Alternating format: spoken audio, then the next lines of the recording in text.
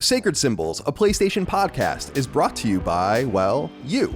If you want to learn how to support our show, go to patreon.com/laststandmedia. Greetings and salutations. Welcome back to Sacred Symbols, a PlayStation podcast. This is episode number 330, only 70 away from episode 400. My name is Colin Moriarty. I'm joined as always by my son, Chris Raygun, with his Yankee hat. Must be excited for the Yankees-Dodgers World Series. No, you know it. Now, when you're wearing that thing around LA, are people like saying anything to you? I would get, when I used to wear a Yankee hat, I stopped wearing them in the mid 2007, 2008 or whatever, but you'd get a strike a conversation up every once in a while. And it's a very timely sort of thing to have on. So I wonder, and you're kind of in enemy territory in some sense too. You know, Yeah, right I guess. Yeah, I see. Well, I feel like I see a lot of Yankee hats.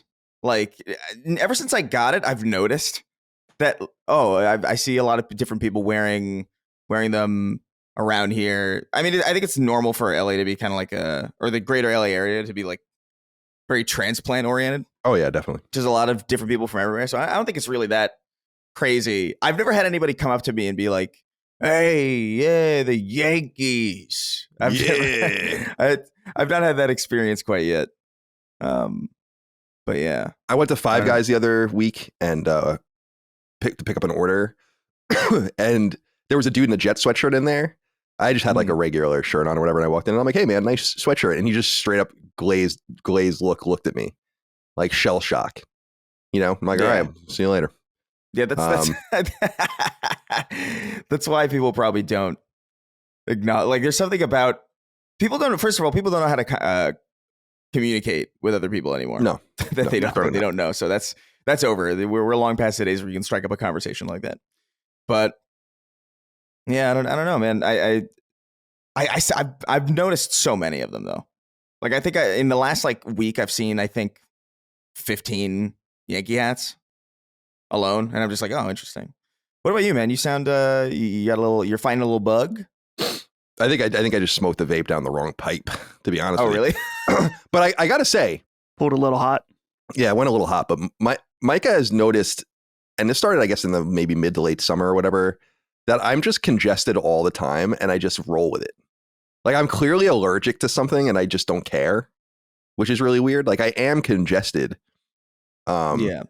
And I was always befuddled by allergies. Everyone's like, oh, I'm allergic to pollen. I'm allergic to fucking blah, blah, blah. And I'm like, oh, I don't know. I feel fine. You know, like the spring would come. Everybody like, oh no, the fucking pollen. And I'll be like, no, this is great. And then suddenly somewhere along the way, something's not agreeing with me. And I don't know what it is. You know, maybe it's AIDS. Are you still smoking joints, smoking flower? Yeah, I smoke probably 20% the flower I used to smoke, if that. So I haven't smoked actual weed in a very, very long time, but cigarettes, if I have one of those, I'm going to be congested for 8 hours. Yeah, that's interesting. So maybe you could try just hitting a pen for a day. Maybe it'll clear up. Maybe it won't. Yeah, it's the pen is getting me a little. I don't smoke to get stoned. I smoke to feel okay. So right. When I smoke too much of the pen, I start getting really stoned, and I'm like, I don't really want to be like this or tired or whatever. But I used to smoke many joints a day, and I only smoke one joint after dinner or before dinner now at night, and then I'll smoke a bong a few times if applicable, if need be. I don't want to have too many thoughts. You know, what is that? A feeling? Come on, yeah, get out of there. Dustin Furman, broadcasting from Anne Frank's secret annex. How are you today, my friend? I was wondering what I told my dad, because he was helping me get set up in my parents' attic, and I was like, I don't know if it's going to be a CIA black site, Osama bin Laden's attic, whatever. But I realized, so I'm recording, like I said, from my parents' house, but I can do these backgrounds. Whoa! You guys see this? Oh wait, hold on. I got some good ones here. I think this might be good for Chris. What do you think? Some nice. Oh my God! One Piece ladies. I mean. It's the possibilities are endless, including, what do you think of this? Just that's Lockmort. Lockmort. Just have Lockmort staring behind me. Yeah, that's one eye the rest of the show. I don't like. That's pretty cool. It's technology. but it feels very. It's like this is where the Gestapo busted in. Yeah. Can't say that. Jesus Christ. I feel like so. I remember reading the Diary of Anne Frank when I was younger, and it's kind of how I visualized it. I mean, not exactly that, but like that size. It's like there's two families living in this fucking space. They can't make any noise, Right. you know, and they're just hanging out. Then someone gave them up, and it was late in the war too. See, that's the biggest shame of all. And one of my favorite conspiracy theory rabbit holes is that Anne Frank either never existed or that Anne Frank's diary was written by her dad. You ever read these? I've never. These I did hear about conspiracy that. theories. I think Pretty I've interesting because heard he's the that, only but- one. He's the only one of them that survived. And then this thing kind of came out, and there were a lot of people accused him of writing it, which is pretty interesting. I don't believe that, but pretty interesting conspiracy theory. So there you are, over in was she in Germany? I think she was. I don't think she was in Austria or anything like that. So you're broadcasting from Germany right now, or is it Right. France? I want don't to know. say She it was- was Poland. Poland. I don't know. None of us have a history degree here, I so don't how would know. any of us know? Where was Anne Frank hiding? With Anne Frank. The Netherlands. Oh, Netherlands. We were wrong 4 times. Yeah, They did yeah. invade a lot of countries. They did. And the Definitely Netherlands is barely a country. It's like it's a little spot. That's what I would call it. did. Right. You know, just a little place. Kind of like Lockmoort's Belgium. Is it a country? It is because we allow it to be. That's a good question. Debatably. It's so small. You know, everything's so small in Europe. You can like just go from country to country to country to country to country in a day. Like, what is going on here? That's How are you guys not all Is intermingling? that a consequence of Europe being small or America being unusually big? That's a good question. You know what I mean? Because That's I a good feel question. like we are uniquely large, like like state wise. Mhm. Like our states are fucking huge. And if you go all over the world, I feel like their countries are about the size of states. And It we were seems just like every continent. we were just like, no. Every continent seems to have like a major country. Now, all 3 countries in North America are big. Canada's even Right. bigger than the United States, which is crazy, and they have way fewer people. But it's like, yeah, you have like all kind of normal country sizes in Africa, but then you have like a bigger one like South Africa, you know, and Right. then you have like normal countries in South America. Then you have Brazil. Then you got normal countries in Europe. Then you got like Germany or Russia, which is huge, like really Russia's- huge. And then China and Asia. It seems like there's a bulbous country all over the map, but only That's one, true. with the exception of here, because Canada is basically the United States. That's true. They really Yeah. fucked up during the revolution because they could have been a part of it and they opted not to be. And then obviously we invaded them and failed. I feel like our beef with Canada isn't over. You know, there was that I brought it up in the past because someone recommended it to me, but I have not read it. There's like a visual novel about the United States invading Canada for its water. Do you guys know what I'm talking about? It's supposed to be pretty popular. Like it's like a serious thing, but like that the Yeah. United States ends up invading them because they need like that water specifically. I laughed because I was thinking about it but it was because it's a visual novel. It has anime characters. Oh yeah, probably. You know. It might be Western. Yeah. It's why Trump wanted to buy Greenland, which I think is a brilliant kind of move. It would be awesome if we bought Greenland because there's just an enormous amount of fresh water there in the ice cap or whatever, in the glacial mass, as it were. Just in case we need it. Right. All right. How's everyone feeling? Everyone okay? Everyone well? Chris, are you well? Yeah, I mean, I'm okay. I was at Universal kind of all Oh. day yesterday, so my legs are fucked. Just But a it's lot a of good thing walking. because this is just a lot of walking. I think I was walking for like 11 hours or something. Like some crazy. I was there all day with like different people. Like it was like one group of people, and then like later on it segued. Met up with Jack's Films, who some people may know. But it was just a lot. Because they're doing the Halloween Horror Night thing, which I was like, I've been here for years. I've never actually done any of these things. I'm really close to Universal. And I just never go. Can you walk? Can I? What do you like right now or to Universal? No, I mean, can you walk to? I'm sorry. Can you walk to Universal? Are you that close? Right. I was about to say, well, I definitely can't walk right now No. because my legs are shot. You have like But you're I in like a think- Professor X chair. They Yeah. call that a wheelchair, I think. I could walk. It would be a lot. It would be like a 40-minute walk. It wouldn't be like the ideal walk. I was wondering if it necessarily. was like Anaheim and parts of Anaheim where you could just walk to Disneyland. Oh yeah. Like Um, from like whatever VidCon was happening. I remember people would just like walk to Yeah. Disney. But yeah. So I'm feeling pretty all right. But it's unusual. I don't normally go. But then everybody's like, oh, it's a Wednesday. Like no one's gonna go. It's like, oh, that's a good time to go. Yeah. Like I smack dab in the middle of the week. But also, just, I don't know. I just feel weird. I don't normally do something like that in the middle of the week. So I don't normally do something sweats. ever. So it's always interesting when I would go out and do something. That would be like a core memory for me. Dustin, you look handsome today. I just wanted to let you know that. Thank you. Maybe it's the white background, it's the hair. I'm fresh. You look well. Today's the first day that I don't feel severely jet lagged because we got back on Friday. We were home 2 full days, and then we came here because we're going to the Near Automata concert in DC Saturday night. So You're such an active young man, aren't you? I'm all over the place. So here's the thing, though, with jet lag is that I found that when you go west, going there is fine. But when you come back east, I severely was screwed up. And I don't know if it's just, I mean, your body has this cycle where it like creates something in your brain to help you fall asleep. So you're saying you're going west because that's longer going west to Japan, isn't it? And then you catch the jet stream. It should be shorter coming back. But you're saying that doesn't really matter. No, I'm saying just as far as the time, like the time. Yeah, exactly. No, right. I got you. Yeah. Because at least for Holly and I, when we got to Japan, you just try to stay up because it's like feels weird. It's 5 o'clock, but you left in the morning. It's strange. So you just stay up, go to bed at a normal time. The next day, you're a little out of it. You wake up early, unexpectedly, and you're good. Coming home, though, I slept 9 hours the night we got back, and I was so tired the next day, all day. I wanted to, I could barely wake up.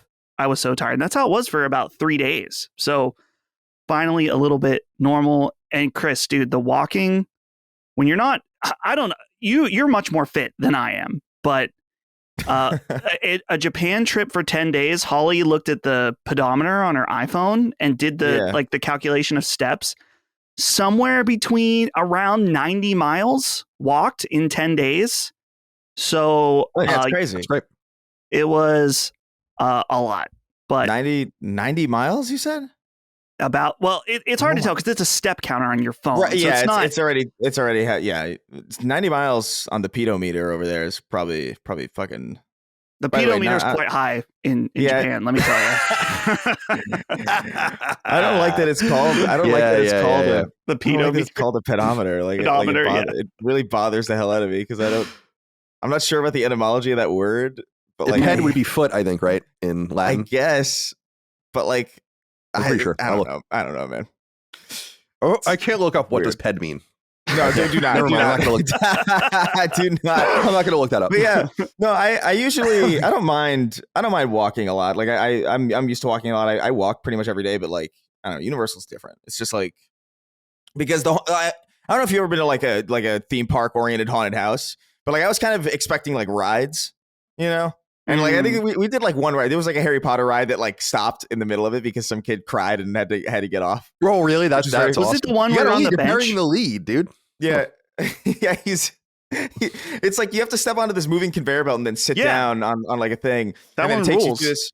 It's really cool, yeah. But like it was in the middle of like one of the screens that was showing you like where they were like, "Ari, come on over here." It's a Dementor. You know, it's a Dementor. and then the screen went black, and then they were like, "We're sorry, technical difficulty." And then we heard like after we got off, there's like some kid like cried and threw up, and like immediately at the start, so they had to pause everything. Wow, and get them off. But yeah, I feel like I would be fine walking around in Japan, but walking through haunted houses, it's all walkthroughs. You know what I mean? And then you're walking from one place to the next to the next to the next.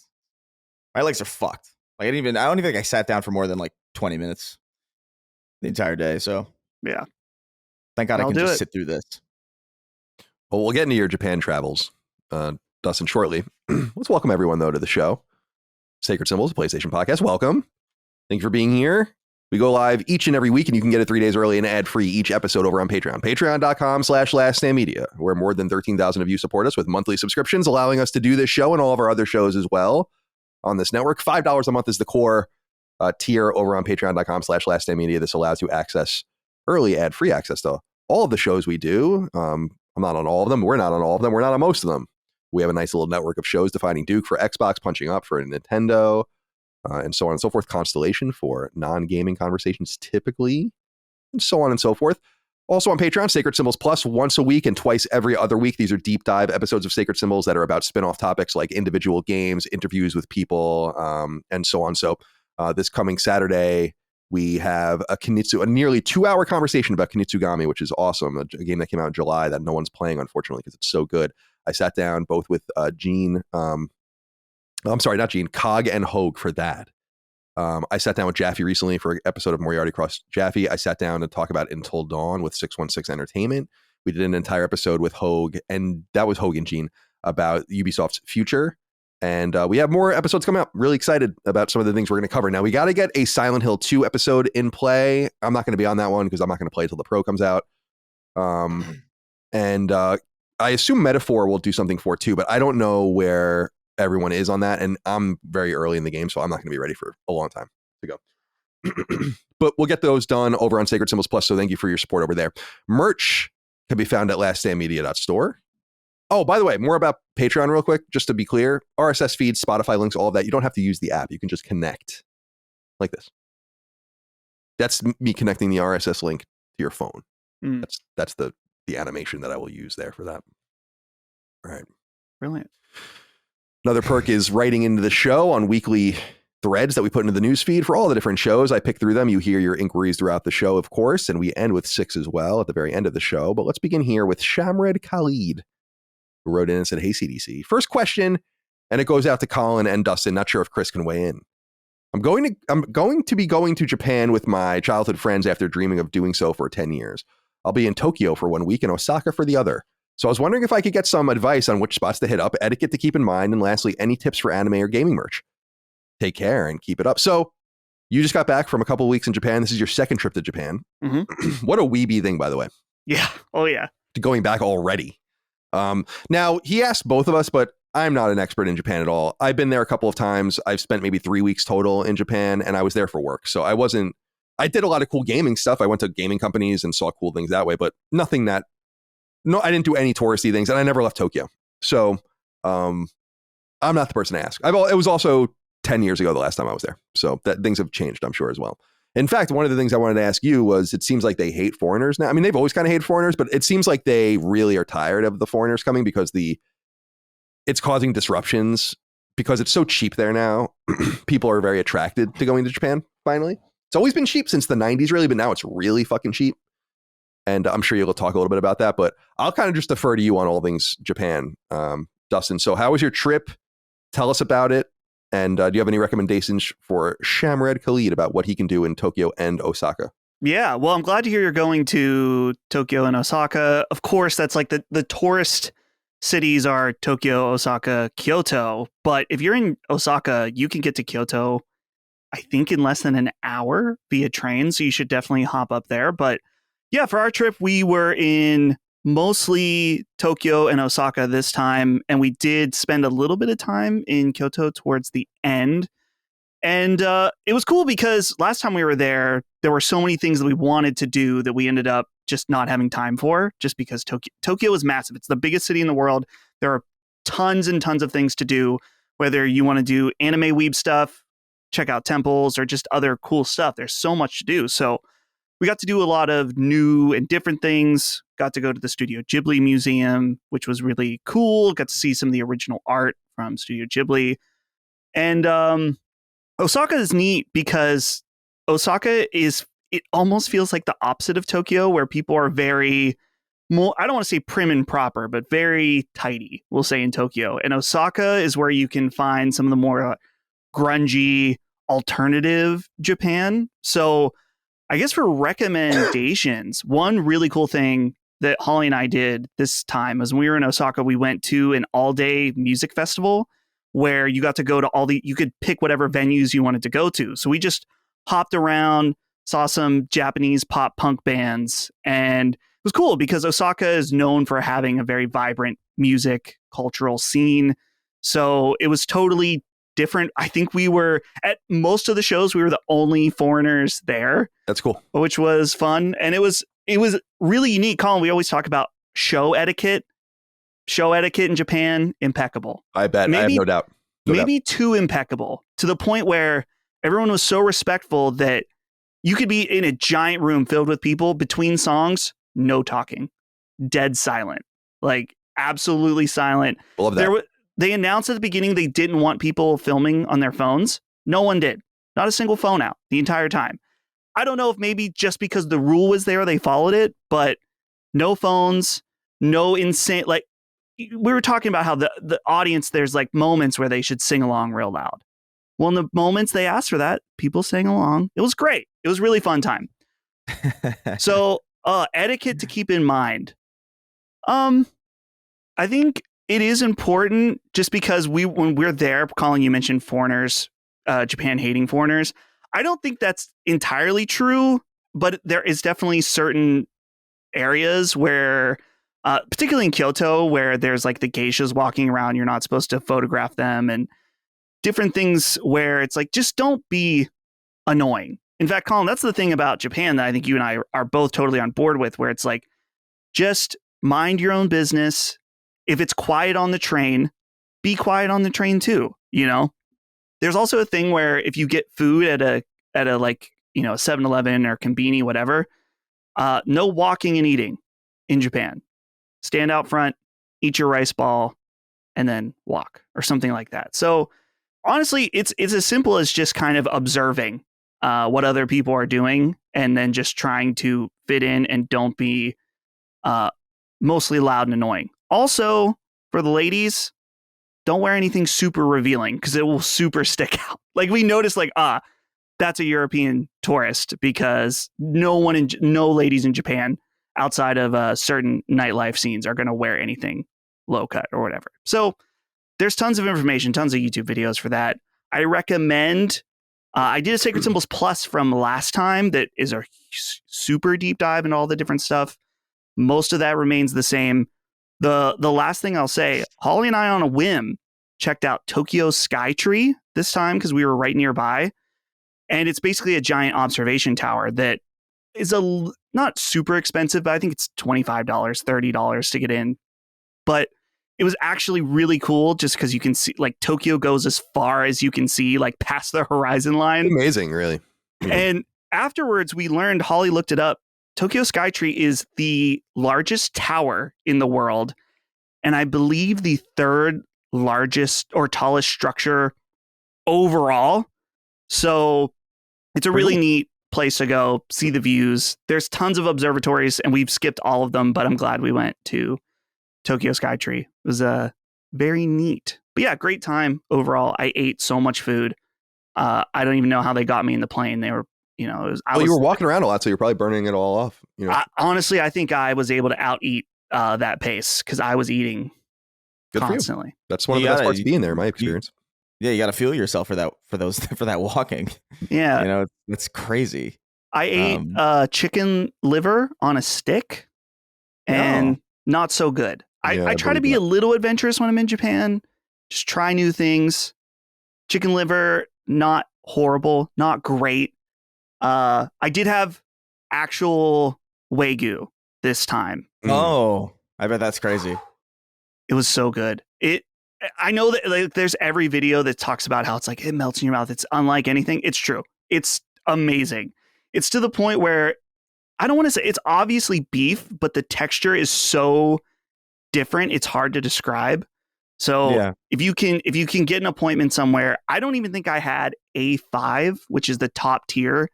I had a slightly lower tier Black Wagyu, and I don't even know how it gets better. So, and it was surprisingly affordable. I think for 3 of us, because I was there with Holly and one of our friends in Kyoto, it was, I want to say, like $130 American for lunch, which for time to go is now, you know. Yeah. The time to go, dude, absolutely. I was thinking in the airport because we got water at a vending machine and I used my credit card just because it connected with my phone easy. And I looked, I'm like, man, these waters were 80 cents each. And that's just kind of a good overall comparison where if you think if you go on vacation anywhere in the US, you're like, oh, I need a water. It's probably going to be $2.50, $3 everywhere. And that's kind of how you can imagine Japan overall with food is like just a third of whatever normal vacation food amount, as long as you're not doing anything crazy or going to the tourist spots where they're going to rip you off specifically. So yeah, sounds amazing. It's cool to hear your Yeah. stories. The one thing that I'm interested in, I think the one difference between my visits there and yours is more of the corporate etiquette stuff and like the interpersonal etiquette stuff that I like. Bowing. But you weren't really meeting anyone, right? Like you didn't really meet, like, I don't know. Like, do you, cause like I was taught about that before I even went there, and it is real. And you have to, there are just certain things like eye contact, using both hands to hand things over, and like all that kind of stuff. That's the kind of stuff I remember the most. But I would like, but I was meeting people constantly in meetings and shit. If I'm just there, I'm not like bowing at the fucking ramen shop, you know? Oh no, we were. I mean, if you're at a convenience and they hand back your card or something, they always do a little bow. Not like a full business Sony apology for the hack bow. Nothing like that. But yeah, we were doing small bows and stuff like that. So, one thing I do want to say to our friend Shemred, right? Shemred? Yeah, is that Shamred, I would say. Yeah, no, who knows? Learn just a little bit of Japanese. Learn the basics, like saying thank you, saying one moment, saying excuse me, stuff like that, because no one knows English in Japan. Nobody. And they deeply appreciate even if you just try a little bit. So go in, even if you just use Duolingo for free for a few weeks beforehand, it will, and just learn like the basic phrases. It'll really, really help. Konnichiwa. I heard a friend of mine say that that you could you could get away with speaking English in Japan, kind of, if you. And he said it sounds racist, but if you throw like a Japanese accent on it, because the English that they're used to hearing or the English that they're used to hearing like in a formal way is like with a Japanese accent when they're being taught by somebody else who's Japanese. Yeah, that happened to me last year with a waiter, because he was asking us. He spoke a little bit of English. And he was asking what games I liked, and this was right around Final Fantasy 16. So I was like, "Oh, Final Fantasy, huh?" It's like, "Oh, Final Fantasy." And he's like, "Oh," so he knew exactly when I was like, "That it's crazy." That felt a little racist, but no, that's it works. It works. Yeah, it's nuts. The etiquette there is like, I feel like the main reason that I would go there is all food. Like I'd be dying for all the food over there, and just like. Just to get a glimpse of that etiquette, because it's definitely not like quiet on the train is crazy, and it's such a different vibe to like. I don't know if you guys saw the video of the guy in the Harry Potter robe with the golden sneakers rapping to epic rap battles of history on the train and then getting stabbed. Yeah, he got stabbed. Yeah, I saw that. Which, I mean, like, to be fair, like, it's a stabbable offense, I think. Yeah, but yeah, I used to love epic rap battles of history back in the day. Do they still do that? No, I don't think so. I mean, it's that there only were some really has funny ones. That concept only has I mean, they're well done, but it's also like, it's like anything on the internet that's like that, where it's just kind of inherently cringe and you just kind of have to embrace it if you're going to do it. And I think they were just like, I'm good. Yeah, totally. I like that was before long before I even really was a YouTube watcher. I would just go and just find them every once in a while and think they were really funny. But yeah, it's funny. But yeah, so Japan, good times, lots of merch. I'm sure you bought all sorts of interesting things. What is that right here? Like this, Chris? What is that? That's Gear 5 Luffy, bro. What the fuck? I got to be honest with you. I'm not saying this to be a dickhead. It's just my personal opinion is the One Piece art aesthetic doesn't do it for me. Like, it's totally off-putting. Everything about it. Like, that's fine. Yeah. It's not, it's like, I know it's the most mega popular thing in the world. For me, I look at it and I'm like, to the credit, I can tell when a character is from it. Yeah. They're all, there's a very stylistic through line in them. It's not anime, in my opinion. Like, it's not that anime slop that you see. It's different. It's totally unique. But I find it like the main character, what's his name? Luffy. Yeah. Just something about him. Just off-putting to me. Just find the goddamn treasure already. They're getting close. It's right.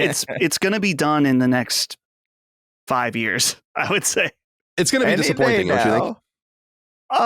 No, I don't think it'll be disappointing. Journey.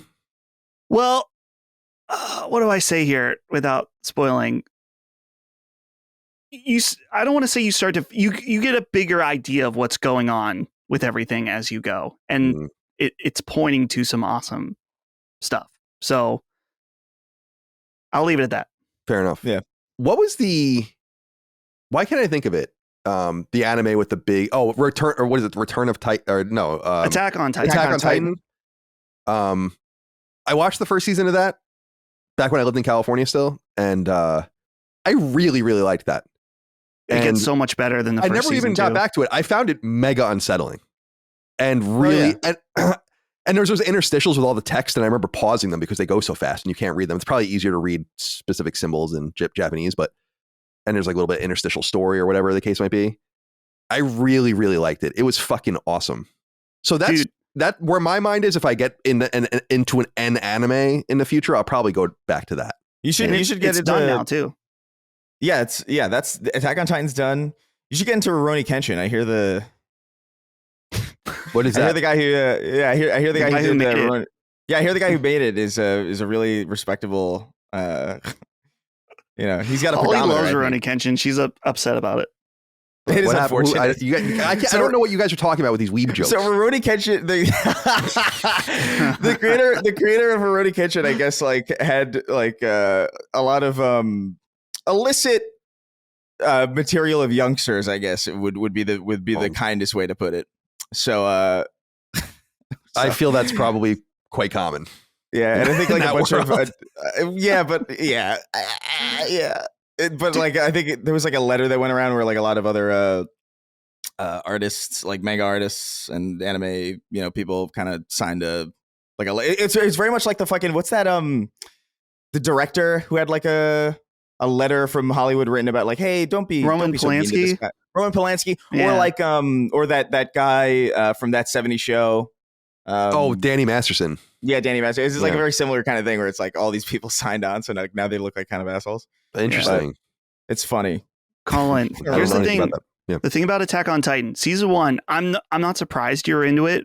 The later seasons become pure Colin bait. Like your type of fantasy and what the things you'd be into would ramp up tenfold. And I know anyone listening that has seen it is like nodding along. So just saying, at some point it's done. It's not 1,000 episodes like One Piece, 1,000 plus. So that's so many episodes. It's like I'm not trying to tease you at all. I think so. I know it's coming off like that. It's not. It's like 1,000 episodes of anything is insanity. How many arcs is that? It is insane. Like that's incredible. I have nothing that I would want to see that much personally. Maybe I don't know. Maybe I would. Well, that's maybe the thing. I just not experienced anything that great. I don't know. If you're into it, then once you're into it, which I would argue I was pretty into it, like within the first 10 episodes. I was into it from like, I thought the beginning was cute, but I got really into it shortly after. When it's 1,000 episodes, yeah, it's a lot. But if you are thoroughly enjoying it and want to see what happens next, then yeah, I mean, teach their own. Totally. But I think about it's like, would I want 1,000 episodes of Mad Men? It's like, oh my God. Like at some point you reach like episode 220 or something. And you're like, dude, I don't know. One Piece is a lot better than Mad Men, so it's fine. I bet. I want 1,000 episodes of Butt Ugly Martians. Dude. Yeah, that's what I want. That should have been the show that get 1,000 episodes. Yeah. It's just a lot. That's a lot of story. I am impressed that people can even keep anything straight as a creator for that long. I wrote a sequel to one of our games recently, and I had to like constantly, and it's a fucking 8-bit arcade game, and I had to constantly go back and just be like, what happened? Like I made it up, and I'm like getting my own games confused, and I'm like, did that happen in this game or that game? I don't know. And then I had to like go in and I had to like rectify everything and reconcile it all, and I'm like, it's a fucking two arcade games. There's definitely like a team of people with like a almost like a show Bible, right? You would have to imagine like a show going on that long would have had, or maybe they just don't care. Maybe it's like Akira Toriyama where he just kind of forgets and it's just like, all right, whatever. Who cares? Who gives a shit? I love that personally. It's just like, all right. But I don't know anything about One Piece. I've only seen like a couple episodes. So I don't know. I first became really even familiar with its existence when Pirate Warriors came to PS3. Because that was one of the first licensed Musos, if not the first licensed Muso from Omega Force. And opened up really a whole world of that kind of shit. that studio Right. and for everyone, Tecmo Koei. Well, I'm glad you had a great time in Japan. I got to get back over there at some point in my life, probably. It's so far away, I would Yeah. feel, if I hadn't been there already, I would feel more of a pull to go. But I also know that it's different now in ways probably better and worse. I don't know for sure. And then I was there as a corporate stooge. I really wasn't there to see anything. But it's funny because in some way I did like all the shit that gamers would die to do, like going to all the game studios and publishers and seeing things behind the scenes and stuff. But none of the I didn't do any of I didn't see any geishas or Torii gates, cursed Torii gates. No like Shinto shrines or anything like that. Just a lot of ramen shops. Oh yeah, I got wait, can I change that's my locked picture more. here? Oh, that's locked still, but I set some. Oh. This is a picture I took in Asakusa, and this one in Kyoto. Very nice. Yeah, really nice. This shrine, what's funny is that Holly was telling me that it was rebuilt after it burned down. I was like, oh, that sucks. It's not original. She's like, well, it was rebuilt in 1600. I was like, oh, okay. So it's still, the rebuild is still newer than Cool. That's cool as hell. the United States. So that's cool. Yeah, that's good stuff, So, man. Very neat. And I loved what you said about Tokyo. Just I never went to that tower, but I was in a nice hotel in Shibuya and in the bar on top. And I've said that before. It's like all windows around it. It was probably 25 floors or something. Nothing crazy, but it really is the only place I've ever been where it's like, whoa, the city goes beyond the curvature of the earth. Yeah. Like That's nuts. It's insane. I can't even like what is going conceptualize on that. here? How is it so big? It's a third of the population of the country. Isn't it like 30 million people? 30 million. I think that's 3 times bigger than New York City. Is it? Yeah, you're probably right. If not more. I would. New York, I would. all the I five mean, boroughs is like 11 million or something, isn't it? I would have to imagine that that's true, just based on size and just amount of land, right? Population 8 point. Oh, it's going Yeah, down. 8.2 8.26. So 3.5, Tokyo. almost 4 times. That's and then crazy. Tokyo population, I think, is 30 million. Let's see. Oh, I'm off on that too. 14 million. 570,000 foreign residents. Oh, I'm sorry. In Tokyo. It's a lot of people. Yeah. And I'm wondering if this includes. Oh, the metropolitan area is 41 million. Got it. Okay, yeah. There it is. And that's what you're seeing. You're not seeing, when you're Right.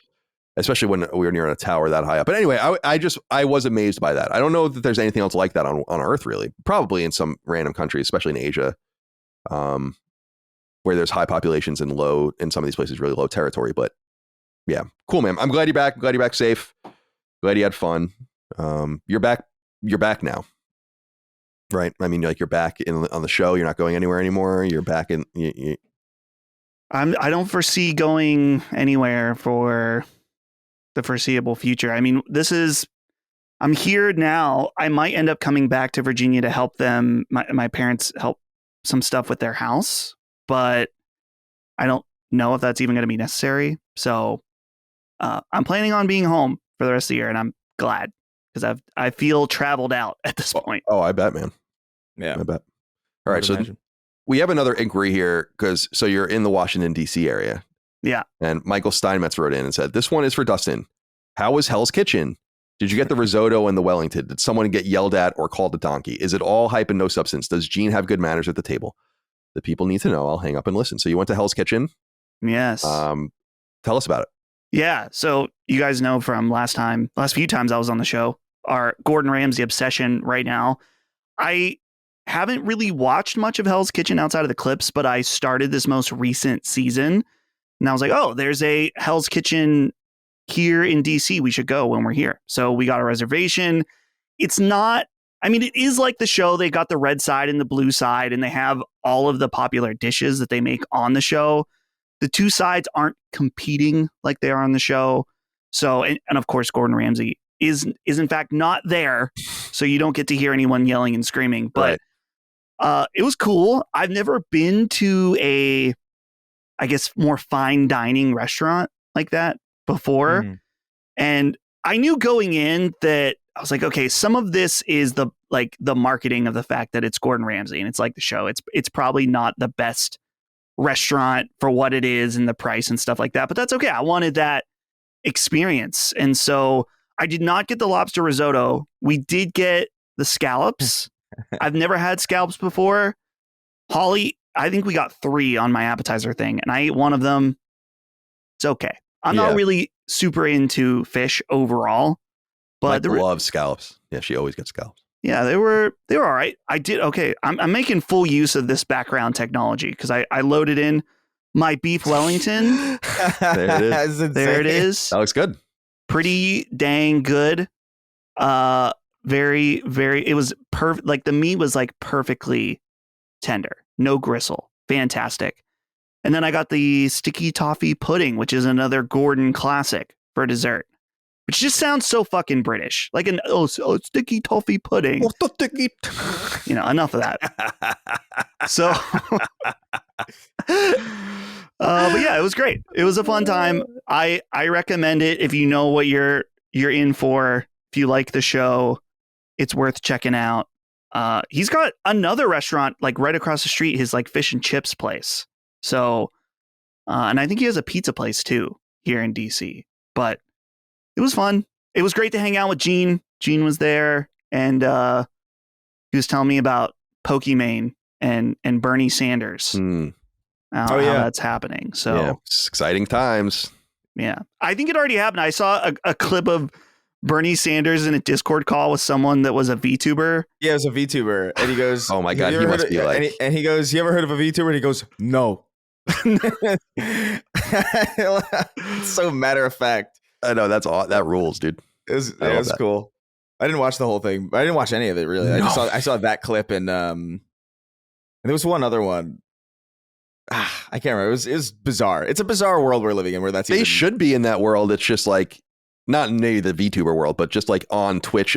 It's crazy to me that there are some guys in like Congress that I think are on Twitch and do some things on there, but there's no one on there that's like a real gamer.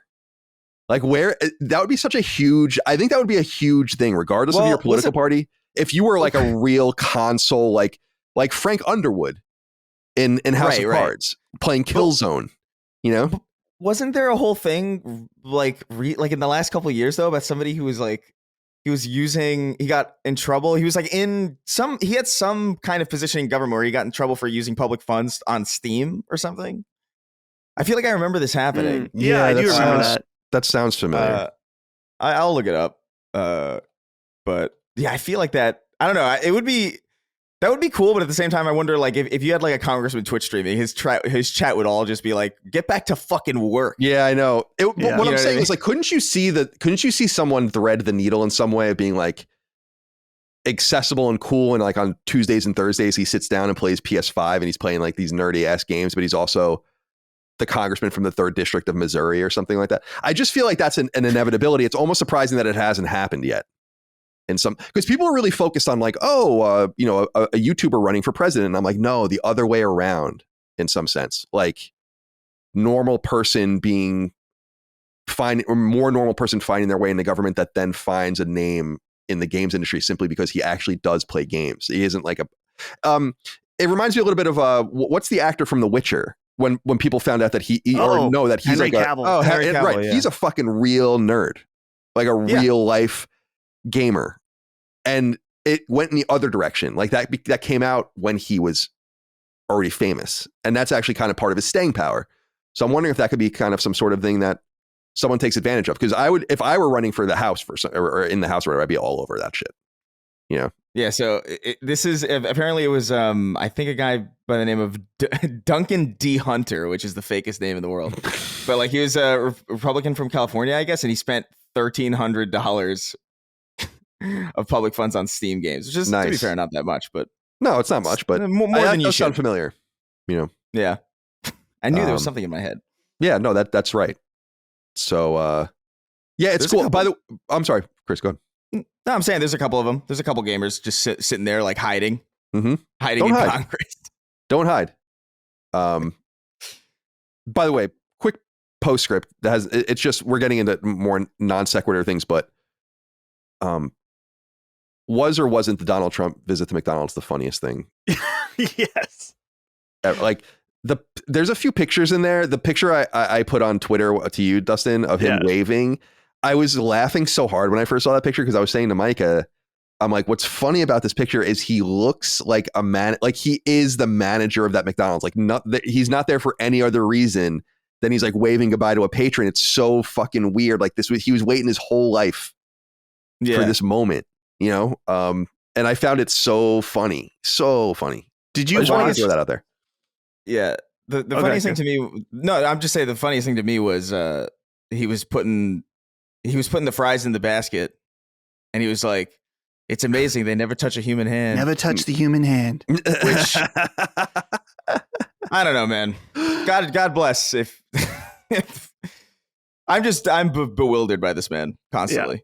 Dude, he thought people were reaching into boiling oil to put your fucking fries in your, like, it is so stupid. I can't believe it. I can't believe it. You can watch all of the interactions with him, like handing out the food. And the first thing he's like, these guys, the beautiful family, MAGA to the max, you know.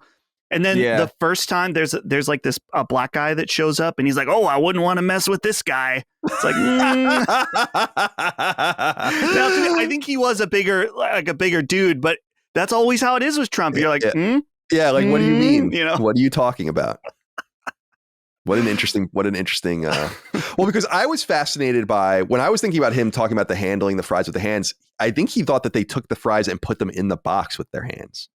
That's also insane, though. Well, like, that's I agree, also just because crazy. Well, that's what I was saying to my wife was, it's like, how detached from normal life do you have to be to not have known exactly how? Think about how many I've seen people put fries into things at McDonald's and other places 1,000 times. Yeah, I know exactly the tool they use. It's like it's a very bespoke thing. You put the box on one end. Like how have you never seen that unless you're Donald Trump? You know. And for some reason, you thought that they were like putting them in by hand. I'm like, dude, like that's something you see incidentally at every fast food restaurant that ever existed. Everyone knows that. Yeah. You know, that's the funny part about it, in my opinion. Everyone knows that. No, me too. Yeah. And he's a fan of McDonald's. I mean, I'm a fan of McDonald's too, so I'm not going to. Now that the Five Guys is closer, we don't really, I only go to McDonald's like once every couple months, probably. I used to go way too much, but I love McDonald's. If it's made right, it's a quote unquote, I was just talked about in the past, good McDonald's. You're getting a good product. Although, didn't their stock go down like 10% because of the E. coli? From the quarter pounder, dude. I just ate one Friday. That sucks. I'm a double quarter pounder guy myself, so that's. I was in twice as much danger. Although, I will say this, we finally bought Boar's Head again last weekend, and it was fun. Yeah. It was great. It was great, because it was the Virginia plant, and specifically the plant here in this state that was all fucked up. Right. And I think they've like condemned it. And I'm like, and so it's all coming in from like other places now. And so we were like, all right. And it was great. And it was good to be back. It was good to be safe back now. Yeah. I was wondering like how long we were remarking as we were walking the dogs talking about it. I'm like, it's interesting because Boar's Head is one of those brands that had like an immaculate dickheaded level of reputation, right? Like their commercials are something like, it's not cheap, it's Boar's Head or something like that, you know? And it's like, what are you going to do now? You know? Or does it not matter? Chipotle was saved when new people came in and like, and were on the board and fixed it. Is that what's going to be necessary at Boar's Head? I don't know. Hostile takeover. I don't know. I think their reputation, I think, is still pretty high. Although I think a lot of people who are familiar with how this happened, I think kind of understand. It's like, oh, this is that whole like swath of deregulation that happened within that specific industry that like now suddenly it's like, oh, suddenly coincidentally, the second deregulation happens in that sector, like suddenly the place with like the most immaculate record gets a fucking outbreak of fucking listeria. Like, I don't know if that's a coincidence, but I think people are still willing to. It's like they've had Boar's Head forever. They're not going to change. No, I'm not. It's like me with Google. It's like I've done the whole Google Bing. Do you remember when they were doing that thing where they were like use? It's like a taste test almost with like Bing and Google, and then everybody was like, "Oh, Bing is better." I did that same thing too, and Bing was in fact better. I still use Google. Same. I'm not gonna Bing something. Sorry. Yeah, I agree. It's just whatever my browser, like I just type into my browser, which happens to be Chrome. So that's exactly. Yeah. And I think I could probably set it to like, I use DuckDuckGo every once in a while, but it's just like, it's a whole new workflow. I miss the days where there literally were 45 search engines. I don't know if you guys remember that. Like there were so many search engines. Dude, Ask Jeeves. Ask Jeeves was one. Jeeves. Yeah, like InfoSeek and Alta Vista and all these like random ones, you know, and yeah, they're gone now. InfoSeek is insane. That's a deep one. Crazy name. Web crawl, right, was one of them. And there were sites you can go to where you can where it was all just fields, and then you could type in all of them and stuff. It was pretty cool. But eventually, I think some of them got bought by Google, and obviously a lot of them went out of business. Yahoo was a big search engine for a long time as well. That's right. Ed H wrote into us on Patreon. Said, "Hey, Sacred Men, this one is for the Sacred Sons, Chris and Dustin. Your father, Colin, seems to be trying to introduce a new word to the Sacred Symbols lexicon in the last couple of months. He has repeatedly referred to it to a tchotchke. Tchotchke? Tchotchke? However you spell it. What on earth is he talking about? Do you know? Is Colin just trying to make fetch happen? Is it catching on? Thanks, gentlemen. Ed, how the fuck do you not know what a tchotchke is?" It's not that common of a word, to be fair, but like, I know, I don't know where I heard it for the first time, but I've been familiar with that word for a while. The spelling of the word is Tchotchke. So it is a ridiculous, but it said chot, like tchotchke, or like tchotchke. And it's here. I brought up the dictionary definition for you from Oxford. A small object that is decorative rather than strictly functional. A trinket. How do you, is that like a deep, Well, is that a deep word? so, And where are you from? Good question. Because maybe it's in English as a second language thing, although tchotchke is not a, this is not Russian, right? Yeah. No, I think It sounds Russian to me. It's Yiddish. It's Yiddish. We were, Really? I was reading my show notes downstairs and we were discussing this right in, because Holly uses this word all the time. But Yeah, me too. what she was looking is that it is a more of a New Yorker term because of the Jewish population there. So maybe if he's, out in fucking Idaho or something, Right. could see that being a possibility. But Colin, I'd be more offended that he thinks that you're just trying to make up a word. Yeah, well, that's what I'm saying. know? And this is why I need to check, I need to check everyone every once in a while. You got to have more, false confidence in what you're saying is bad. Like you wrote this in thinking you were cooking. I mean, you had something going, and in reality, you could have just, did you search for anything like that? If you look for you wrote it out, Tchotchki, you would have come up with tchotchke. There's no doubt that Google wouldn't have shown you that. Instead, you took what could have been a couple of minutes probably to write this letter in. To try to embarrass me, by the way, right? Oh, I got him. Oh, he's making something up. Yeah. Checkmate, idiot. So defensive. Ed, you're banned from writing in for 6 months. Thank you for writing.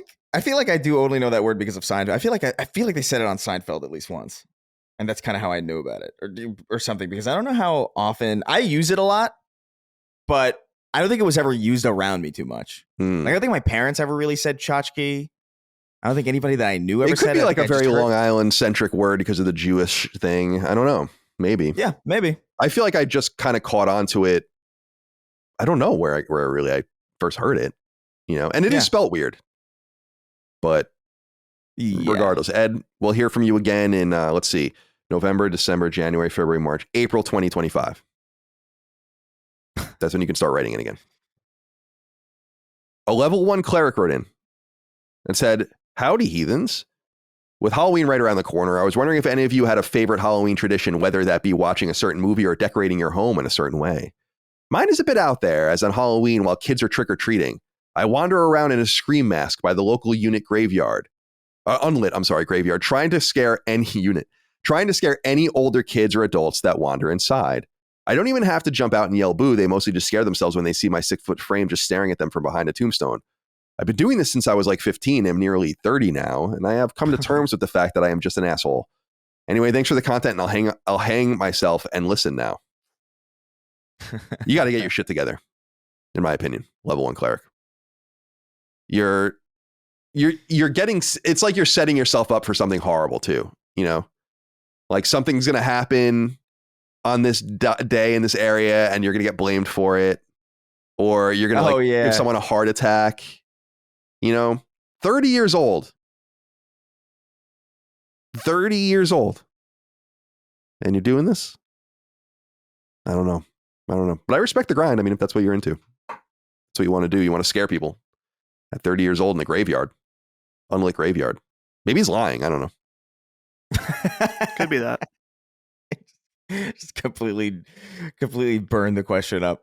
I mean, No one's ever written into us with a lie before, I don't think. So that would be of course not. Well, sometimes people have this notion where it's like, this is such an obvious lie, and I'm like, is it? I don't see why it would be obviously a lie. You know, it could be a lie. Is it an entertaining thought, though? I think is the most important thing. Right. Yeah. I guess the issue is that anything worth writing in about would have to definitionally be a unique experience. You know, so like, because you wouldn't be writing in. It's like, hey, Colin, I fucking brushed my teeth this morning. Like, nobody gives a shit, respectfully. You know, so it would have to be like, oh, this weird kind of unusual thing, which either sounds like it could potentially be fake because it sounds so unreal, or is real because it's so strange, and that's what makes it worth writing in about. And that's kind of the difficult thing about like parsing through like what's true and what isn't. It's just like, well, you just kind of have to take people at their word, really. What was the guy that had the he left his like poop stain on a girl's couch or something? Oh, right. People thought that was that's a big throwback. That was one that people really questioned. I believe it. Yeah, I believe it too, but just because it is crazy shit, pardon the pun, happens. Yeah. Like you could see that. You could see that happening. It is a good story nonetheless. Yeah. When I like the stories to be real, this is kind of how I feel about when I read Reddit. Sometimes I go and I read like, you know, am I the asshole or relationship advice or like things like that. And it's like, are these real? Like this can't be real, right? Yeah, but maybe it is. Some of those are really good, to be fair. Like some of those I don't even really care if they're real. You know what I mean? Because the story is entertaining. Like there's one about like I think like, oh, I slept with my girlfriend's mom years ago, and then but like we broke up, and then now I'm dating this one person, and now it turns out that her mom is like an ex, and it's like, so but who's like, what the fuck do I do? I could see that happening. Like that sounds like very plausible, especially in like a small town or whatever. It's like, ooh, fuck. I can't even imagine how you would navigate that. But it's fascinating that at least one person has to have that's had to at least happen to one happen to one person at least. You know. Please anyway, don't lie Halloween. to me. Don't lie to me. Sorry, I interrupted you, Chris. Were you going to say something? No, because I don't know. What is he asking? Halloween traditions? I don't know. Like, yeah, right. Really? Right. I was so caught up on that. Yeah, the Halloween traditions. I don't really have any anymore, personally. You know, maybe get a little pumpkin and put it on the porch or something. I don't know. Yeah, I don't know if I really like. I love Halloween time, specifically just like the vibe of it. I like the decorations that go up. I like the music that's playing. It's not Christmas, so it doesn't feel annoying and it doesn't feel as repetitive. It's like a good like time, like weather wise. So my tradition is really just like appreciating Halloween season. Really, like I just kind of go out and like I love this time, and I like the occasional. I like a Halloween party. I like a costume party. I think it's fun. People kind of get out of their shell a little bit. They're like, I'm not a cosplayer really, but it would be fun to put a lot of effort into this costume just this one day and for, you know, and just never again. I think that's kind of cool. But I wouldn't say I have like traditions based on Halloween anymore outside of trick-or-treating when I was like a kid, you know. What are the going to be the Halloween top party costumes that are like, oh, I'm so clever, but really you're not, you know, every year. Yeah. Like I feel like Costco guys, people think they're real funny with that one. Maybe the Hawktua girl. Yeah. Maybe I could see P. Diddy, like just like kind of like, I can see like a lot of baby oil kind of, you know. Yeah. That's going to be big. Gonna be a big one. I could see, honestly, I could see the Trump McDonald's. Because I'm sure a lot of people had Trump costumes already, and you just get in a McDonald's apron, and there you fucking go. You're set. That's kind of a fun one. But I don't know, Costco like what's Costco? It's a chicken bake. Why are we obsessed with that? I mean, I don't know. I think you guys talked about it when I wasn't here, maybe at some point. Probably a little bit, yeah. Well, we were talking, I think, about, if I remember, about the video I saw where it was them recording one of their videos. Oh, yeah. And I was like, holy shit, this is some production they got going on here as far as like doing recuts and or new takes and all the rest and cutting things up. And there's so much I'm fascinated by with them that I can't even really begin to get into it. And I don't even really it's been weeks since I've even seen one. It's like just things that linger in my mind. Like they each have their own logo on the videos. Have you noticed that? The whole family, the sister and the mom too, dude. Right. Like that's a thing. The Rizzler.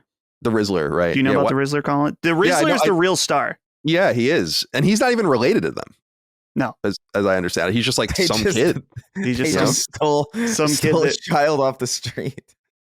He's interesting. He's now, and I'm not trying to be mean. It's truly out of concern. These kids need to watch their weight. Oh, they're destined for a drug addiction too.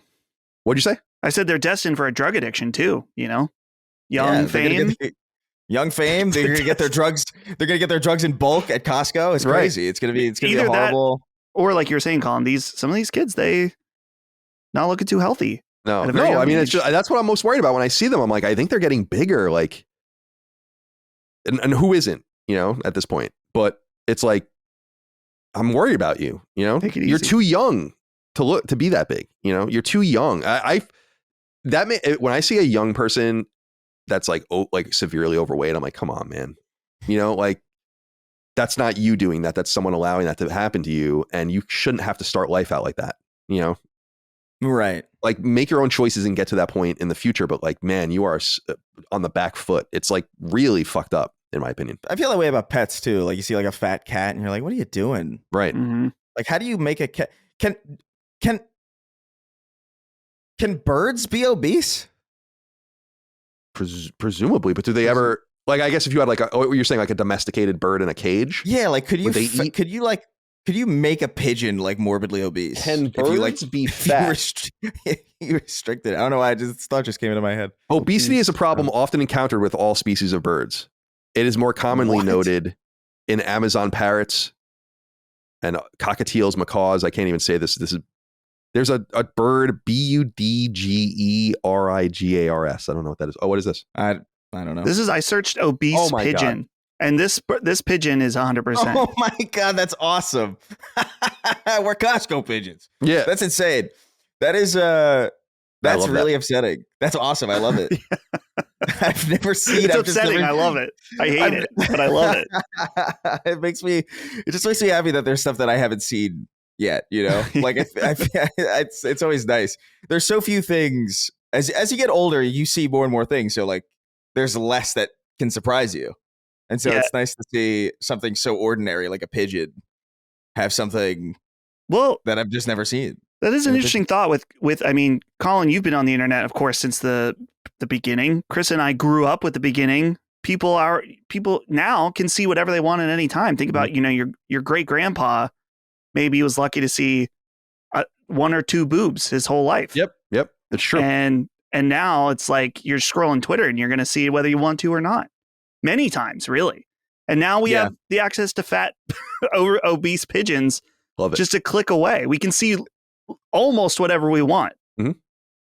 Love it. Wonderful. We're Costco guys. Of course we sell baby oil in bulk to musicians. Chocolate chip cookie. It's like, Rohypnol. It was crazy. I remarked when we talked about it that at the first times I saw it, I was like, oh, it's kind of sad people are making fun of this because it really just seems like a dad kind of trying to get some time with his son and like just do something fun with his family or whatever. But it's really, and it is that, but it's not actually. When I first saw that video of them filming, one of the things I'm like, this is not fun. There's a sinister aura around it that it's impossible not like, and it's not just, I think a lot of people kind of jumped on them because they just look strange. Like they've got, I don't know what it is, but I feel like they're all wearing makeup or something. Yeah. Like the dad definitely had work done, I think, or something. Yeah. And he doesn't look bad. It's just like he doesn't. Yeah. I understand what you're saying. Yeah. They look a little unusual, a little, I don't want to say skinwalkery necessarily, but like they don't look like your average person, right? And so like they're just sitting in a Costco promoting it, and your first thought is like, oh yeah, maybe it is just like a wholesome thing with his dad. But then the fact that it's continued for so long, dude, they got the songs too. Yeah, we bring the boom, dude. We bring the boom, and I'm like, I'm and scared the dance, now. like the dance. Yeah, it's there's something about like it feels like a almost like an omen or like a herald of like darker times. Like I don't like that song. One of the four Like, horsemen. Yeah.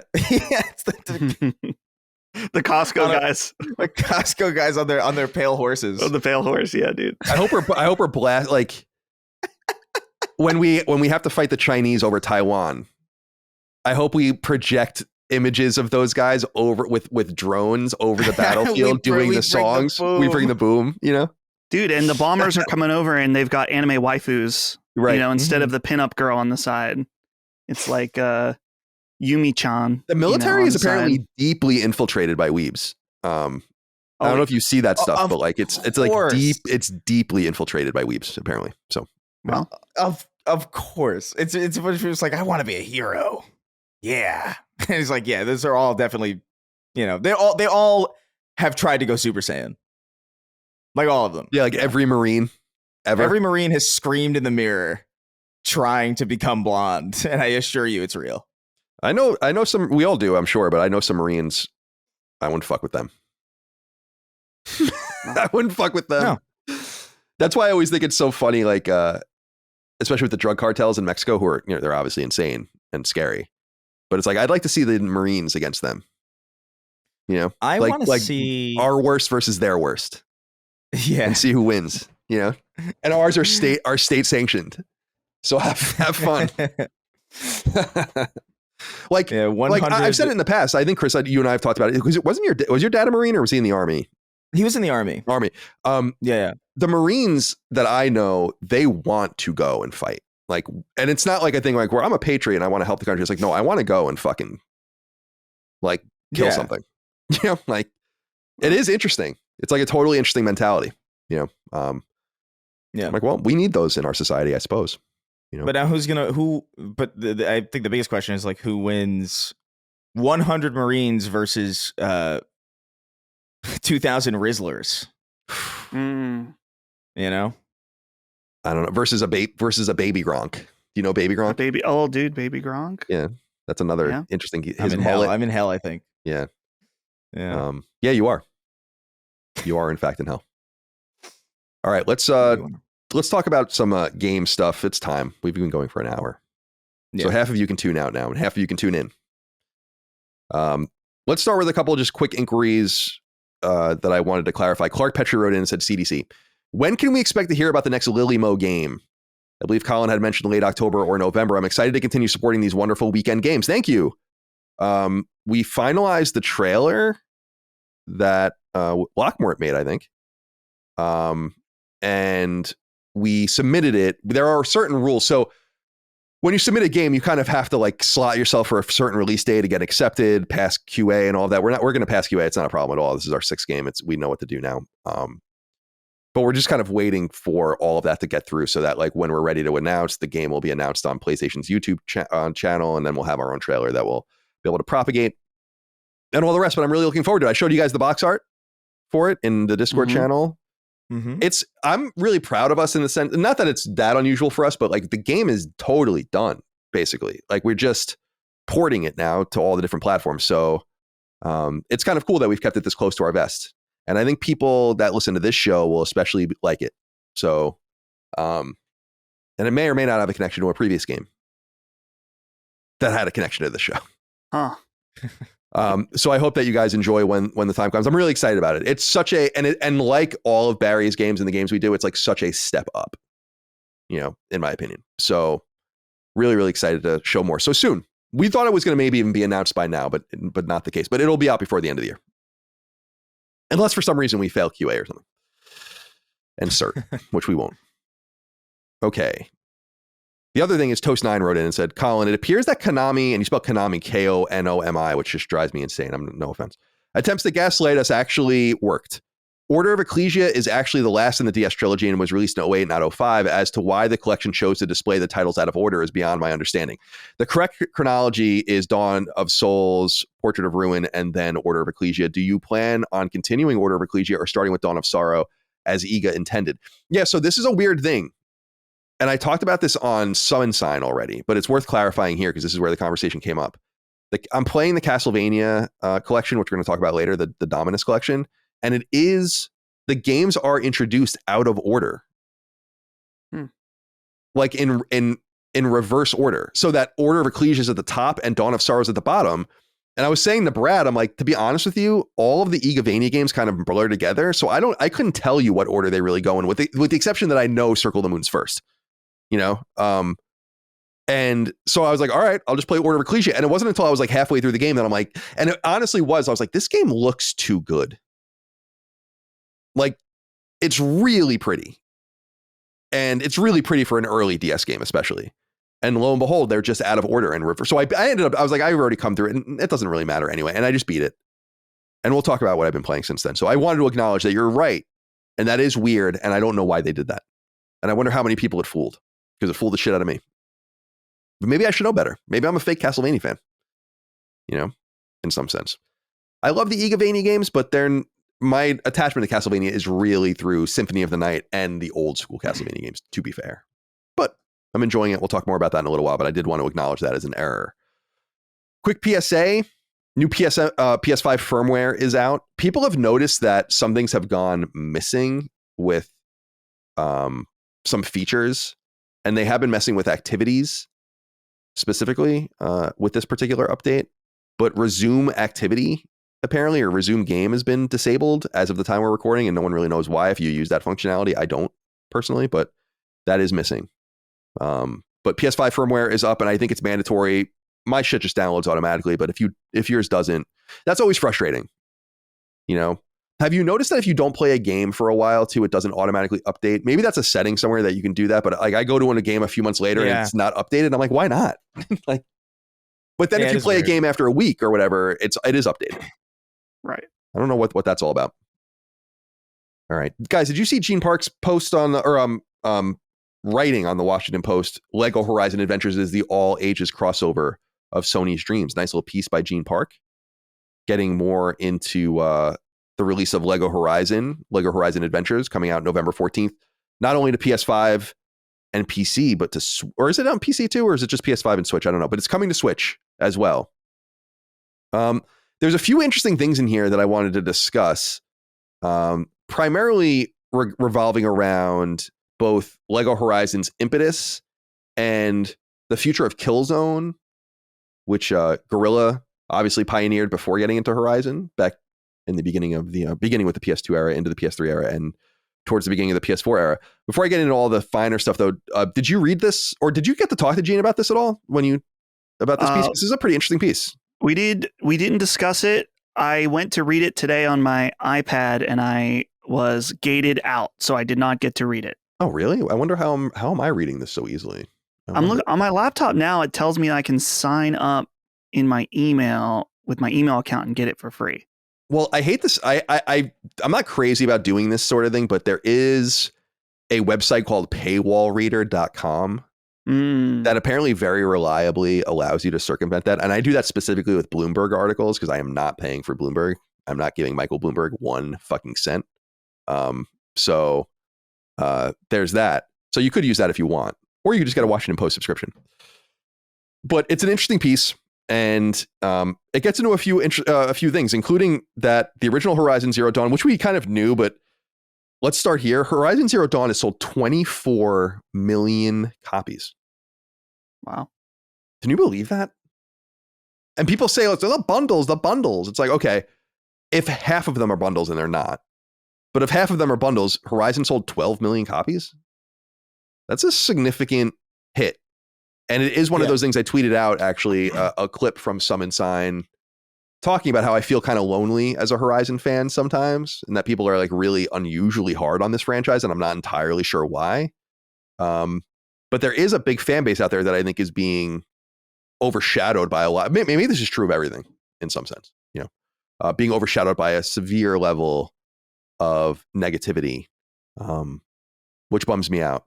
But another kind of interesting piece of information that he has in here is that Lego pitched Sony on this game. And Dustin, let's start with you. What do you think of that? Seems kind of counterintuitive.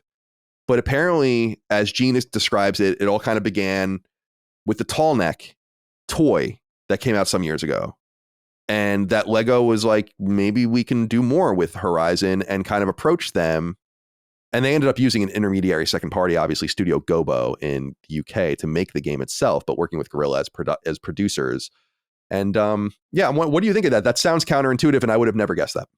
Yeah, it isn't what you would expect, but you imagine Lego, which is a company that is at this point so reliant on the different brand integrations that they made the tall neck. They probably, I would assume, saw really good sales from it. And in the meantime, too, we're thinking about, they probably can tell and have the people do their research that sells really well. And that, like, wow, not only would this IP work for a game, but I would assume that when this game comes out and hits well, that there will be more Horizon Lego sets that they'll sell. And the different enemies, the robot dinosaurs, do they have an official name? I can't remember. I don't think the machines. The machines. There are plenty of machines that would make excellent Lego sets. So Lego is going to be able to make money on this, both from the game, from their figures, or their kits. So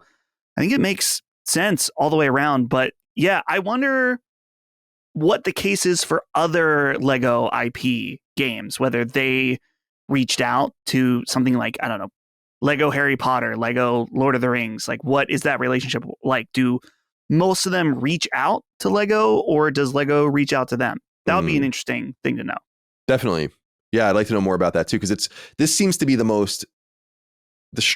well, that's why I wanted to bring up the sales figures, because it's in some ways it seems like the strangest Lego game, in the sense, like, you have Lego Batman, Lego, whatever, that are all the, Harry Potter and all these Indiana Jones, things that are really well established. It's kind of a compliment to Horizon in some sense, which is why I wanted to kind of frame it through, I think, a larger sales presence than people realize, especially for Zero Dawn.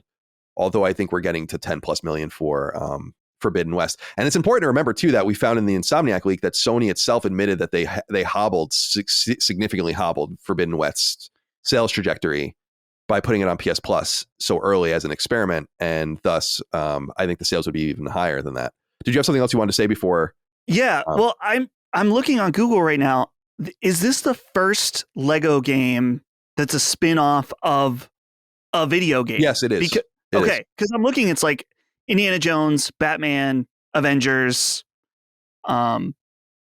Jurassic Park, stuff like that. So this could be a way for them to test the waters too, to see if they want to do other video game based stuff. Though they haven't done, I'm trying to think of other video game based kits outside of Nintendo that they've even done. But maybe they're just looking at it as a opportunity for other games to do kits and Lego crossovers with as well. So that's one piece of this story that I think is interesting, more about the product itself. November 14th. I'm certainly going to buy it and play it. I'm looking forward to it. I don't really know very much about it. I'm not going to see any more about it, but I'll pick it up and play it sight unseen. As a big Horizon fan, I'm sure it'll be quite enjoyable. And I like the Lego games that I've played too a lot. So we'll see that. But the other part of this post piece from Gene is all about Killzone. And there's an interesting quote here that has been circulating. And then there's kind of a follow-up to that with a big Killzone fan base that kind of wants to see more from the franchise, but doesn't think it's going to happen. And so here's what they say in the post when asked about Killzone and kind of why it moved on to Horizon and what it prefers.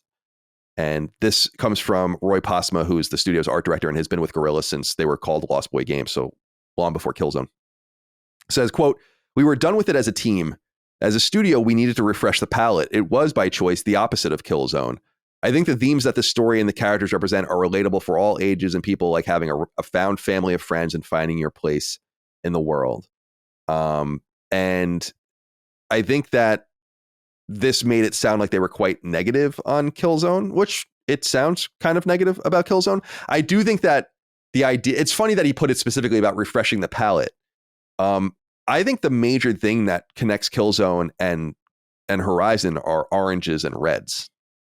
So it's an interesting, like, you can tell that that's a color they're focused on as the pop color in their art. In Killzone, of course, it was very dark brown grit, and then the eyes of the Helgen or whatever. In Horizon, it's like the natural element with Aloy's hair and all the rest. I don't know. I just think that it's kind of the same color. So it's interesting that they use that specific word. But this made it seem like they were kind of done with Killzone. I totally understand. We haven't gotten a core Killzone game since Shadowfall, which was a launch game for PS4. But this led to a post that Push Square reported on, and Daniel J wrote into us on Patreon about this. He says, "Hey, C, D, and C. Just recently, a Killzone fanzine group just posted an open letter to Sony and Guerrilla about the IP's future. The group offered to license the IP themselves if there are no plans to continue the series in the works. I find this kind of ridiculous and it will never happen for Killzone, but how are you guys feeling about the idea of fan groups licensing out dormant IP? Do you guys think there are some examples where this could actually be successful if a given group has the chops to take it on? Keep up the great work, gents." So what he's referring to, and this is written over on Push Square, and they point to a tweet from Killzone, a Killzone fanzine, which I think we've talked about in the past. They wrote, "We heard a rumor that Killzone series might be done with," in quotes. "This is an open letter to our friends at PlayStation and Guerrilla. We want to license the IP." And the guys, it's Jimmy Bowers, Kanira Thax, and Jason Das. I feel like I know that name, Jason Das. They write in part, 11 years is a hell of a long time to let a beloved series languish in purgatory as a fandom begins to slowly lose hope of ever seeing a new game again. Many of us were fortunate enough to enjoy Killzone during deeply formative years, whether playing in blissful solitude, devouring every last bit of lore and savoring every mouth-watering set piece, or forming lasting friendships from afar thanks to the fantastic online experience. Killzone has given us core memories we will carry with us forever. As news circulates of both PlayStation and Guerrilla being effectively done with the series, we want to seriously inquire about its future. Don't get us wrong, we understand the need for fresh ideas. Working on anything for 15 years would have anyone wanting to take a break to explore something exciting and new, but it's been 11 years. Killzone has been out of the spotlight for almost as long as it was in. We miss it. It's the exact kind of FPS PlayStation needs in its lineup. We're not ignorant that despite its success throughout the PS3 generation, Killzone has never matched the critical and likely financial success enjoyed by the Horizon series. With Aloy's core titles plus additional projects in the works in the Horizon series, we know the likelihood of another Killzone coming from Guerrilla anytime soon is incredibly remote. That said, we saw with Horizon Call of the Mountain that Guerrilla is comfortable having others work on their original IP. So with that in mind, we want to ask plainly, are there any plans for future projects in the Killzone universe? Whether it be games or expanded universe outings, novels or animated shows, etc., is anything in the works? If there is, we can't wait to hear about them, and we will happily wait until they're ready. If not, we want to have an honest conversation about licensing the IP ourselves. All we need to know is who to talk to. We promise we won't disappoint. 6 games and 1 novelization cannot be how it ends. Interesting piece of, but I think it's more interesting than meaningful in some sense. These are not big, this is a Twitter account with a few hundred followers. They did launch a cool fanzine for Killzone, which I believe we talked about when it announced. And I think that that's really neat that people are doing that, but I don't think this is going to move the needle at all. Fortunately or unfortunately, I'm not crazy about fans getting licensed to the IP, but I will say, as far as Killzone is concerned, we've talked about it so much that I do think it fits. Like, out of all the things that they're revisiting, it seems strange that this wasn't one of them. They do need an FPS. We've said before it could be Resistance, and I think Resistance is even better than Killzone in a lot of ways, but Killzone was the more popular game with a bigger audience, with multiplayer chops, which are going to be really important. And it is kind of a bummer that they've never really gone back to it and kind of just stopped, especially when I thought Shadowfall was such a high note, in my opinion, for the series, and really saw Killzone, I think, get out of that gritty, brown, war-like footing that the games are rooted in, no doubt, but made it look and feel different, which is why I think the game sold several million copies. But it's important to remember that too, that none of the Killzone games have sold more than 3 million copies each. And that's probably pushing it. I think the first Killzone is probably around 3 million. The second one, maybe 3. I don't think they even announced sales for the third one. And then Shadowfall was a big game, but it was because it was a launch game. So, Chris, let's go to you. Killzone. I think it's not a surprise Guerrilla's done. It's been done probably for a long time. Should it be revived by someone else? Could it be revived by someone else? What do you think? I don't hate the idea of dormant IPs being kind of licensed out to people who are like excited to work on them. I think that's kind of cool. But at the same time, I don't know, I look at it from 2 perspectives. I think that's a dope idea. And I do think, there's a lot of fans out there for any number of IP that would probably do that would probably do a pretty good job with IP that like either the original studios are kind of done with or they've creatively moved past. But at the same time, I can't help but feel like we already have an epidemic of things not being able to die. And we can't seem to leave well enough alone, where we're always going back to, oh, Frasier's back, and like, it's just like, can we, is it okay to just have a good thing and then it end and then like get something else? Is that not also like you say, like, oh, it's, they went out on a high note with Shadowfall. It's like, isn't that like almost like an ideal?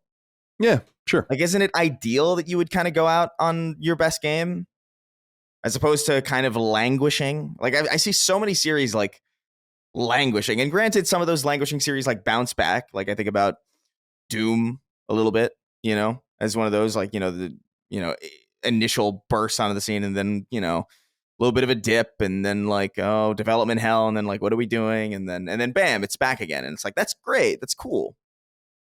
And to be fair, I don't think Killzone is like milked enough at all for me to feel like a new game would be particularly egregious. I think they've been pretty restrained on Killzone. Definitely. But at the same time, I don't love the philosophical underpinning of, we can't just let this, like, 6 games and however many novelizations can't be how this ends. I look at that and I'm like, why? Like, why not? Like, 6 games is plenty, first off. And again, it was, the last one was a high note. And I don't know. I wouldn't be opposed to it, but at the same time, I just wish we could be accepting of things when they're just kind of gone, or when they're done. Yeah, I think the bigger thing about when people talk constantly about FPSs and the revival of Killzone and the revival of Resistance and doing something new, or even making SOCOM into a first-person game or whatever, it's like, that's all good, but I think the only important thing is that they make a new first-person shooter series of some sort, whether it's reviving one of these things or making something new. And I think that that's clear that they're doing that with Jason Blundell's secret team in California, but it's so late. It's like there has not been an FPS from PlayStation Studios, or what would we now know as PlayStation Studios, or second party, since this game, in the AAA console space. I guess you can say, like, there's been PSVR stuff and all the rest. Do you have anything you want to say about this, Dustin? I'll let you go before I continue. Yeah, please. Well, I think it's nice. It's a nice thought to be like, oh, let us license it. But from a Sony perspective, it's like, listen, if we wanted to license this, we don't need you. We can do this on our own. Yeah, that's true. And you think about how even, it's been over 10 years now since the last Killzone's game, but clearly Killzone is still, in terms of dollar value, an extremely valuable IP. This isn't like a fan group saying, hey, can we license Vib Ribbon? You know what I mean? Like, maybe I could see a situation with like a very old, very niche IP that Sony would maybe think about something like that. But on that note, I think that if there is a future for Killzone, it should be farmed out to a second party studio at this point. I was thinking about Nintendo. Practically this year, Nintendo's, the kind of extra year that they've had for Switch, most of these big games that they've put out haven't been from their first party teams. We just saw the new Mario and Luigi game, Brothership, is made by the Octopath Traveler team. And that just became known because Nintendo doesn't say who's making it. It's like in the credits that people find out about these things. So I could see a situation where Sony looks at their IP and they're like, well, these are valuable. We don't necessarily need our big premier first-party teams making them anymore. But what if we license some of them out to some teams that we trust, some second-party teams, in order to fill in some of these gaps where maybe they feel like they don't have as strong of a year, that they can still have a big PlayStation game that's a known IP that, it's something that they're known for, but not have to necessarily use up the resources to do so. Sounds like it would be a good way to get these fans happy. Is it a good business decision, though? Because that's where it ultimately comes down to. You said about Killzone, never was really a big seller. It wasn't. Yeah. I think about now just the landscape in that PlayStation, when Killzone was at its, we'll say, peak on PS3, for most of that generation, PS3 was in second place and didn't really have the opportunity to be a big premiere title that, I mean, not that it wasn't big, but you know what I mean? Now that PlayStation is so big, maybe if they did release a new Killzone game, it would have an entire new audience for it and would flourish to be something much bigger than it originally was. Yeah, Killzone was meant to compete with Halo. I mean, originally that was kind of the design of it, and it never did. It never reached its critical success, and certainly not its commercial success. And it's funny, they say in the letter, and it's true. It's like, yeah, obviously Killzone has never reached Horizon's critical and commercial success. It's like, yeah, dude. And this is the thing that I think that people do need to keep in mind is we're going to talk about this in a little while with the Prince of Persia Metroidvania game, where it's like, you got to put your money where your mouth is, or this stuff just doesn't really matter. And it's very much, it's what I always say about Woodstock, where it's like, 10 times more people that went to Woodstock say they were at Woodstock. I feel this way about video games, where it's like, oh, Killzone, I love Killzone. I was like, where were all of you? When 2 million people at most were playing Killzone or something like that at one time. It's just strange. Now, it could be that all of those people are these people, but it just seems like it's like the GameCube revisionism, where I love that picture that circulates. It's from a Walmart in like 2005 of GameCubes in a fucking huge pyramid in the middle of the store for $49. They like couldn't get rid of them, and it's just, I don't know. You got to be there when the iron's hot, and then you can't expect that the forge is going to get restarted at some point later. That's why it's important that if you can, you make your moves in the time and space. But the thing that I wanted to say, and this is why I didn't want to interrupt you with Dustin about Killzone, and I've said this before, is Killzone is unique in my opinion, thematically and in terms of its lore, where I think it really fits today.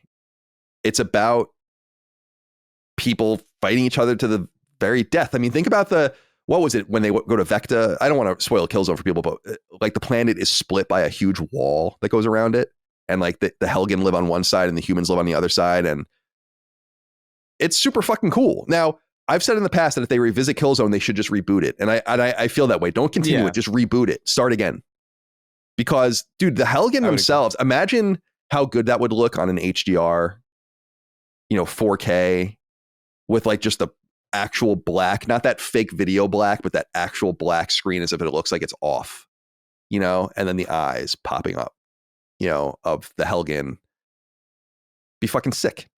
I think that it has the visual grab to be the one where it's like, this is maybe the product you would actually want to pursue if you're going to bring one of these back. As much as I love Resistance and the Chimera and all of that, maybe Killzone is the smarter move, especially because, as I said, Killzone had a deeper well of people playing it too. Resistance, remember, we found out during the Insomniac League, Resistance 3, which is arguably the greatest single player shooter ever, in my opinion, that I've ever played, sold fewer than 2 million copies. That's fucking nuts and an insult to that game. So they also need to know, they know internally more than anyone that they have to be very deliberate about the choices they make, because people like us saying something doesn't necessarily ever translate to sales, or it doesn't necessarily just translate to sales. But will Killzone come back? I don't know. I know that they need to pursue an FPS, and I know that this feels a lot like the PS2 era, where it was clear very early that Xbox had something very special with Halo. And Sony did react somewhat quickly, but not quickly enough. Killzone didn't come out for years, and Killzone 2 came out, I want to say 5 years later or something like that. I mean, Killzone 2 was in development for a long time. So, and then Killzone 3 was very quick on that. But anyway, I'm going on and on. No one gives a shit about Killzone. That's the whole point. Eleazar Quintanilla wrote in, or Quintanilla, I don't know. Said, CC&D, I just wanted to shout out everyone's favorite games journalist, Gene Park. During this week's Summon Sign, Gene mentioned his article about Lego Horizon. I decided to give it a listen while I made dinner that night and ended up loving it. Gene's first Sacred Symbols Plus appearance was my intro to him, and since I've grown to really enjoy him as a guest and host, but I had never read any of his articles until now. He brought great insight. I never heard of Gobo Studio until Gene's article. Totally checking out his previous articles and excited for his next ones. That's great. Shout out to Gene, who I think listens to the show, actually, so he'll probably hear that, and he appreciates it. All right, next story. Quick thing here about Monster Hunter Wilds. I was specifically curious with you, Dustin, if you were going to play this beta test that has been announced. So we know Monster Hunter Wilds launches on PS5 next year, February 28th.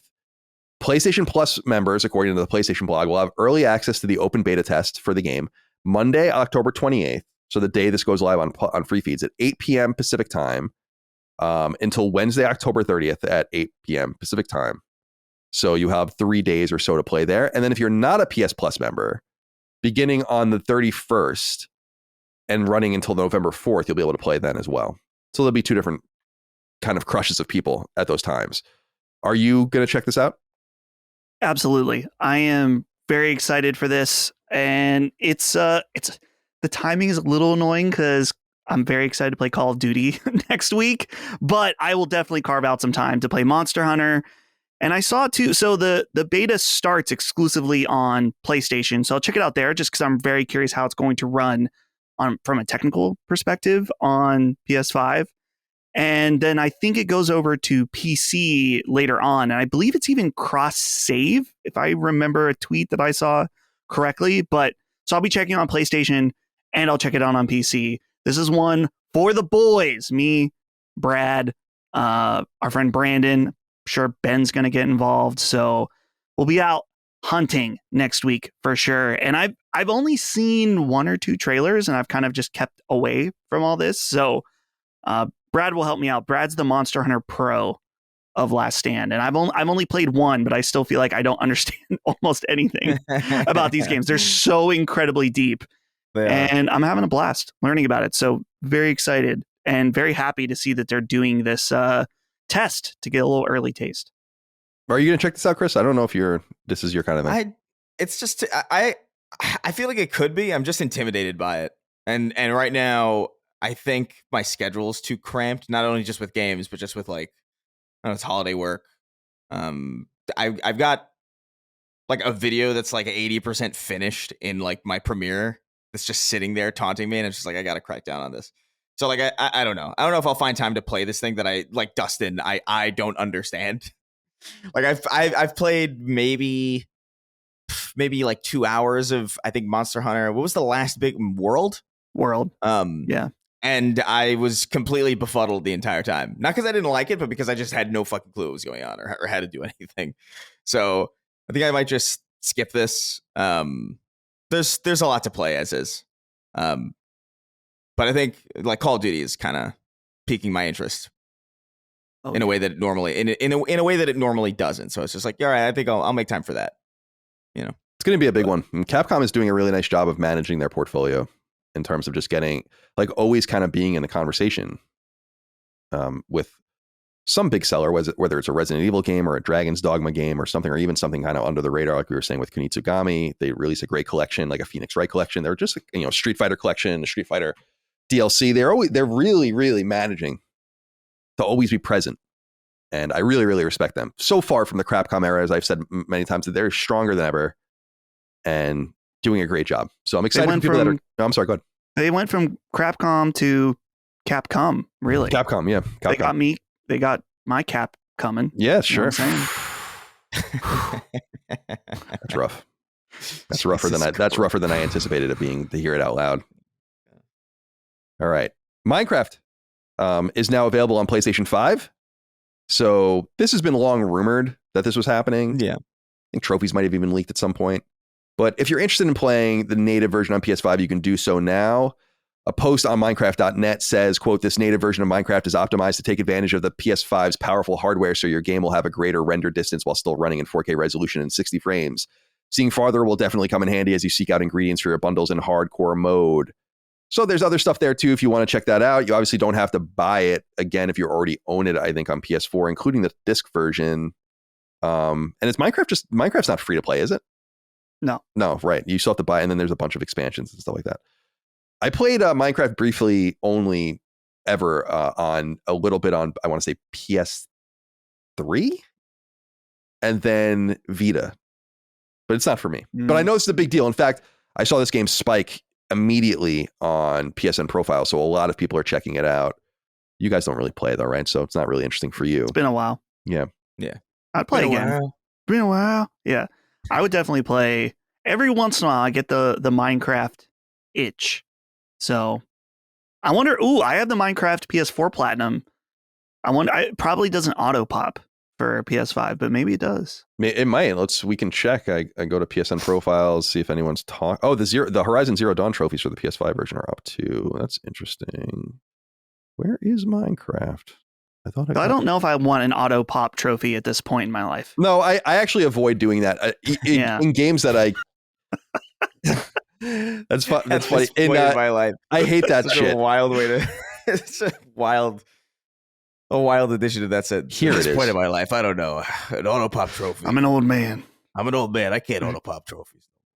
Yeah, I don't see anything about Minecraft PS5 version. No auto pop according to Good. PSN profiles.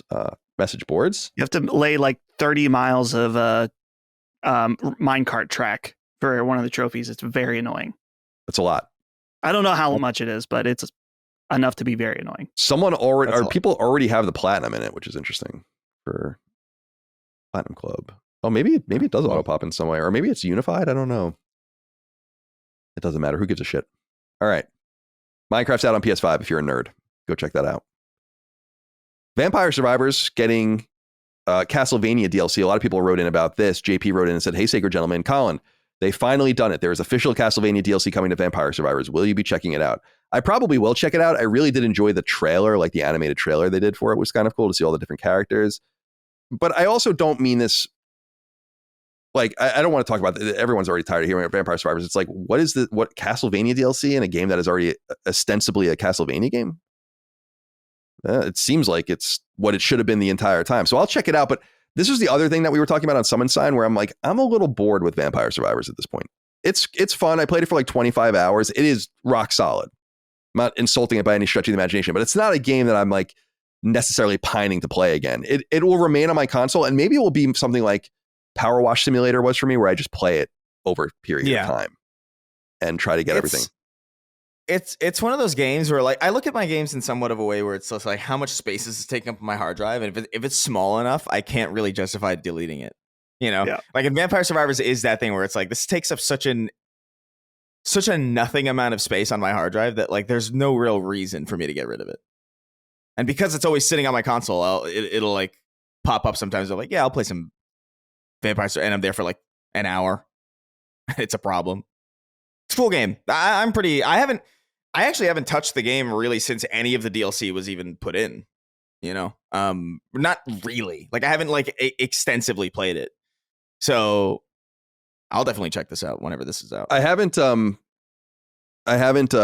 any of the DLC.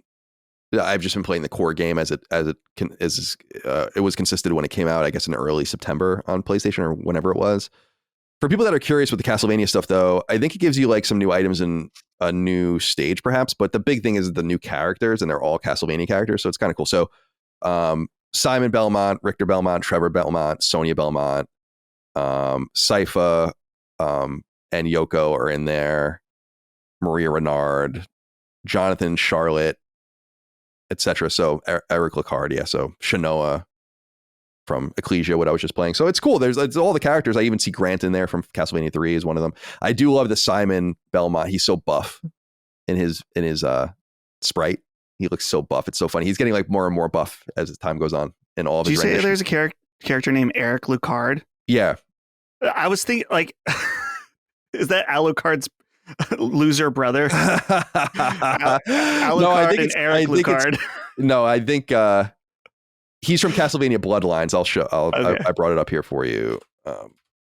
It's post Alucard, but pre Alucard being a famous character. Okay. Yeah. He uses a spear. He's got a little bit of a femboy vibe. I mean, that's Castlevania.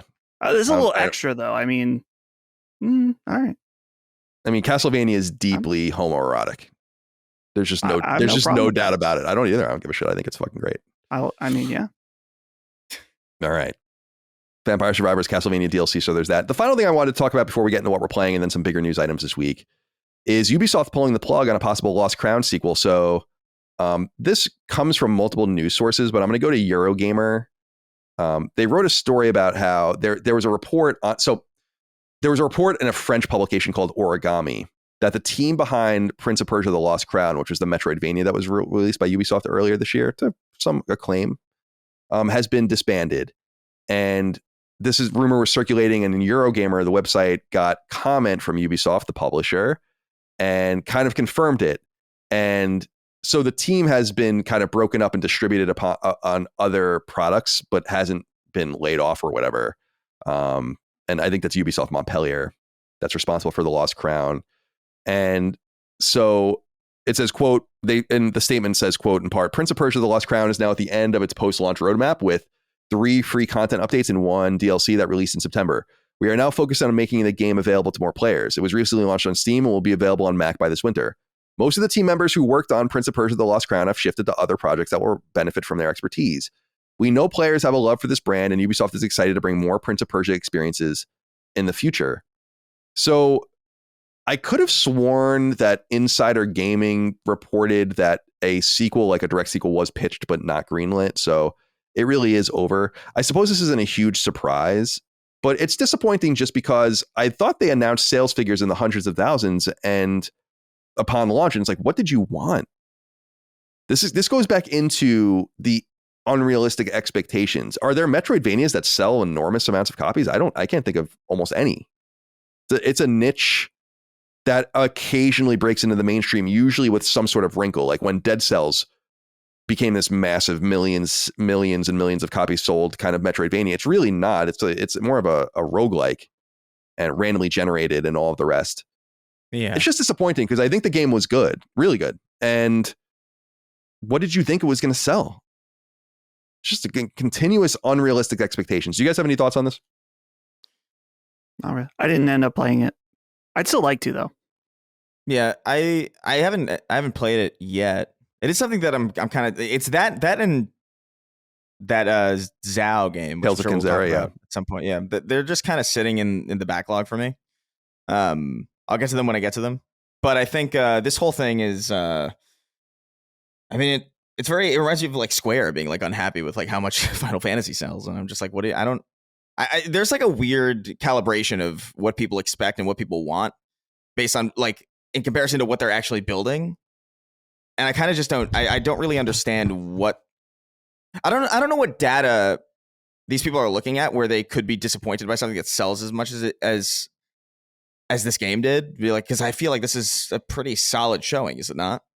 Like to me, it seems impressive, but I guess not.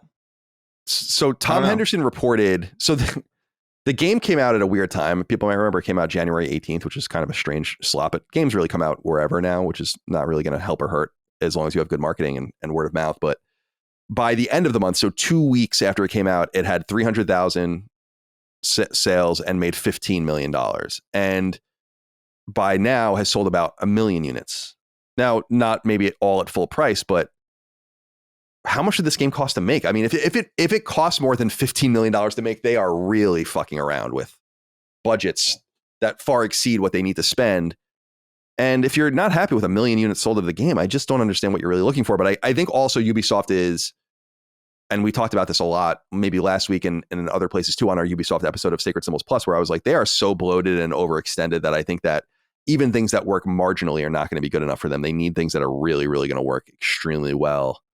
And when you're employing 20,000 people, I was saying the solution to Ubisoft's problems is really reducing their headcount, maybe 75%. And so if that's the kind of thing they're going to do, then obviously these games are not going to make it. Although Tom Henderson has since reported that apparently these guys are working on a Rayman remake. And the weird thing about this particular piece of news is that Michelle Ancel is apparently consulting on it. And it's like, why do you guys continue to work with this person? It is so strange at this point. That game Wild that he was supposed to do with Sony just never came out, right? That was announced in 2014 or whatever. Beyond Good and Evil 2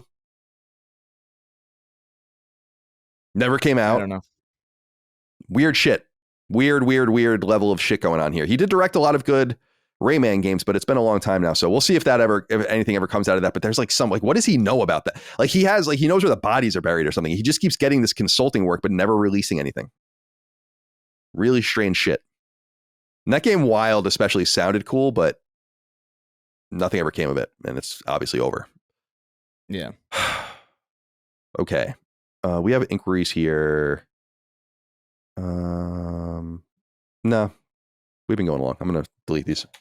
About Ubisoft, it's not a very exciting. You guys aren't really interested in the topic, it doesn't seem like, so we don't have to continue further. Let's get into the games that we're playing instead. Based on what I see here on the list, I think we'll start with you, Chris, then we'll go to Dustin, and then we can end with me. So do you have anything you'd like to say? Sure, yeah. I mean, I'm playing Silent Hill 2 for a little while. I didn't get as much playtime in this last week as I would have liked to, but I've put a couple more hours in. I still feel the same way about it. I think it's really well done. I think it's great. I highly recommend Silent Hill 2. It's really cool. I feel like they really knocked it out of the park with it, with this remake and just a lot of their interpretations of Silent Hill 2. But I also say that as somebody I only really know about the original Silent Hill 2 in a passive capacity. Like I've never actually played through the original, and I felt like I thought initially like, oh, should I play the original first? And I thought like, I don't know. There's probably a lot of people who are going to do that. I feel like also if you grew up around the time that I grew up, there's a pretty good chance that you did play it. You played the original Silent Hill 2 and it meant a lot to you or whatever. And now you're going into this new one with like kind of seeing it, observing it through that lens. So I felt like kind of in a unique position to be like, oh, well, I actually kind of missed this game inexplicably. So like maybe I'll just see how it is in the new version and just judge it based on that. And so I'm enjoying it a great deal. I think based on I don't know what's going on with the PlayStation clock with this game, by the way, because it says I've been playing Silent Hill 2 for 40 hours. Yeah, the clock's broken for everyone hours. for every like, game. There's something's wrong with that because that's definitely not true. But yeah, I wish I had more to say because I put I think maybe another 2-3 hours in this last week. So not a super amount of progress, but I'm kind of curious about Dustin because he's playing he's played the original. Yeah. And so I think I want to hand it off to you. Sure. So yeah, I actually just finished it yesterday. I've been playing on Steam Deck via there is the Silent Hill Enhanced Edition, which is a mod created by Silent Hill 2 fans that made this excellent version. So if you're interested, this is the best way to play it, whether it's on your PC or you can install it on your Steam Deck. There's plenty of guides on how to do that. Ran at a flawless 60 for me, and I'm sure most modern PCs would have no problem since it's clearly a much older game. But yeah, I wanted to play the original just because, particularly when I was seeing Gene talk about it, because Gene has been on Twitter, had some contention with the remake and some of the things that it does right and some of the things it does wrong. And so I really wanted to have the perspective. And I've always wanted to play Silent Hill 2. It's actually ironic. I think 2 years ago, maybe when I was here at my parents' house, I played the original Silent Hill via emulation on Steam Deck and beat it here. And then I beat Silent Hill 2 here as well. So overall, though, it's good. In fact, I would say it's very good overall. The thing that I said, because I usually do like a small wrap-up tweet when I finish a game, is that I didn't always enjoy playing this game. And I have the muscle for playing older games. Like I can forgive more dated game design or something like that. But it's very, the combat is very old school survival horror. You shoot something a million times and then you curb stomp it and then move on. And there's not a lot of ammo, stuff like that. And I know that's part of the design. So I didn't really have a problem with that. It's just there are points where it's like, okay, where am I?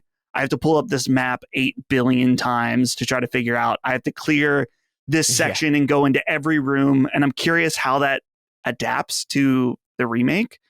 But my main takeaway is just the overall atmosphere of the game, the vibe, the music, the fogginess, of course, of Silent Hill itself, the levels there where it's like it's already creepy, but then it gets super creepy, and also just some of the more subtle meshing of the game, I feel like was probably really innovative at the time on PlayStation 2. It was a bit too early for me playing that type of mature level horror game at the time. So I knew people that had played it, but I surely was not going to play it at the time. So yeah, it's definitely worth playing. And I'm just so curious about the remake now more than ever. I picked it up I actually picked it up when I was in Japan because with the price and the currency conversion, it was $45. So, and it plays fine on a standard PS5. So I picked it up there. I'm seeing all the mixed responses about the performance on PS5. So I think I'm just going to focus in on Metaphor for now and just save Silent Hill for PS5 Pro. But yeah, Silent Hill 2, neat game. The fan mod makes it really, really excellent. I know there's a PS3 HD collection as well that is horrible. There's like Comic Sans font for the Silent Hill sign, which is actually kind of awesome. So you see the apparently if you like clip through like a barn and like there's like a way to detach the camera on the PS5 on the new like Silent Hill remake, and like I guess that sign with the Comic Sans is like just like in a trash heap. Yeah, like in one of the barns. I saw that. Yeah, cute. Actually, I saw that on Twitter. Yeah, it's cute. I like it. So yeah, I finished that up. Glad to be done with it.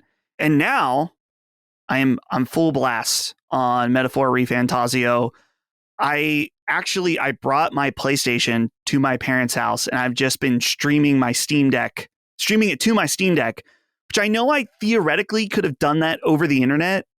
But I didn't want to risk it. Like I get here and then like the stream's crappy or whatever. Risky, so yeah. I just brought the PS5. It's just plugged in beside the router without anything else plugged into it. So I've been playing that here. And I played a little bit those 2 days that I was home as well. And this game slaps. This game rules. It is so... The UI. I told Holly, as cringy as it sounds, like this UI, this game oozes Riz. This is every freaking menu, the UI on the battle screens. It's so good. And of course, I mean, coming from this is the team that made Persona 5. Of course, it's going to have beautiful UI. But I feel like it's been stepped up even further. And so what I've noticed while I was playing it, just because this is another game that I knew some stuff about it, but I was really curious going into it how Persona-like it was going to be. And in terms of its story and its world, it's not like Persona really at all. In fact, it takes a very, I don't know, I want to say unique fantasy approach, but also not super unique. It's like a refreshing take on a very classic fantasy world in a lot of ways. I'm still pretty early into the game. I'm only on the first actual dungeon that involves like calendar days, if that makes sense. But I was wondering how much it was going to be like Persona. And as I was playing it, anytime it's like, oh, you've made a new bond with somebody, and there's like this cool animation. I looked over at Holly and was like, oh, there it is. And then they introduced the calendar later on. I was like, oh, there it is. So clearly it does have a lot of those core Persona tenets, but I think where it's different is where it really matters in its, I can't remember what they're called, archetypes, which is basically personas, but instead of working like Pokemon, you're able to interchange each character's archetype and level them up independently. And so I don't have a full handle on the system yet, but that's been the biggest thing for me. That's like, okay, this is actually quite a big change up to the actual core combat of the game. So yeah, I've been really enjoying it. I am really curious about the story in general and where it's going to go. With a game like this that's 80 hours long, I think I'm 5 hours in, so I really almost don't know anything about the game and its story so far. But I'm really happy to see this team, the Studio Zero, I think. I'm excited to see this team be able to do something that is clearly still in their wheelhouse, but they are what's the Kamala Harris camp? Unshackled by what has been. Right. The Persona team is unshackled by what has been here. So they're able to keep those core things, but do something totally different. The music in it is totally weird and really awesome. So I'm excited to see more. I am kind of, I knew I wanted to play when I was here, but playing on my Steam Deck feels like a disservice for playing it on a big OLED screen where you can really take in all the different UI and art stuff. So excited to play more. Next week, Call of Duty and Monster Hunter, but I will, of course, be fitting in Metaphor. It's just going to be a long-term game. It's going to take a long time to play 80 hours. I'll be back in a second. I have to go get something for my part, and Mike is not answering my text, so I don't think she's home. So I'm gonna go get it. But you guys talk for a few minutes. And Talk for a few minutes. Not a few minutes. 30 seconds. 30 seconds. 30 seconds. All right. Chris, Yeah, dude, we could keep it random, or I was going to ask you about Metaphor. Well, dude, I played it's funny. I played the demo. You may have played more than me, because I think the demo might go past where I currently am. Oh, well. I don't know, though. I promise you I did not. I somehow managed not to. So I started it up and I was like, you know what? There's a demo. That's unusual. I like the art of Persona. Like, I like it. I dig it. Sure. It really is just like the high school stuff that I couldn't care that much about. So I was like, oh, maybe this will help. And immediately, like, it starts and the cutscene is like an anime kind of cutscene. And I'm immediately like, I don't know, man. Dude, there's such a disconnect for me. I think I wouldn't mind it. I think there's something about a game not being animated in the game that, like, because that even bothers me with like certain. I remember certain games I would play with that would have like pre-rendered cutscenes, and then it would go into like the game, and I would be like, I don't. Kind of wish. Dude, Silent Hill 2 does that bad. Like, it has these really bad CG cutscenes, and then it cuts to like PS2 gameplay, and it's like, Yeah, that was I get it at the time. It was like it looked better back then, but like it just ages terribly, and I just like so anytime there's like a disconnect between like what the cutscenes are and then what the game looks like, it bugs me, and it's like a really dumb. It's probably really dumb and really like anal, yeah. But I notice it, and then I immediately kind of thought like I don't know, maybe this isn't. It's also such a commitment too. It's just like such a big game where I'm like I'm not feeling it right now. I can't force it. Maybe at some point. I thought of you. Because I'm playing on the English dub, which I don't normally do for Japanese games, but Atlas games, the dub is really good. And I want to be able to just not have to read and really think as much on the game this long. I want to think, but not as much as reading, God forbid. Right. So the first time I heard the main character's voice, which actually does speak a little more than a common Persona game, I thought of you because I heard his voice and I imagined you just like hitting the PlayStation button and then just going and hitting the uninstall button and be like, I'm done. He has the most like wimpy classic anime dub voice. It's such a miss. It's actually the number one. I mean, I don't really have many complaints, but the main character's voice. What did you name the character? I always look up what the supposed canon name. Will. So I went with Will. Yeah, me too. Yeah. But Colin, you have a novel or something with you? What is that? No, it's my strategy guy, but I'll get into that in a minute. Yeah. Let's get into some of these inquiries here and talk a little bit more about Metaphor. Sean McGuire wrote in and said, Dustin, if you're here this week, can we please sing the praises of Metaphor? I've liked, not loved, the Persona games, but something about Metaphor has reawakened a love of gaming I haven't had for many years, and I'm not even sure why. Separately, the story, the characters, the world, and the gameplay all feel decidedly mid, but the sum of those parts has me feeling like I'm 14 again playing in my parents' basement. Maybe it falls off in the second half, but I refuse to poison this experience with imagined disappointment. Colin, I know you're loath to receive recommendations and are already planning on jumping in, but I think you will find this to be something special too. Well, I did start it yesterday and played it for about 2 hours maybe or so, and I do like it. I think it's really cool and interesting so far, and I'm excited to see more. It's funny you brought up the menu designs obviously are very Persona-like, and I think it's a little much in my opinion. It's cool, but it doesn't need to be like this. It's a little much, and I find that this battle results screen itself is very busy. It takes a while for it to like go through all of its animations and show you everything. It's like, all right, come on, like I just want to get back into the game. But one of the things I really liked about the game, and I only played Persona 4, so I don't know if they did this in Persona 5, was it does feel like a much deeper mechanical game. And I did notice even in the first dungeon, like the dungeon you're kind of put into in the beginning of the game, that I already explored that, and I'm out of there now, but that place required more exploration than any Persona dungeon I played in Persona 4. And it was the first dungeon. Like there was reasons to go backwards. There were reasons to go into all these different places. It's really set up like a Persona 4 dungeon in some sense, but it just seems like it's a little more non-linear, which I really enjoyed just slightly. And I'm sure that's going to become more and more heightened as the dungeons become much bigger and more complicated because I'm very early in the game. So I dug that a lot. Yeah, the Persona 4, I think they were still using some procedural generation where you're kind of just trying to get to the next Right, you're part, trying to get to wherever you're trying to get to a certain number of floor, basically. You know? Yeah. It was Persona 5 they started to fully handcraft every dungeon.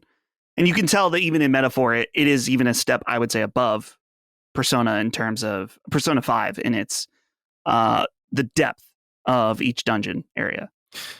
There is something I noticed about the game, though, and it's not a big deal. In fact, it's what we all talk about, especially Chris talks about, where it's like games don't need to look that good anymore. Like, why I think people overestimate, especially with stylized games, why does it need to look so good? Why does it have to be so expensive? What is it doing for the game? And I think this game doesn't look great. CT Fire wrote in and said, "Hey, CDC, I'm not a huge turn-based fan. I usually find the gameplay boring, but I've heard nothing but praise for Metaphor ReFantazio. So I decided to check out the demo. I can definitely understand most of the praise for the art style, story, and gameplay, although they are a little heavy-handed with its themes.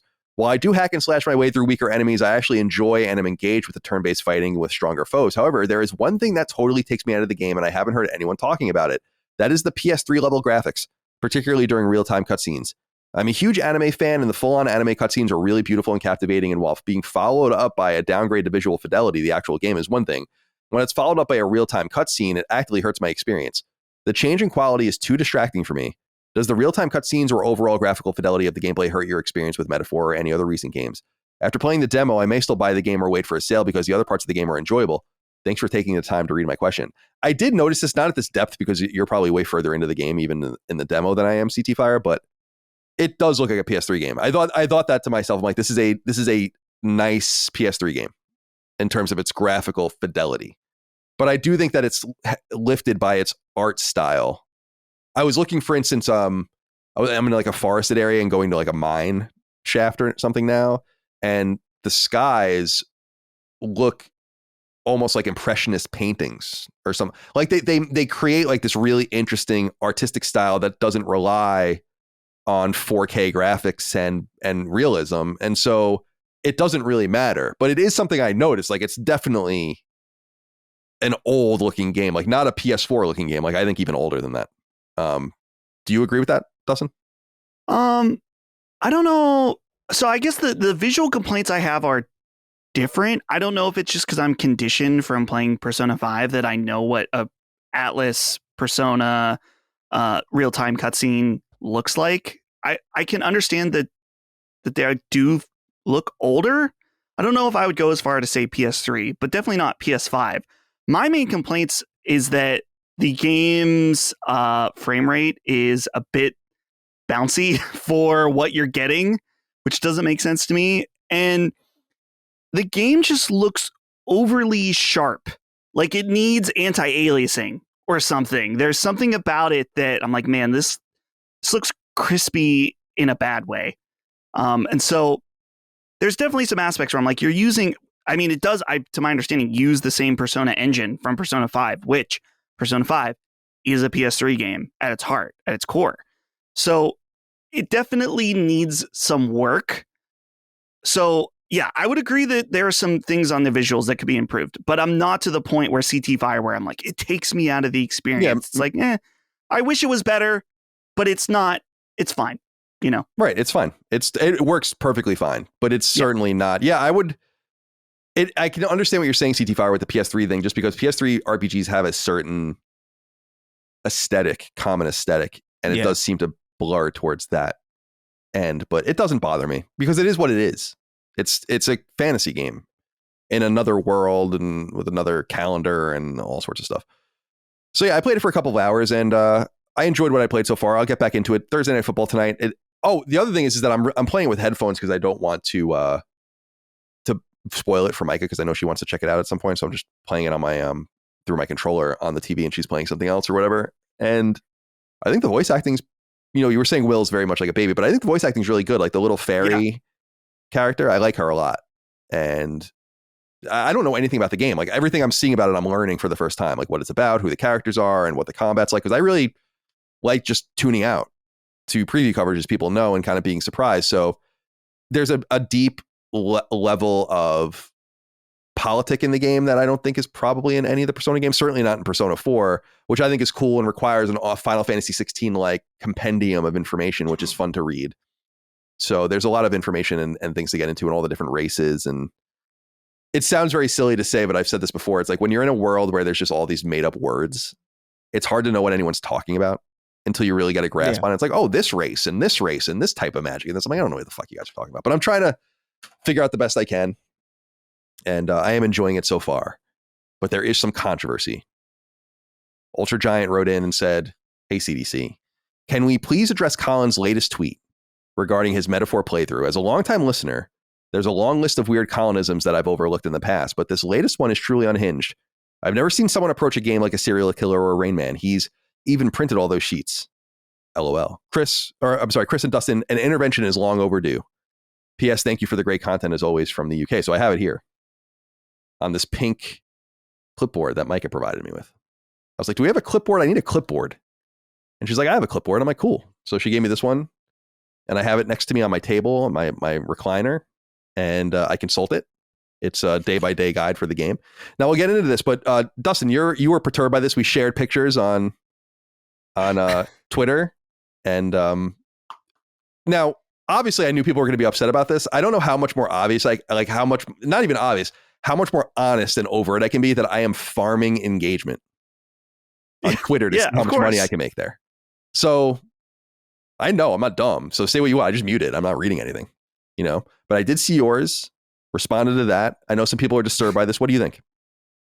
So I will still stick to overall that if this is how you want to play the game and the way you're going to find enjoyment, I support it. I support you playing the way you want to, but it's not really the question, is it? It's what do I think about it? So with that said, with that context, I would say I think you are robbing yourself of some of the experience of, and I guess I don't really know yet because I'm not that far, but of what this type of game can be. I think in addition to, I'm seeing that you cannot get the platinum on one playthrough. Mm-hmm. So you have to play it twice. So I would say you could do a raw dog standard playthrough first. And then if you want to do a perfect playthrough round 2, that's fine. And of course, with guides, I used a guide on Silent Hill 2 in certain parts, not all the time. Certain parts, I was like, I don't know what the fuck I'm doing. I'm just going to look it up. So that, I have no problem with that. Just that it's fun to weigh out different decisions. That's part of the gameplay. It's like, should I do this? Is this stat high enough? In order to do this, I need to have this brain power of charisma or something. So it's definitely part of the gameplay experience that you're definitely removing. But again, I'm just happy to see you play it. That's how you want to play it. That's fine. Chris, you have anything you want to add? I think it's crazy, but like I don't know. Like I just can't. Like I consult a guide sometimes too, right? Like I think pretty much every single time I've consulted a guide, it's been because I have authentically tried on my own to figure something out and I can't do it. And then, like, I think Colin and I are similar with like certain Resident Evil games or certain survival horror games where like I'm not embodying the character of Leon Kennedy to figure out what jewel combines with what fucking necklace. So like, what door does that open? Oh, you got to put the pigeon fingers on the statue. Like, I could give a fuck. Like, that's not part of the experience for me, right? But I'm not looking at like a list of like step by step. I do think there is something about like just kind of getting lost in a game that is part of why I enjoy playing games in the first place. And so like I can't personally imagine going through my first playthrough with a new game that by the way, I'm excited to play or that I'm genuinely interested to play with kind of like a list of step by step how to do every single thing. Like it just kind of seems like a lot.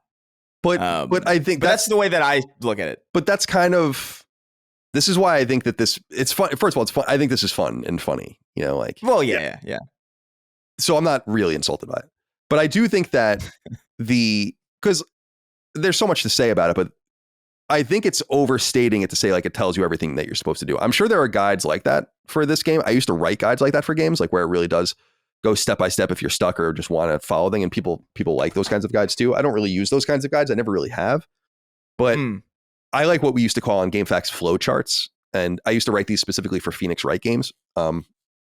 at IGN. They're probably lost to the wiki conversion for guides, but I used to write the guides for the Phoenix Wright games where it was totally spoiler free. And it was literally like, this is just do this, go see this person, look at this. Now you're in court, present this, challenge this, whatever. And it just makes sure that you're like going, but it doesn't tell you anything else. And that doesn't ruin the experience for me. Frankly, I played the Danganronpa games, the first two, with guides like that, where it's like, we're not going to tell you anything about the story. You just go here, then go here, talk to this person, make this choice. That's the day. But there's like a million things in between that. It's to ensure that you're like on the right track, or in games like Persona or Metaphor, you're not missing anything in a game that's highly missable. Another game like this actually is that I played similarly is Trails of Cold Steel, because it also has a day kind of thing going on with like relationships. It's like the bootleg Persona, like we've called it in the past. But just I don't know if it's even going to come through, probably won't, but I've played the game for 2 hours, and this is all that's been shown so far are these 4 things, right? Yeah. And all it says is earn stunning on the very first enemy encounter, the trophy. Earn allies united after defeating the boss. Once you're at camp, pick up the gold beetle under one of the trees behind Stroll. Earn shake on it after unlocking your first follower. That's literally the only information that I've ingested from this thing for 2 hours. You haven't unlocked the calendar yet, though. No, I know, but even then it'll say, like, I'll go a little forward to get away from some of this stuff. Like 6:14 afternoon, Grand Trad, turn in the side quest, help the hushed honeybee. Grand Trad, buy information from the informant. Spend time with Stroll. Night, Grand Trad, gaze at the view of the royal capital. That's spoilers? Like, to me, it's just like, I'm not reading something where it's like, so this is what you do, and then this is what happens, and this is what happens next. It's like, no, these are the things you're simply looking out for within the frame of each day. I don't see that as like that egregious. And the one thing I wanted to say, and again, I don't want to sound faux defensive because I really don't give a shit. Like, it's like to each their own, but there's just something that people have to understand. This kind of content is huge, right, and is used by millions of people. And acting like this kind of information is what is keeping IGN alive, keeping GameSpot alive. That Kotaku, what we saw in their public thing, like how their people want them to write more guide content. This kind of structured content for games is how I got started in the industry. Yeah. And is well loved throughout the duration. And I've always played games like this. So it's like to each their own. But like when I would get a Zelda game, I would buy the strategy guide for it. And then I wouldn't use it on a beat by beat thing. I would look to see like, okay, in between this and this, what can I do? And then I would be like, oh, you get this heart piece, get this item. We've talked about the original Zelda where you can get like the white sword and like a bunch of heart pieces and the candle and all sorts of shit before you even begin the game. I love shit like that. And that's the kind of guides that I like to use, more of the flowchartist stuff. And then if you get into the actual walkthroughs, then that will give you more, which are the things that I used to write. Then that will give you like hold your hand. But I very rarely ever need or look for something like that. So I think that there are certain types of guides, and this guide simply keeps you structured so that you don't miss anything. And that, to me, I don't see why that's so egregious. It's strange that people are so up in arms about the idea that someone wants to play a 100-hour game one time. And people are like, oh, the platinum, you can't get the platinum. It's like, it's not about the platinum. It's about getting everything in the game, like seeing it all, or seeing it as holistically as possible, knowing that I'll probably never play it again. Which was the thing with Persona as well when I played that. So people are just misguided. They think a lot of it has to do with trophies and this and that, which are cool. And I love trophies too, but it's for this particular thing, it's really just about keeping me organized so that I know that, because it will bum me out. Like the reality is playing this through this thing. It's like, I missed that and I can't do anything about that. That would fucking bum me out and piss me off and ruin the experience for me. That's not the kind of game I like, so.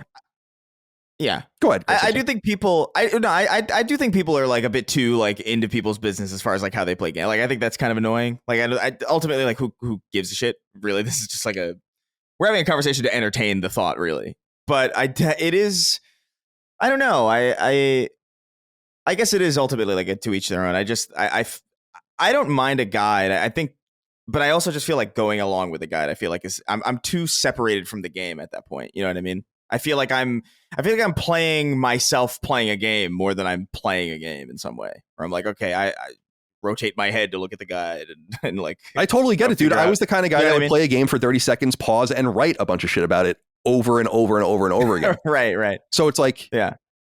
this is what I just did. second This nature. is what I just did. This is what I just did. This is what. So I am that kind of person. Yeah. You know, like, and it's like, how do people not know that? Right. I was a technical writer. That's how I began. I didn't even want to do anything else but write strategy guides for a long time. I loved it. And I wrote 130 of them. So it's crazy that I'm a user too, you know? I'm like, it's like owning a winery, but being, you know, a teetotaler. It's like, what? It's like, no, I am a user of the product. And so people are entitled to think whatever they want. I think that's totally fine. The one thing that I did want to sound off on though is this. Dio Lixin wrote in, said, Colin, I totally understand why you like using guides. I understand that you got your start in the industry through guides and that it makes playing games more fun for you. I'm not one to judge personal decisions, and you should just do what makes you happy with your free time. That said, using a guide for time management in a game like Metaphor or Persona is totally eliminating a core facet of the game. You will not be experiencing these games the way they're intended. And although there's nothing wrong with that, you should know that you are ruining the game.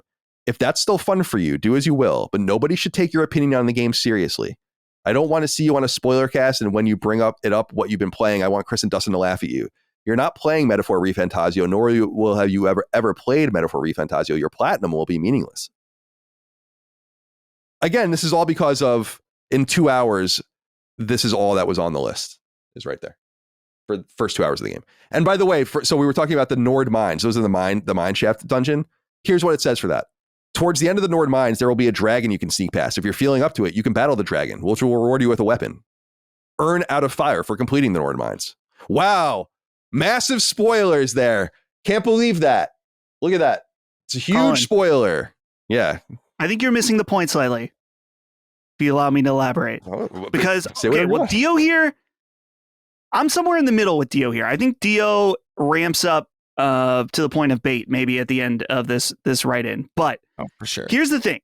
Okay, in the first 3 or 4 hours of the game, you don't have, and I know you acknowledged this earlier, you don't have the clock day-by-day mechanic, right? And so you could argue that a core feature of this game and Persona games are how you decide to manage your time. That's a core gameplay mechanic. So you are choosing to eliminate a core gameplay feature for yourself by reading a guide that someone else has already laid out the pure optimal strategy on what to do day by day. Because there are only so many days and so many time slots where you can decide to do something. You could fuck it up. Or, you know, take a different path than somebody else, right? So in a way, I think it is true that you are choosing to remove the intended play experience of the game and choosing to remove a core gameplay experience. I'm not going to go as far to say like you've never played it and your platinum's meaningless. It certainly means less than someone who did it without it. Right, but I'm not. This is, first of all, I'm not going to get the platinum because I'll have to beat it again, and that's not going to happen. That's a side note, I would say, to my overall point. It's cool. I like, so the long-term trophy plan with some of the games I play, and this is one of them, is I like to set games up so that in the future, if I play it again, then I can probably get the platinum. You know, like if I go back to it one day in the future. But I'm not going to play a 100-hour game twice. Although they say that New Game Plus can be like really run through really quickly if you just need to beat the optional boss or whatever. So I understand what you're saying, but it's my choice thus to say like, no, I'm going to play prescribed by someone else the most efficient way to see everything in the game. Very similarly to how in the original Zelda, I play most proficiently by getting a bunch of heart pieces and a better sword and all the rest that I learned all through strategy guides when I was a kid, which everyone did, by the way. That's the thing that kind of bothered me. No one beat Zelda straight up.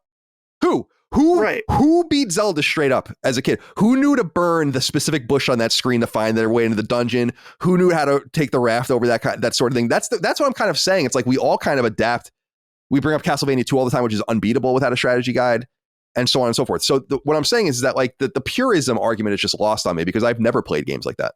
I've never been like a purist. There are the amount of games where I go into totally blind and really want to experience it as it is, like, are smaller than the games where I want to see them in a complete way and efficiently, so that I don't have to spend an enormous amount of time with them. So I remember when Mega Man 10 came out back in the day, for instance, I played that game totally blind, and I was the source of all of the boss strategies in the order that you're supposed to beat it in. I'm the one who got all that stuff on the internet first, which was awesome. And that was so fucking fun and cool for me. But those kinds of games are rare. I'd rather defer to someone else and enjoy the game more, you know? And I say that as someone who wrote a lot of this stuff and knows how much people churn through them and rely upon them. So I don't really, it's not like I understand people's position on it, but I'm not really ashamed of it at all. You know, it's like, it's just the way I enjoy playing games. We're playing the same game. We're experiencing the same story. And frankly, and I remember making, because Micah would say the same thing, and I remember making fun of her in Persona 4, where it's like, yeah, you didn't follow a guide, you missed all these characters. I did follow a spoiler-free flowchart, and I met every character in the game. So how is it that you saw the game better than I did? You know? Because she experienced it through the way it was intended with its gameplay that was designed for you to play. But she didn't she didn't do half the things in it. Because she was inefficient. That's part fine, of the design is not necessarily that you meet every character. So, but I'm seeing all of the content. True. I guess it depends on what you would want more. Which also, by the way, side note, I don't think this will sway you in any way, but for anyone out there listening, to my understanding, Persona 4 is very rigid in its schedule. You can not see everything if you with the guide, as we thought. Right. Yeah. To my understanding, Metaphor is way more forgiving, and I'm hearing that people having a lot of extra time towards the end of the game without using a guide. So, again, I'm not trying to sway you in particular, Colin, but I'm saying is that what I can tell right now, and I'm curious from people who beat the game, is that you could theoretically see everything in the game and not be 100% efficient and still see everything. Sure, you could. But this is an important caveat, is a calendar-based game like this. This is why I brought up when I played Trails of Cold Steel, which is very rigid too. If you play, my favorite game of the year is Final Fantasy VII Rebirth. I played Final Fantasy VII Rebirth totally raw dog. I didn't look at anything for it. Because not only did I know I wasn't going to get the platinum trophy in it, I don't really give a shit about that in games that I'm really excited about anyway. It's like when The Last of Us comes out, I just play that, and then I'll play it again, no doubt, and then I'll get all the collectibles or whatever. So there are games that I encounter like that, but they're not time limited. It's up to your own explorative like ability. So if you're in The Last of Us and you miss a collectible, it's because you didn't explore enough. It's not because you made a bad choice, you know? And and Final Fantasy VII Rebirth is the same way, where it's all these isolated places and it's very clear about what you're supposed to do, and there is no need to manage any of it.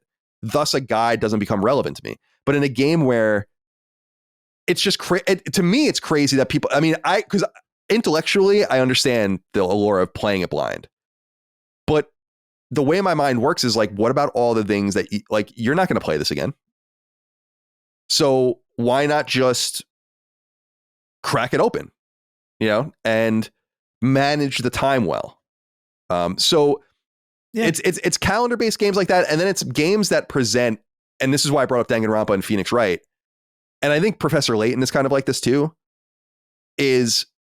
It's linearly presented, and you can kind of follow a flowchart that also doesn't spoil the game. It just tells you the outcome, or of like what you're supposed to be, where you're supposed to be next, so that you end up there, you know, as opposed to like going from place to place in a Phoenix Wright game and just clicking on everything like an adventure game and being like, well, I don't know what the fuck I'm supposed to do. It's like, just look at the badge and then move to the next screen and enjoy the story. You know, that kind of stuff. I like writing that kind of stuff, or I don't do it anymore. And I wrote a lot of that kind of stuff. And that might be the allure of why it is that like that for me. I loved spoiler-free walkthroughs. That was a whole classification on GameFAQs back in the day too. But I understand I'm confused why people use the guides I used to write and why they were so popular, because they did tell you everything. You're going to walk into this room in Fallout 3. There's going to be these things on the shelf. This enemy's there. He's equipped with this, that kind of stuff. But I don't give a shit about any of that. But I also don't judge that, because that is the bread and butter of a lot of these guides, and people do. The reaction to the tweet, in other words, is not indicative, I don't think, of the way people really play games per capita. And I was heartened to see, maybe I was scrolling through the responses today. There was hundreds of them, and maybe 1 in 10 was nice, you know? So there are some people that are like into it, but to each their own. I just think, judging the way people play games and see them is fine. I think we all do that. If you feel like I saw a game differently, that's fine. I would argue, I will see Metaphor more completely with virtually no spoilers than a person who might play it raw dog. I'm not reading a novelization of the game. It's simply telling, because even later on, so to your point, because you're right, and the things get a little longer later on. I'm just turning to a random page here. So it's like 9:13. Talk to the levelist Mark. Talk to the levelist to mark his gauntlet runner on the map. Talk to Rudolph to mark his gauntlet runner on the map. Accept the side quest Warmth in Winter. Accept the side quest Proof of Power.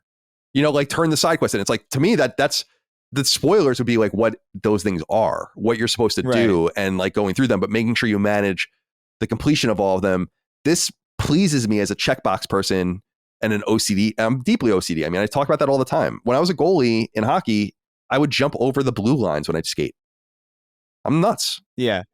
You know, think, like, so do you think a lot of this is, do you think a lot of the response is from the fact that you just physically printed the sheets out? Because I think that is the most unhinged part of it, to be completely honest. That's true. And that's a good point. But I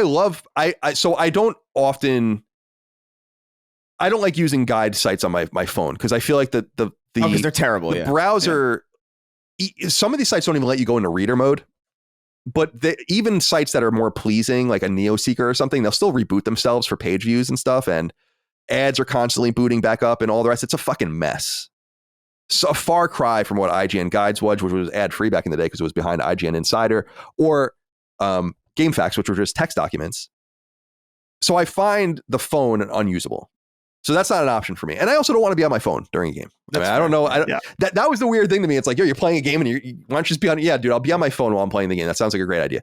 So the other option is a laptop, which I do sometimes, especially when if I have to use video guides. Like when I was playing some of the boomer shooters I was playing earlier this year, I'd play through a stage and then I'd go and look at a stage walkthrough to find all the things I missed. And I'd play through with the walkthrough just to make sure, that I got everything. And that's convenient to do with a laptop. But when I just have spoiler-free stuff like a Danganronpa guide, Persona 4, Trails of Cold Steel, I printed them out, all of them. And then I just sit there with my controller and a clipboard like on the table, and then I just know the next thing on the list. And when that pops up, I go and I'm like, okay. And then I make note of the next thing. Sometimes it takes 5 seconds to get to the next thing. Sometimes it takes an hour to get to the next thing, but you kind of occupy your mind with it that way. You know what to keep an eye on the list and that you're on the right track. And it's just easy. And I like the tactile nature of checking things off. It's the same reason why I write I write notes. I love writing and paper. It's just I read books instead of reading, digital stuff. So, but that you're right. That is a controversial element of the entire situation. Colin, I think that you're bringing up that people are, and maybe people are saying this in your tweet, you would know better than me, that the problem is that you're spoiling the story for yourself. Mm-hmm. I would argue that's not a sensible argument at all, because even I understand that. I know that your guide's not spoiling the story. It's what I said earlier. You could use the word spoiling. You could say removing. It's more about removing an element of gameplay, which what's funny too, hearing about you using guides for Phoenix Wright, that is actually way more crazy to me, because that tells me you don't like Phoenix Wright games. Well, I would write them. You like the story. Yeah, the gameplay is clicking around things and discovering things. Right. But that's what I love about Danganronpa too. Right. And if that's fine. If you want to just see the story, then yeah. But I also got a lot of edification of writing those guides, because I knew that a lot of people, they were popular, and I knew a lot of people, it was literally just a list of like this, and it's not spoiling anything except for, it's literally spoiling what you're supposed to do next, I guess, or what you're supposed to look for, but it's not telling you any context. It's just keeping you from frustration. Right.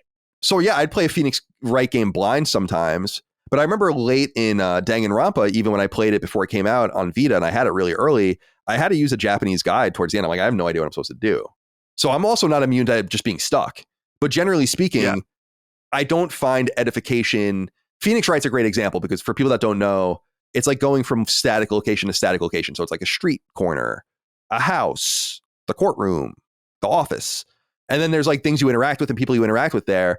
And it's an adventure game. You can just kind of click around and really endlessly not know what to do. And I found a lot of gratification of writing this curt list where it's like, this is the most efficient way to play Phoenix Wright.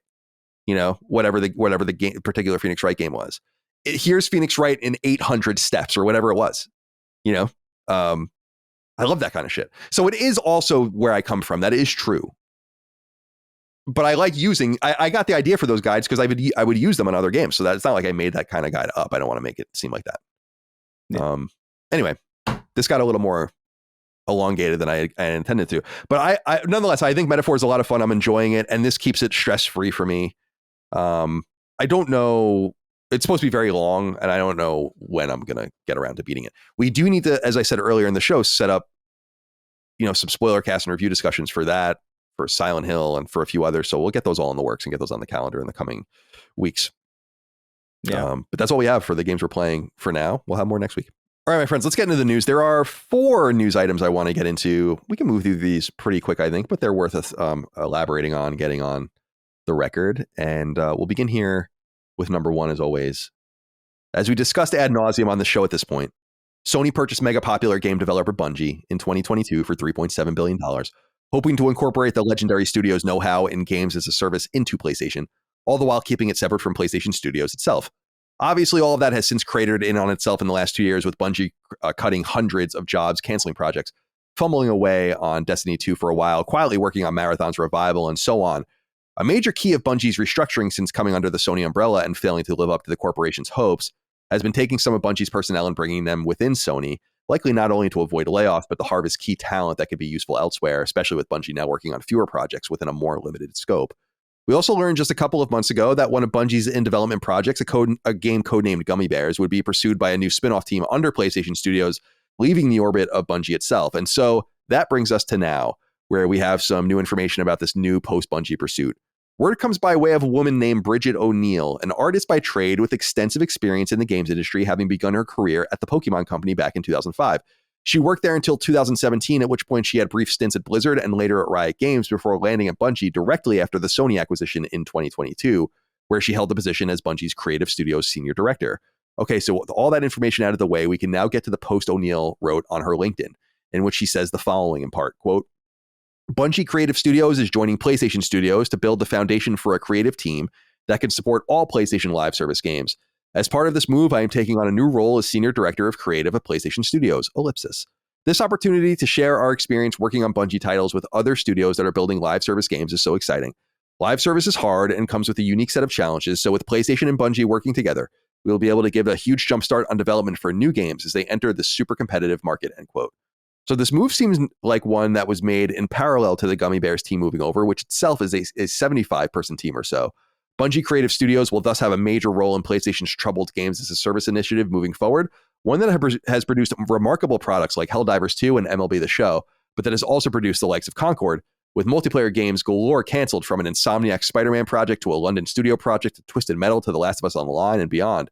What this all means remains to be seen, of course, but it can easily be read as Sony continuing to try to extract maximum value out of a product that it overpaid for and which hasn't delivered. Mickey Azalea wrote in on Patreon, said, hello, Holy Trinity. With the recent news that Bungie Creative Studios is fully transitioning to PlayStation Studios, what do you think the end game is here? Do you think folks are joining Sony for the stability and possibly even a pay bump? It kind of feels like Sony is squeezing every last drop out of the takeover. I mean, partnership, doesn't it? Thanks, boys. Well, you're joking because you say takeover cough. I mean, partnership. That partnership's done. Yeah. Bungie failed to live up to any sort of expectation. And so Sony is definitely harvesting them now. But I don't think they're harvesting them to kill them. I think they're harvesting them to gain value that is not going to be needed there anymore as they work on fewer projects. Chris, I obviously have to get you on the record here. What do you think of this? Do you know much about Bungie Creative Studios or what the initiative was there and what you hope to see out of this? It's funny. This whole Bungie Creative Studios, I was looking into this, is like, this is not something that has ever come up ever in my history, like even looking into this studio. So it sounded new to me, like entirely. It's never come up in Vidocs. It's never come up in like community. Maybe it has always just existed and people just never referred to it. I don't know. But the way that ultimately that I see this is kind of the obvious way that everybody's, I don't know if it's necessarily an interesting take, but I do think that this is ultimately, this is extracting value. Like, they obviously fucked up. They obviously just didn't meet their projections, massively so. But they also paid a lot of money for the studio, which objectively does have a lot of talent. And I think that's what they're trying to figure out, a way to like maximize the value out of this, out of this ill thought out purchase. And this is the way that they're figuring out how to do it. And this is the route that they're taking. But as far as the name, like the moniker Bungie Creative Studios, This is entirely new to me. I don't. It doesn't even sound remotely familiar. Yeah, I'm looking at Bungie Creative Studios comes up sometimes when you like Google it before this month, but not really. Everything even that comes up seems to be post-dated, so like it's dragging back in Google a little bit in the spidering. But yeah, I didn't know if you had any insight into this because I really don't myself. I looked up this woman. She has extensive Moby Games credits for Pokemon games, but she really doesn't have anything since then, actually, since she left the Pokemon company. But Dustin, what do you think? Anything you want to add to this? I feel like it makes sense that a few weeks ago we were hearing about Bungie having all these different projects, some of them canceled, some of them moved over to PlayStation internal. Of course, we still have Destiny is trucking along and Marathon. So it seemed like at one point Bungie was setting itself up to be this multi-team, multi-game studio. And that's maybe where some of this Bungie Creative Studios comes from, is that like, okay, this is the overhead team that kind of manages and works on the different live service elements and stuff of these projects. And with the Bungie reckoning and now kind of moving one of the most promising project over and now having Bungie proper focus on Destiny and Marathon, would make sense that they don't need this kind of multi-team structure necessarily in place anymore. And being that Sony bought Bungie to have all of this expertise in live service, if that's where those people are, then yeah, it would make sense at this point that they would move them over to just kind of be like, yeah, you guys are helping with all of our live services now, since that is one of the main reasons we bought you.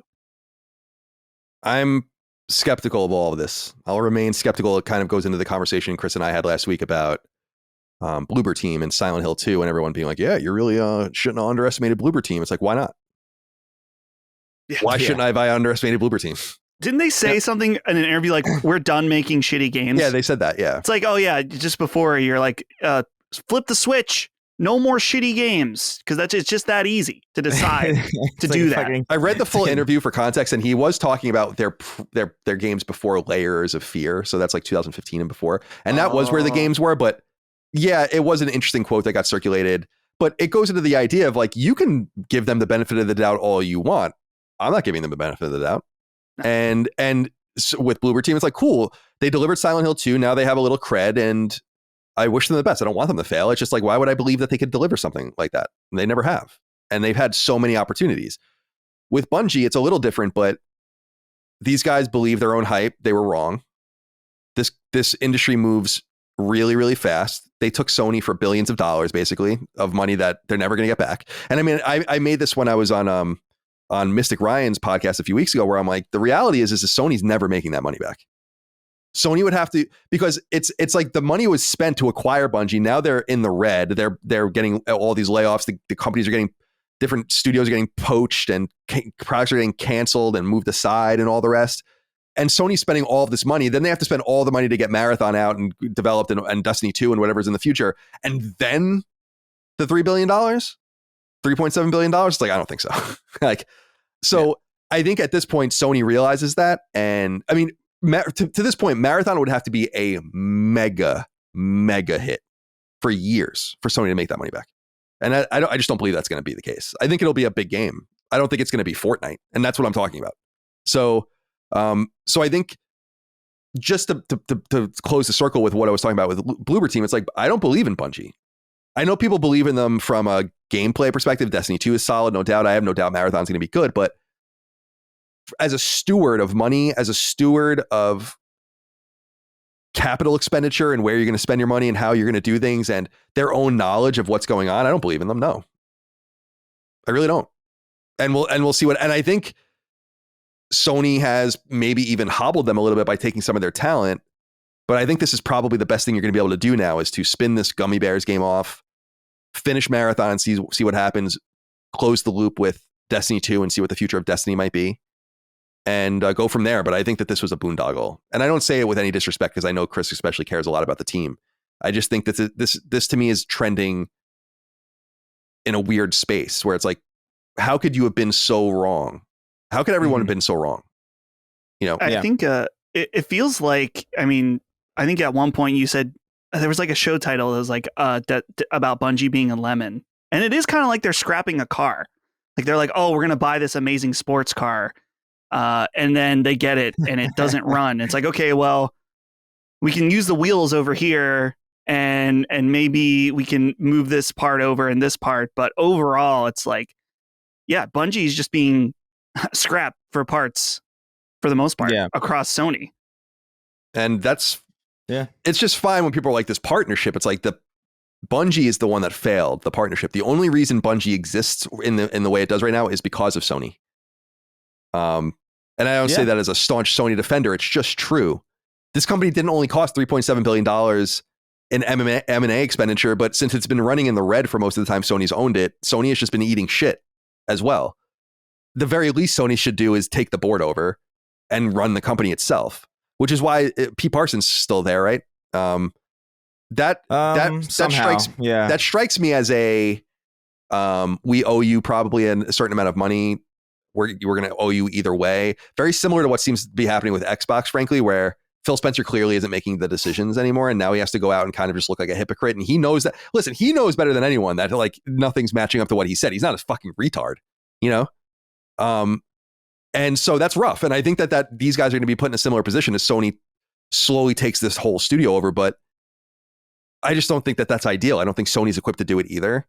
And they should have just never bought the team.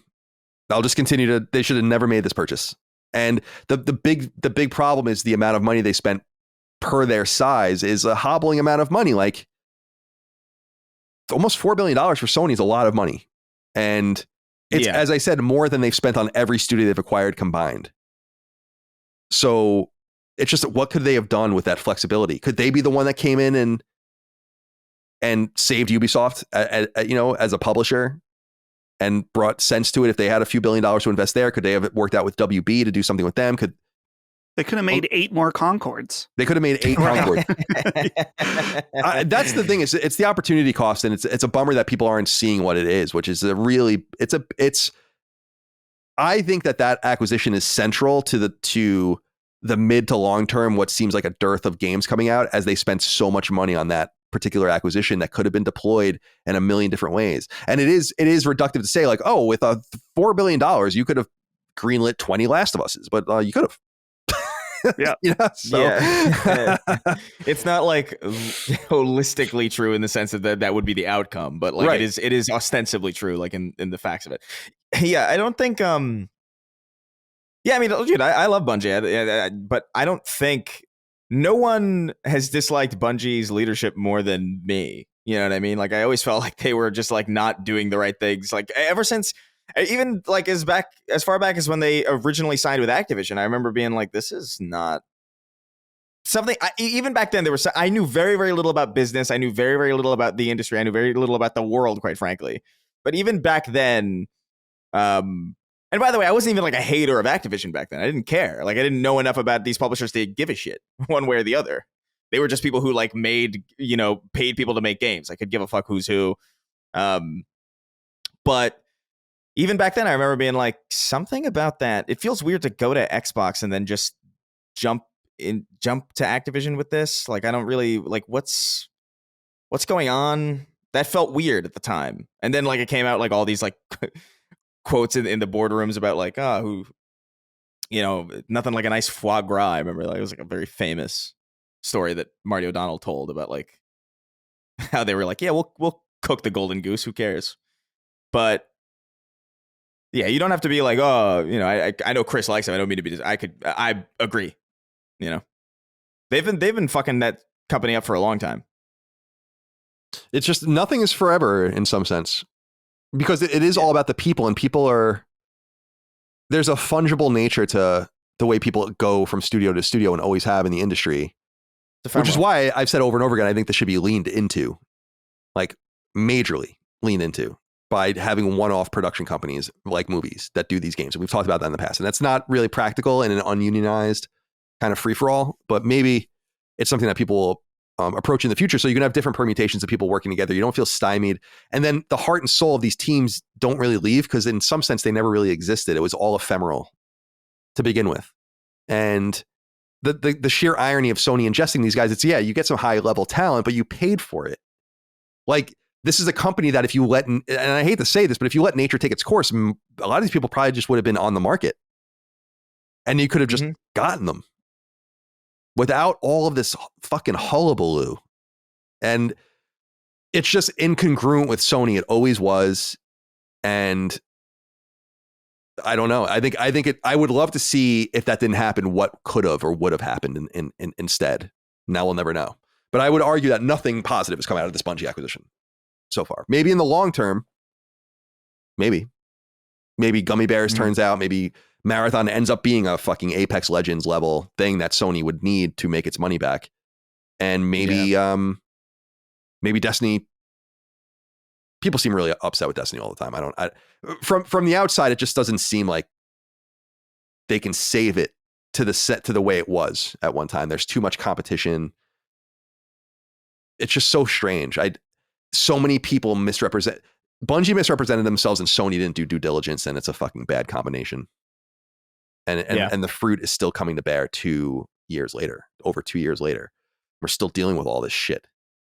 Yeah. That's a takes two to tango type situation because either one of them could have nipped it in the bud. You know what I mean? Like Bungie could have not misrepresented themselves, in which case they would have been bought for either a more fair price or they just wouldn't have been bought at all. Or Sony could have done their due diligence, and then they would have noticed that something was wrong immediately. And neither party acted responsibly, and that's kind of what you get, you know? Yep. This is the situation. Well said. Yeah, it's a bummer. So we'll see how this all continues to play out. Word on Marathon is it got delayed, right? Out of 2025? I think so. I thought so, but doesn't matter. Maybe. I haven't been keeping super... And I do think that they have an advantage with Marathon just being Bungie, where they will get more players simply because of that, by virtue of that. But you have to keep them. And it's going to be tough, I think, because it's just the market's so competitive, man. It's just the wrong place to be. Anyway, we'll leave it there. Yeah. Number 2. Insomniac Games' Spider-Man 2, launched on PlayStation 5 in the fall of 2023, just last year, is officially coming to PC. It'll come to both Steam and Epic Games Store on January 30th, early in 2025, and is being chiefly worked on by Sony-owned European-based port studio Nix's. In a brief statement on the official PlayStation blog, Nix's community manager said in part, quote, "We are excited to continue this collaboration and bring Marvel's Spider-Man 2 to PC with a suite of enhanced features, including enhanced ray tracing options to take full advantage of a variety of setups and configurations. Stay tuned for more details on features and recommended specs closer to launch," end quote. The PC version of Spider-Man 2 will be available in both a standard edition as well as a digital deluxe edition. The standard edition comes with everything already in the PS5 version, in addition to the core game, including New Game Plus, 12 new suits, and more. The digital deluxe edition comes with all of that, plus a ton of new suits, extra skill points, and more. So, apart from some of the predictable drama surrounding another first-party game, a Sony game coming to PC, this time around faster on the heels of its console release than usual, there's something else buried in this blog post that some people have picked up on, that Insomniac's support for Spider-Man 2 is officially over. Insomniac's community manager writes in part, quote, "While we have no additional story content planned for Marvel's Spider-Man 2, we're delighted to bring all of our previously released post-launch content to the PC version," end quote. This is substantial because unlike the original Insomniac Spider-Man, which launched on PS4 in 2018 and later came to PS5 in 2020 and PC in 2022, Spider-Man 2 received no expansions or meaty DLC of any kind. This is particularly noteworthy because in the hacking of Insomniac that occurred late last year, information was leaked that goes into some detail on what the studio originally had planned for Spider-Man 2. Like the original Spider-Man game, Spider-Man 2 was at one time slated for 3 DLC expansions, with storylines surrounding Carnage, a villain named Beetle, and a connection to the Spider-Verse world. Remember that the leak also discussed an interstitial Venom game that was assumed to be Spider-Man 2's Miles Morales, an interstitial smaller and cheaper product between, in this case, Spider-Man 2 and Spider-Man 3. Leaks from the hack also showed that Sony was even considering splitting Spider-Man 3 itself into 2 pieces, released a year apart, though it seems to have backed off of that plan, and was also at one time had Insomniac working on a Spider-Man multiplayer project that was likewise canceled. Taken into consideration with the absence of any information about Wolverine, more concrete details about Venom, and even word out of non-Sony Marvel-related projects like Blade that delays are incoming, perhaps all stakeholders are now reconsidering their buy-in into a very popular IP that nonetheless comes weighed down with substantial licensing costs and high consumer expectations. All right, so there are 2 key parts to this story. the PC release, and then the lack of Spider-Man 2 content. So let's split them up and start with the PC release. Blue Moose Begins. It says, hey, super sacred studs. With Spider-Man 2 announced for PC only a year from launch, we are seeing shorter and shorter port times than ever before. Do you think we are close to PlayStation single-player games launching on PC day one? Love all the amazing content and stay sexy, my friends. Yes. But I wouldn't read too much into this one, Dustin. For this reason, the licensing costs on Spider-Man are very high, and they exist regardless of how the game sells. It's not contingent on that. It's contingent on, X amount per game sold, but you're going to owe this money nonetheless. It's a lot. We saw in the Insomniac leak that it's like $100 million for the original Spider-Man or something like that, which is a lot of money. That could be the entire margin, So I look at them releasing on PC quickly to just make that money back. Spider-Man 2 sold very, very well.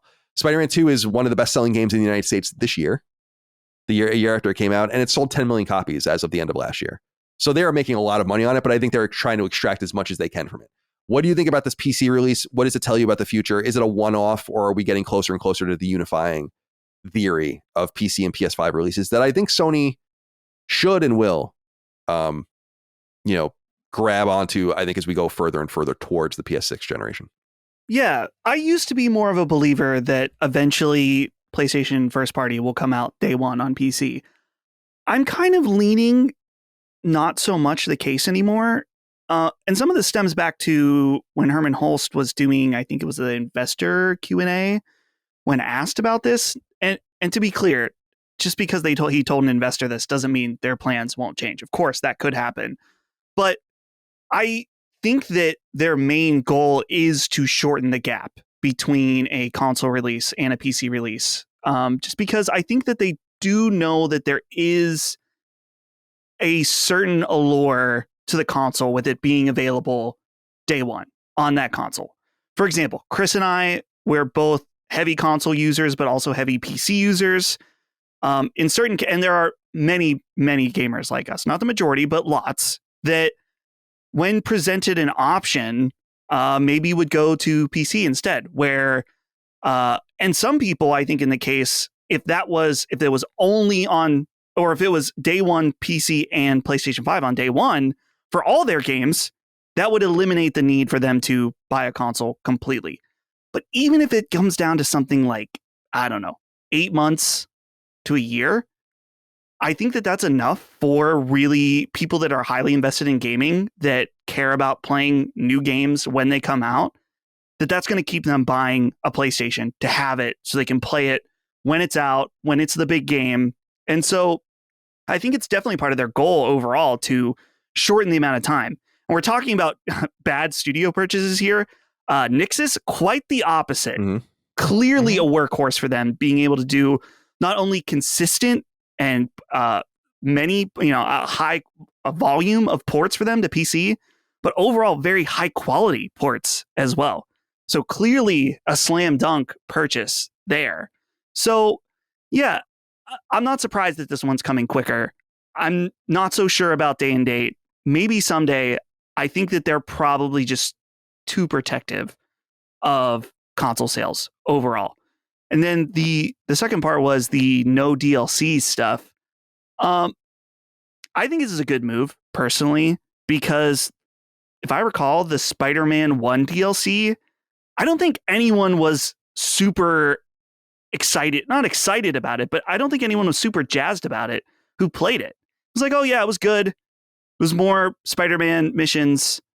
You can kind of take it or leave it. And I wonder too about how much that DLC even sold, because I really liked both Spider-Man Miles Morales and Spider-Man 2, but that first Spider-Man DLC has kind of moved on at that point. And so I could see that if they're looking at the numbers and being like, well, maybe instead of doing a DLC that only a small portion of the audience will buy and play, let's just put all those resources into whatever the next game is, whether it's an interstitial like Venom or straight to Spider-Man 3 or whatever, just because it would make more financial sense to get that game and thus more games out sooner, full games, than taking time on DLC that only a small portion of the audience will play. Yeah. I want to get more into that. Because there is a lot to say there as well, just about we got such a fascinating glimpse from the Insomniac leak into their frame of thought, but at particular times, and we don't know how they evolved or like what happened. Like seeing the Spider-Man 3 being split in a 2-part experiment, so interesting. It's so interesting to see them talking about all this stuff behind the scenes and how fucking catastrophic that would have been. I think that would have been a horrible thing for them to do. Do you have anything you want to add, Chris, on the PC side of things? I have a little bit I want to say about this, but I want to get you on the record first. I mean, I don't know if I have much to say necessarily. I do think with PC stuff, I'm more in the camp with Dustin, where I feel like I don't know what the incentive necessarily would be to just go day and date immediately. I do think the window will continue to shorten, but I do think a delay is in some way, like, you already kind of see it. You already see people talking about how, like, well, what do you even need a PS5? If everything eventually comes to PC anyway. And it's like, I get that argument, but there's always going to be an audience of people who just wants to jump in immediately. And there's always going to be those early adopters, the people who really kind of keep things moving. And they're a very important audience. And I think PC is going to remain important as a place to kind of get more ground, get more people invested in your IP, get more people invested in your ecosystem now with like the PlayStation kind of launcher thing or pseudo launcher, whatever it is, that they're trying to get more people signed up on PSN on PC, to essentially future-proof them for a point in time when inevitably these consoles will probably meld into something more unified. But I do think there will always be that delay, except for live service, like we saw with like Helldivers and things like that. I think those are obviously day and date, and they should be. But first party, like stuff like God of War, I don't know. I think you kind of want that delay a little bit, even if it's just a few months. I feel like there's none of us really talk about it like this because there are people that are very militant about this one way or the other, specifically militant about these games not going to PC. But I think that the way this thing is kind of coming through and shaking out, I think should lower the temperature of all the different arguments and make it much more of an anodyne sort of thing that doesn't affect anyone, really. What I mean by this is, if people make fun of some of the games going to PC and be like, look, no one's even playing this fucking game on PC, like no one's playing Until Dawn or no one's playing this. I'm like, okay. So no one cares. Right? So if the game's going to PC and no one cares, then no console sales were lost there. Surely. I mean, if no one's playing the game there to begin with, then no one was going to buy a console to play this game to begin with, is what you're saying. So then it shouldn't matter. All these arguments are kind of decaying. Because the big thing would be is if these games are coming out and killing on PC. And the only game that really, they killed on PC more early, like Horizon, Days Gone, I think was one of them, because they were early and I think they were novelties. And then you have games like Helldivers that are multiplayer games that really relied on PC for success. There's no doubt about that. But I think generally speaking, you look at it and you're like, people from the PlayStation side that are very militant about it say like, we don't want to injure the PlayStation ecosystem by making these games available on PC. But then you look at the PC sales and you're like, well, they're not that good. I mean, it's free money, basically. It's nice. It's revenue, millions of dollars here, hundreds of thousands of dollars here, whatever. But it's not doing much. So it's not affecting anything. It's finding people that are literally just stubbornly on that platform, which is their right. I'm stubbornly on my platform. But I don't think it's upended the apple cart, as it were, like a lot of people thought it would. And now, so we say that now, and the next part of the experiment, in my opinion, is doing day and date. Then you see, with a big game. And will it happen? I don't know. I think it will. I don't think it's going to happen with the big games first, but I do think eventually it will be more common. And I personally embrace that even more than I used to from a financial reality situation, because it's becoming increasingly clear to me that PlayStation players are PlayStation players and PC players are PC players, that there is crossover between them, but not much. And that they're going to be where they are. It's like Steam and Epic Game Store. People didn't even want to make that leap. They wouldn't even download free games. Yeah, that's true. Yeah. People are where they are. I think that there's like this idea of mobility between platforms is something that's propagated by a small core of players that do play on everything. And that's totally cool, but you're not nearly anywhere close to a majority of people that play games. And so I think that I just think it's good. A new experiment's about to be open in November with Switch too, where I think Switch, specifically the next one, should be a prime location for ports, in my opinion, of PlayStation games. And see what you can do just to continue to extract money out of those platforms with, I think, a somewhat isolated group of people that are either already owners of the console because they're enthusiasts or just want to be on their platform and will play what's available there. So from that perspective, I just think I'm more bullish than ever because I actually do think there's a major differentiation. I thought for sure there would be some sort of decay and some sort of influence on PS5 sales by doing this, but I don't see that. What you see are declining sales for hardware across the board, and the hardware declines are the least pronounced with PlayStation. They're way worse with Nintendo, which makes perfect sense rather because the Switch is really fucking old, but it's also worse with Xbox, which is worse continuously. So even doing this, even being more open to agnosticism hasn't affected the consoles, in my opinion. That's the way I read it. At Sony, they're obviously gonna have better data, but that's my kind of reading of the situation. Just to add, Colin, too, is and Chris touched on this because there's always the people that are like, you'll need a PlayStation, just buy a PC, buy all your games there. And you're right that I think Chris and I do represent a very narrow group of people that have all the consoles, play games at different spots.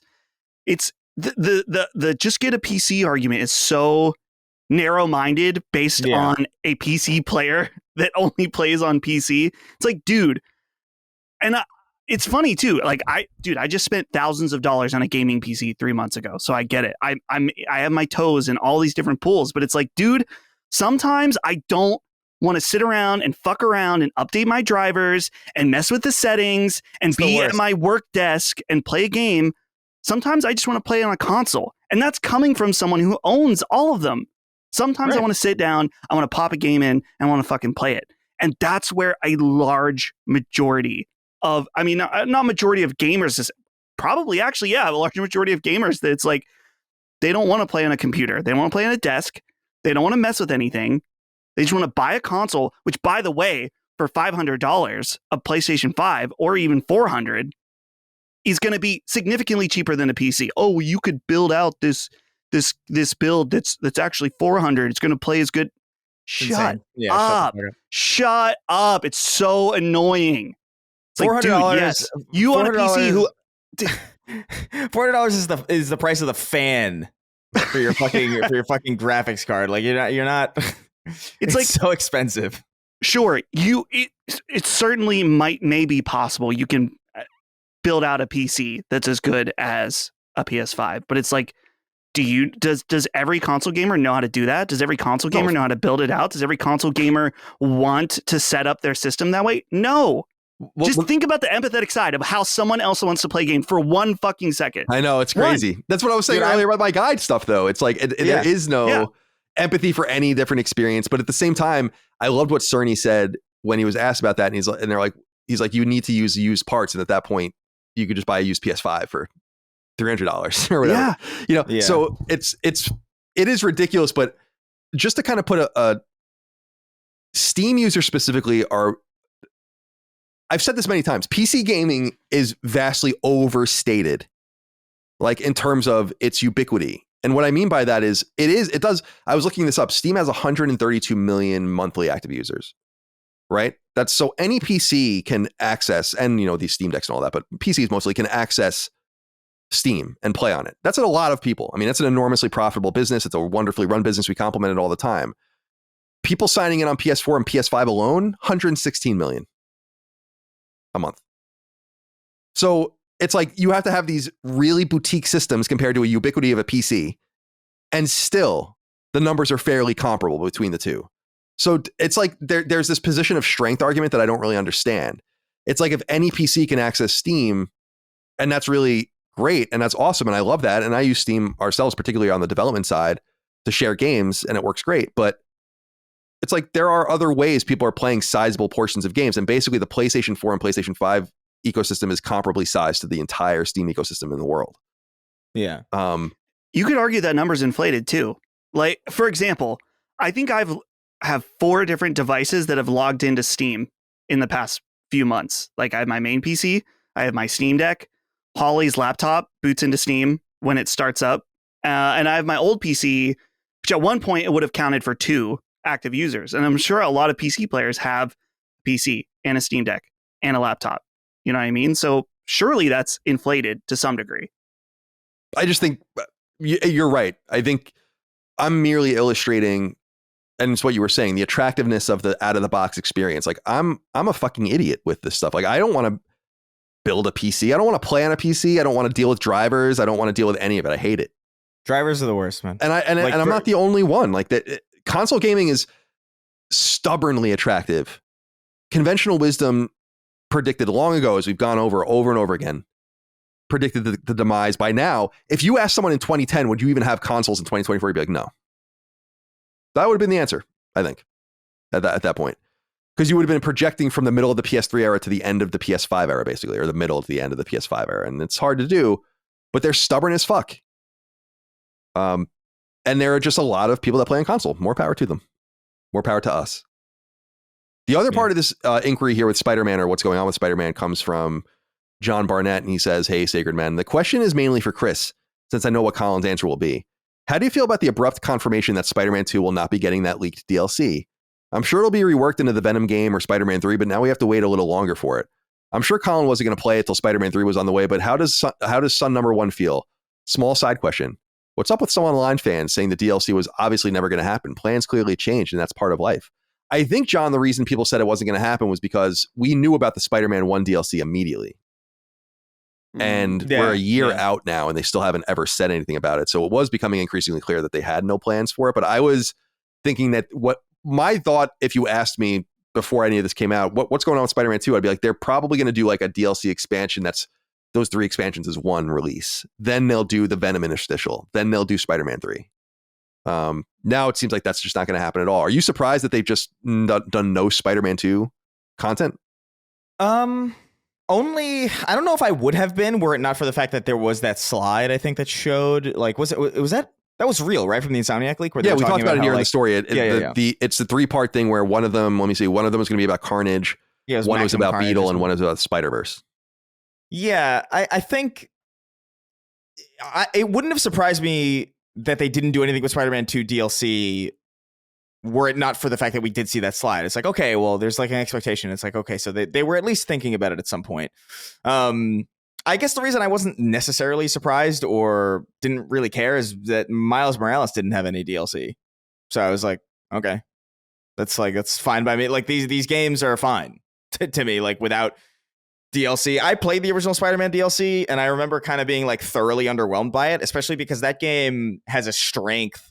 That first Spider-Man PS4 game has a really, really amazing strength in its narrative, in its pacing, and it's like specifically like it is paced wonderfully. It does not overstay its welcome. It is exactly as long as it needs to be. And the DLC takes a game that ended on like a really high crescendo, like a really good emotional point that was like really, really satisfying to close, and then was like, let's keep going.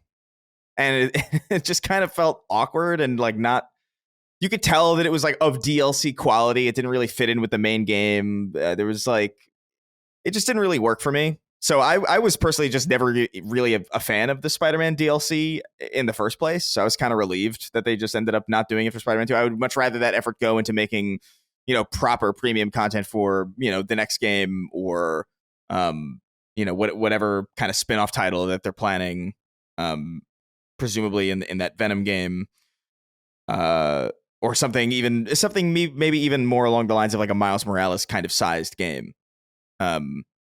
So it didn't really bother me. I don't think Spider-Man is a game that lends itself well to DLC. I feel like Spider-Man is one of those things where it's like you want a Spider-Man game to be complete when you get it. You don't necessarily want to be worrying about like cyberpunk level, like, oh, there's going to be an extra story thrown in here. It's like, it's Spider-Man. Like, we don't give me a beginning, middle, and end, and I'm good. Yeah, I'm looking at I was like, how did they incorporate the DLC if you played the base game with the DLC available? I was like, did they incorporate it? My trophies indicate that you have to do the DLC or you do the DLC after the main game itself. Because I replayed Spider-Man obviously on PS5 in preparation for Spider-Man 2, and I don't give a shit really. It is interesting that they kind of confirmed it in passing and put that to bed. And since they suffered such a catastrophic leak as a studio, we simply know for a fact that at one time they had a totally different plan in place. And it does beg the question to what Dustin was saying earlier. Is there just it might not be worth it. Like there just might not be money there. If you're already selling 10 million units of a game without any expansion plans, maybe people are just satisfied with that. But then you look at it from the other side of the same coin where it's like, well, now those are 10 million plus potential customers of another $20 pack, but maybe people are just not that into it. They clearly with the cancellation, Venom's gone dark. The Spider-Man 2 DLC isn't happening. The Spider-Man multiplayer game was canceled. So clearly they are scaling back in some substantial way with Spider-Man, which I think is wise, especially with cost out of control. And that might be another reason why the DLC never happened. Because the game was, what, $380 million or something to make? Jesus or something Christ. ridiculous like that, $320 million. And it was over budget. It was over time. So they just might have been like, we got to just move on. All right. Well, Spider-Man 2, PC, Steam, and Epic Game Store, January 30th. Number 3.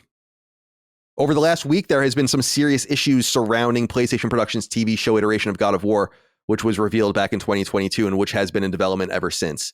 The news first began right after we recorded our last episode of Sacred Symbols, in which film and TV industry website Deadline reported that the God of War TV project, which Sony is collaborating with Amazon on for its future appearance on Amazon Prime, lost basically its entire leadership team, including its showrunner and multiple executive producers.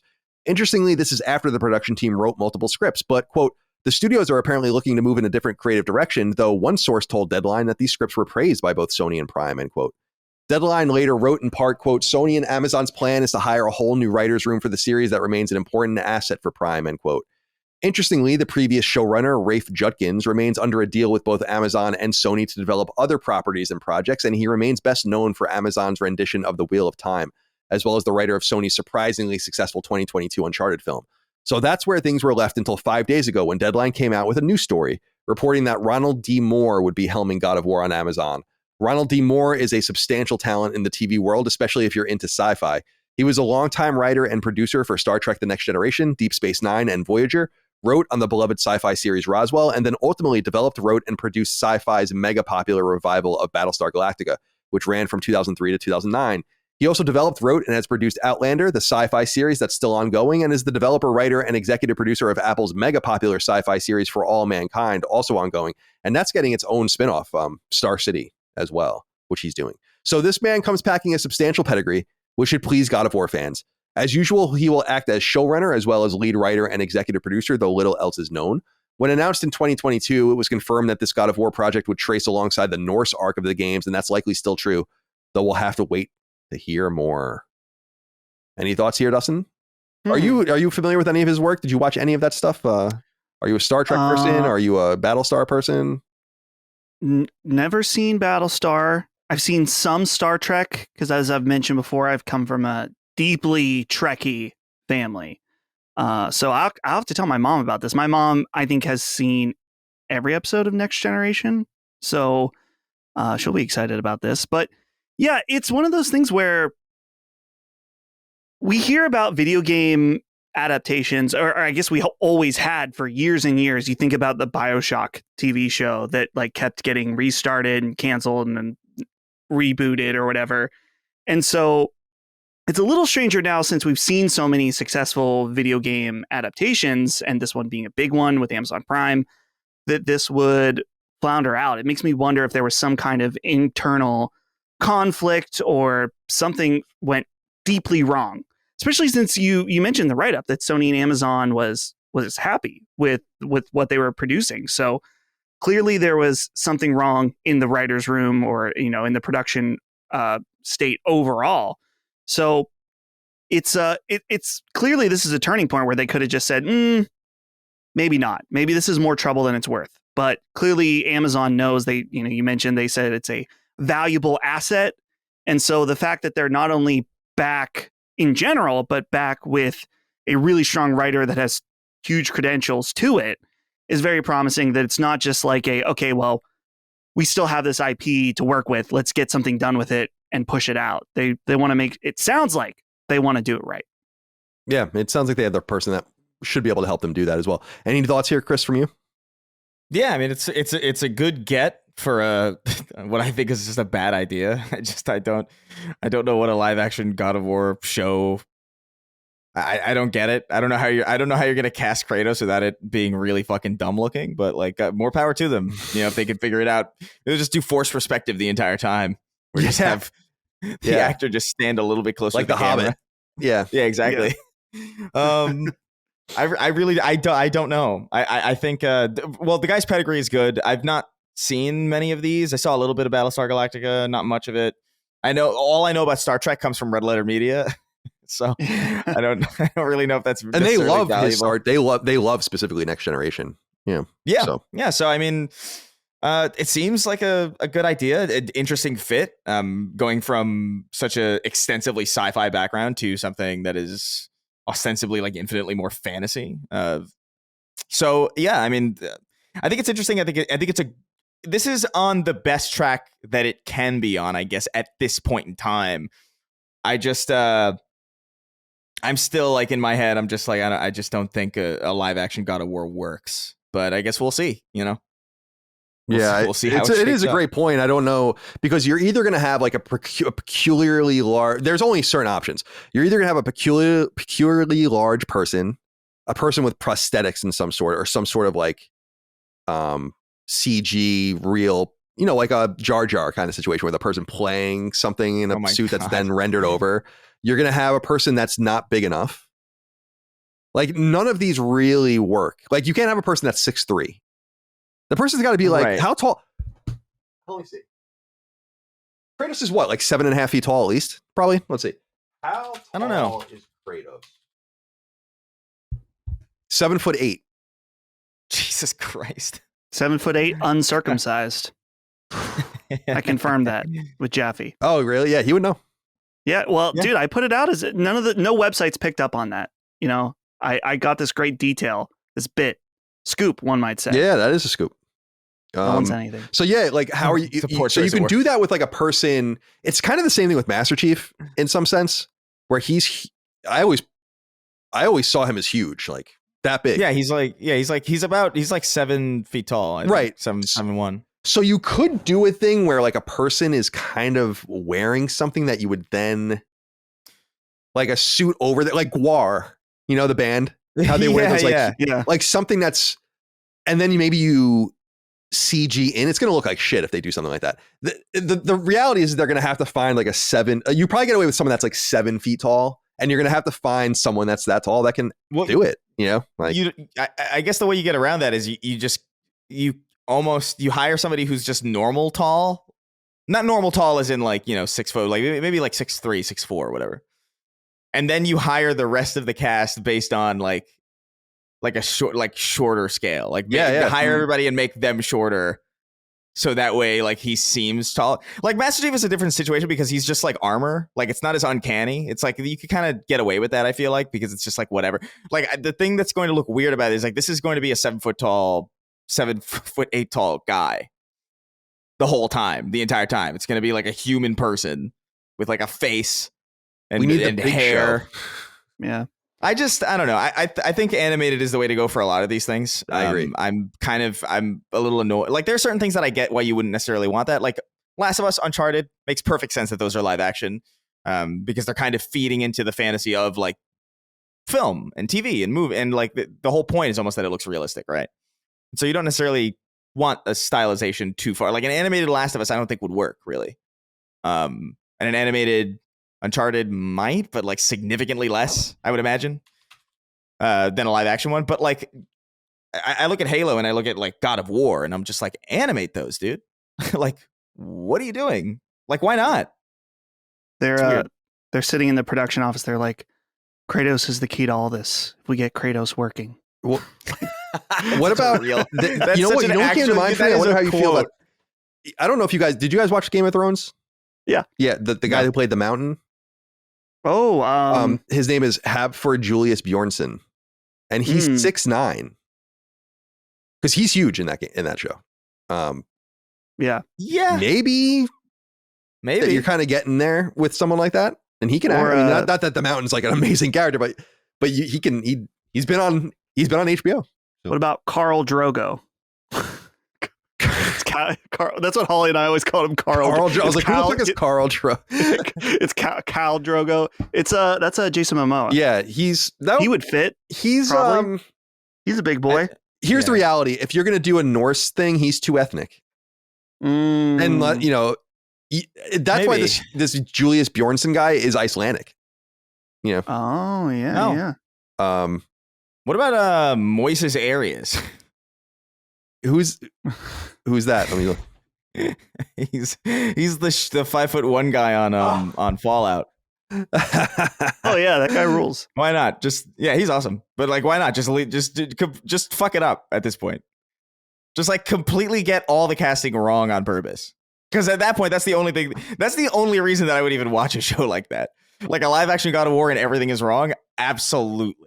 I'm in. I'm in day one because you're not going to get it right. You're not going to get it right. Animations is the right route for God of War, I think, just because. But I don't think it's going to be attractive to many people. Like it's not going to be like a Fallout level show or a The Last of Us level show if you do something like that. You're right. I think they know that, but right, yeah. But they're going to have a lot of problems, I think, with the show. Kratos is just one of them. It's just. The whole Norse setting is just think about it. It's like all snow. You have to film it in certain places on location or have very complex CG. It's like it would be like filming something like a really big budget thing like the Game of Thrones in really exotic places. Yeah. And then you have all these mythical creatures and monsters. It's going to be it reminds me a little bit of Horizon in that if you're going to do it live action, you got to spend a lot of money on the effects. It has to look real. And I think you can't make the real robot dinosaurs, but you can make like Jurassic Park style prosthetic dinosaur kind of things for close-ups and all of that and do shit like that, which I think would be really cool. And I hope that that's what they do. And then battle scenes that would, whatever that would be like more CG, but you got to spend to make it look real. That's going to be an easier project for them to do because that could just be filmed in like the United States somewhere. You gotta get George Lucas in there. You gotta get him and his expertise. Yeah. In making it CG. Rhymes. Yeah, he could be in there. God of War, it rhymes. The old games, the new games. That would be awesome if he did that. I need Kratos's. I need his veins to be more vascular. I need his veins to rhyme. They don't wear underwear in Norseland. There's no jiggling in the Empire. Norseland. That's what George Lucas called it. Norseland. It's Norseland. We've got to put Kratos, and we got to make him big. We got to make the little boy even smaller. Can we make him smaller? Is there a way to make the boy small? It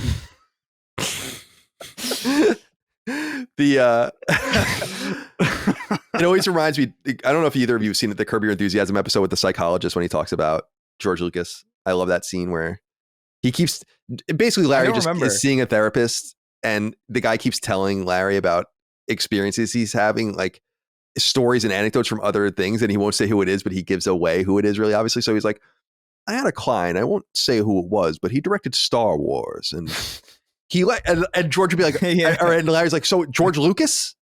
And he's telling him like all these stories about like how George Lucas gets prostitutes and shit like that. It's so funny. And he's like, are you telling people stories about that with me? I'm the guy from Seinfeld kind of shit. Like, that's awesome. All right. We have inquiries here. Okay. Connor Reese wrote in and said, greetings, gentlemen. I wanted to chime in regarding Rafe Judkins existing as showrunner on the God of War TV series. For me, this is great news. As from the TV series. For me, this is great news. I'm a fan of the Wheel of Time books, and what Rafe Judkins has done to the show as showrunner for Wheel of Time on Prime Video is borderline a travesty. So him no longer being involved in God of War is excellent. Now, the fact that Ronald D. Moore has stepped in as new showrunner is even better news. I think he has done. I'm sorry, I can't read. I think what he has done with For All Mankind as the creator and showrunner for that series is really, really solid overall. I'm looking forward to seeing what PlayStation Productions has in store for the God of War TV show, and I think Ronald D. Moore is a solid pick to fill the role of showrunner. Here's hoping they do not ignore the Greek arc of Kratos' story and only focus on the Norse arc. Cheers and have a great weekend. I think they should just focus on one, and I think the Norse arc is more interesting. And that's flashbacks. Yeah, the flashbacks would be cool. Yeah, sure. So yeah, I know that Wheel of Time show, I don't know anything about the Wheel of Time. I do think that the book was finished by another author, right? The guy died, and then the Wheel of Time books were finished by someone else. I'm pretty sure that's true. I don't know anything about the Wheel of Time. I know that people hate that show though. Like, I've heard, right? Like people, and the show is ongoing. Like the show was renewed again, I think. So he's doing that, and he's busy with that. I don't know, but I'm pretty sure the Wheel of Time was written by two different people. You are correct. Yeah. Well, it's correct that he died. And then before he was unable to finish the series. Yep. Right. And then so I understand people's consternation with that, and we don't have to worry about that anymore. But the better news comes from Joshua Tull, and he says, "Hello, gents. It's been reported and confirmed by Variety, Deadline, and other outlets that the God of War TV series adaptation of Amazon is being taken over by Ronald D. Moore. Moore, known for his work in TV on the Star Trek and Battlestar Galactica franchises, is taking over the show as a writer, showrunner, and executive producer. Colin is a fellow Battlestar Galactica fan. I must say this news has now piqued my interest in the adaptation. Moore is among the greatest storytellers of all time in the TV space, in my opinion. How does this news strike you? Thank you. It's great news. I mean, I'm not a deep sci-fi nerd with Star Trek and all that kind of stuff, but I know that people love specifically Next Generation. And Voyager and Deep Space Nine have their audiences too, and he was a pivotal person on those productions.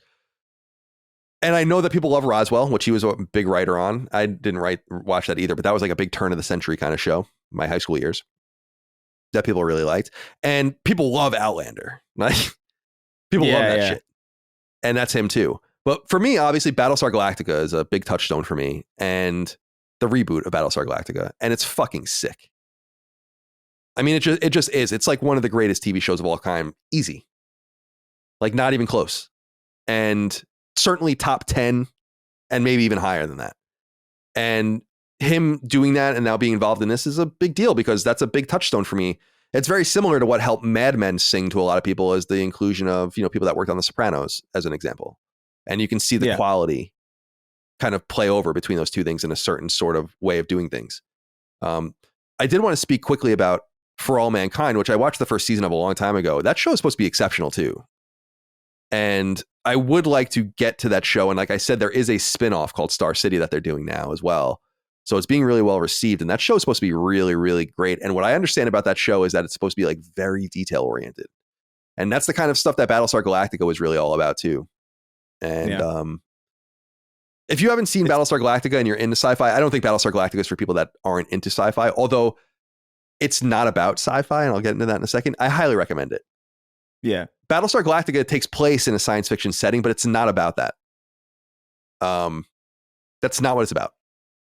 And so it's about robots and spaceships and all that kind of stuff, but it's about humanism and philosophy and religion and God, and it's good shit.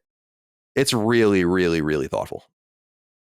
And the Battlestar Galactica 90-minute pilot is like one of my favorite TV things ever. So good. So good. Imagine a future world where you could hand somebody fries and they don't have to put their hands in boiling oil. Imagine that no human touch. World. No never touches the human hand. Never touch a human. It rhymes like a hand. George talking to George talking to Donald Trump. Yeah. Jar Jar, what were you thinking? Jar Jar is so gross. I hate him. Fry him up, throw him in the oil. I wonder what he would taste like, Jar Jar. Jar Jar, probably Rubbery. delicious. Like it's probably like calamari, I would imagine, right? Like that's the first thought. Like definitely calamari. Gungans are amphibians. They hang out underwater. So right, sushi, Jar Jar sushi, maybe delicious. Nom, nom, nom, nom, nom. I'm hungry now. That actually appetized me. I'm hungry. I'm hungry as a result of that conversation. Interesting. Ew. Well, hate that. That's another rhyme. Number 4. Just last week, we received sales figures for the American retail and digital games market for August, and it seems that industry tracking firm Circana is working fast because now we have numbers for September as well. Not surprisingly, PlayStation 5 was again the American market's best-selling home console in both total units sold and overall revenues earned. If you're curious, 18% of all PS5 sold in the United States to date are digital only, leaving 82% of PS5 owners the ability to play physical games without an add-on. Overall spending on hardware is down precipitously across the board year over year, though overall industry spending is flat year over year. Not a great sign, but not a bad one either. In terms of software sold, EA Sports FC 25, previously known as FIFA, was the region's best-selling game across platforms, with PlayStation 5 exclusive Astrobot from Sony-owned team Asobi slotting in a very strong second place.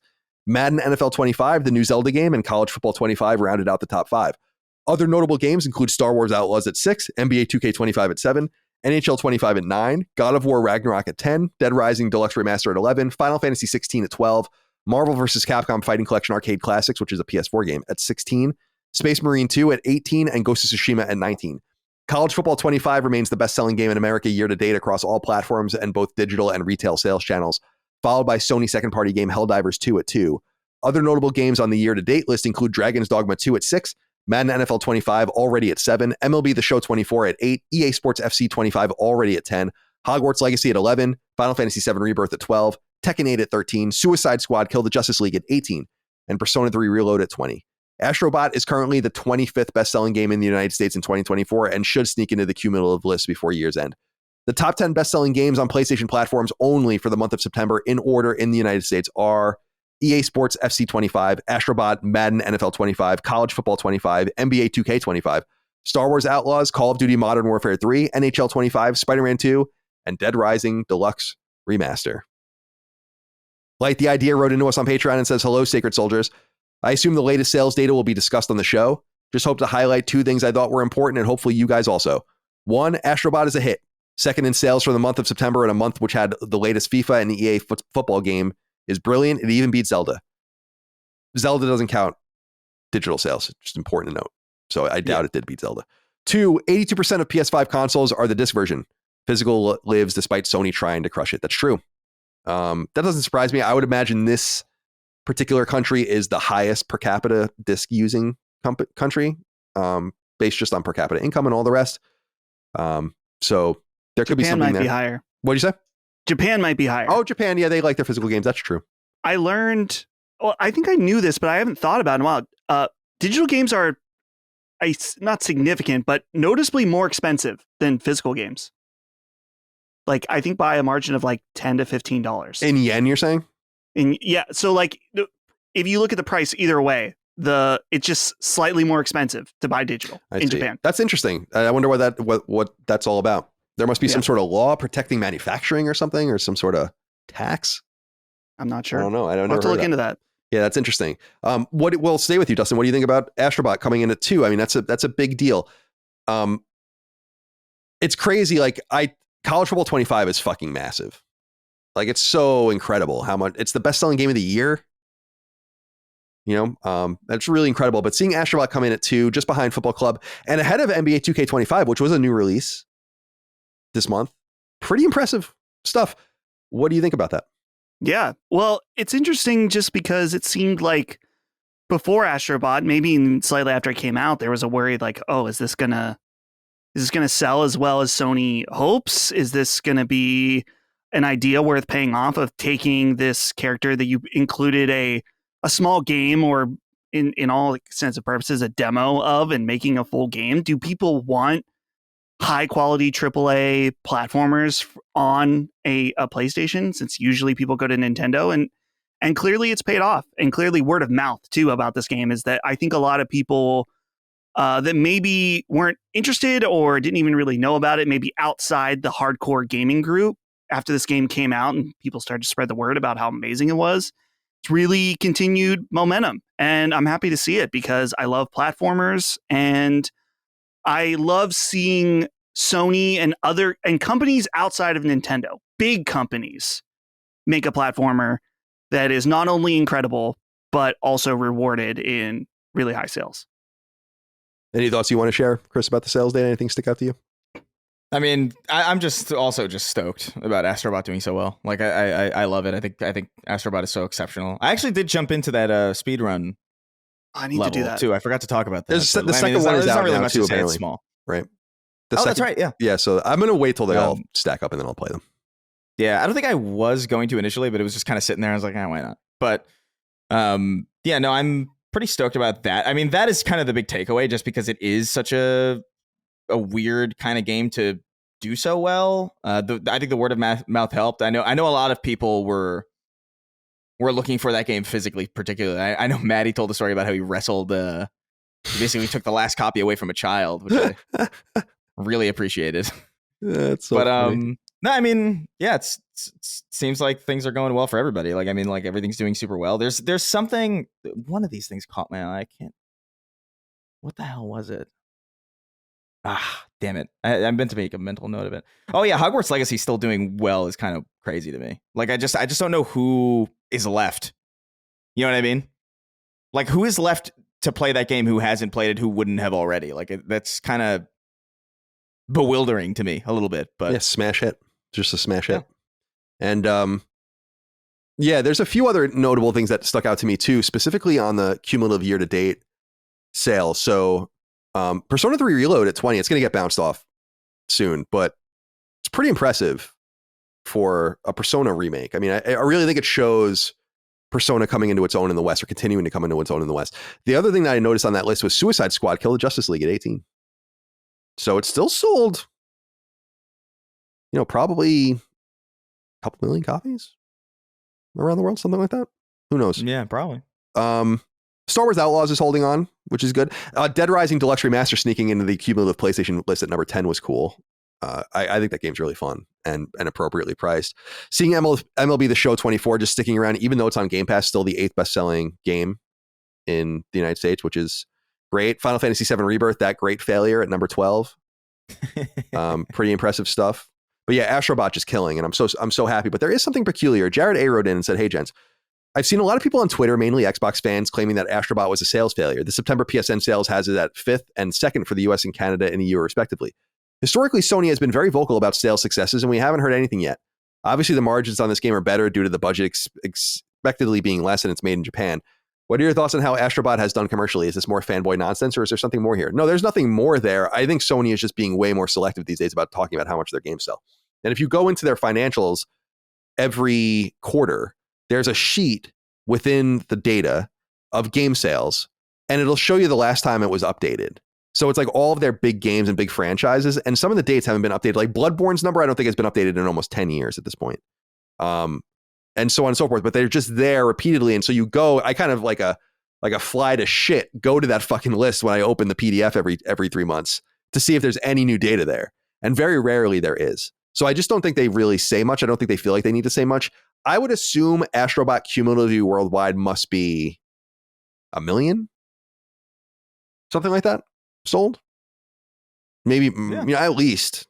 I don't want to say much more. I mean, it's a second on the list is impressive. It being above some of the games it is impressive, but we don't know how much Football Club sold, so we're never really going to know for sure. But it seems like it's a big hit with core gamers, and no doubt it's selling very well. And I guess we could figure it out. Do we know how much Persona 3 Reload sold?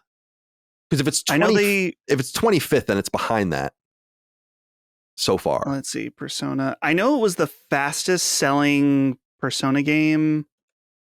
Okay, it sold 1 million copies worldwide within its first week.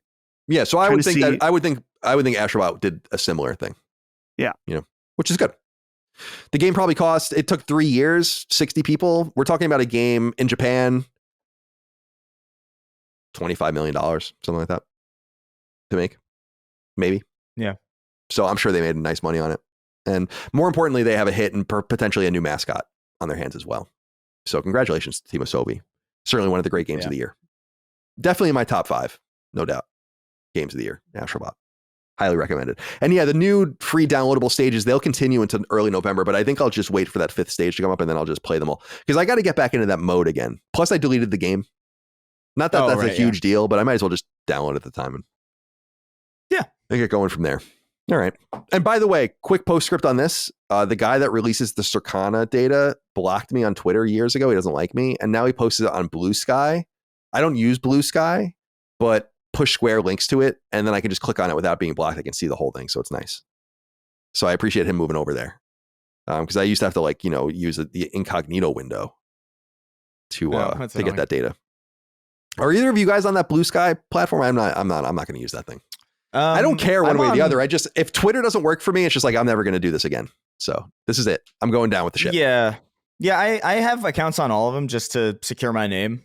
Because I'm so annoyed that I didn't get mine on Twitter, Sure. So it just bothers the hell out of me every single day. So every time there's a new thing, I try to just grab it just in case. But I don't know. I don't like what Twitter is at all.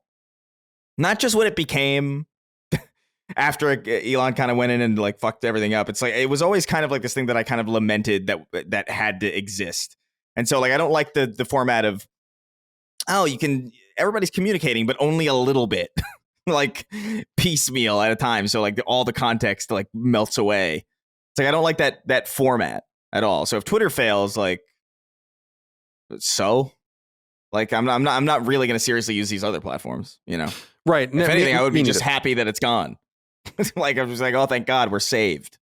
But Twitter is the most remarkable platform I think that's ever been created, from it being, as I've said many times, a pure stream of consciousness, like a global stream of consciousness.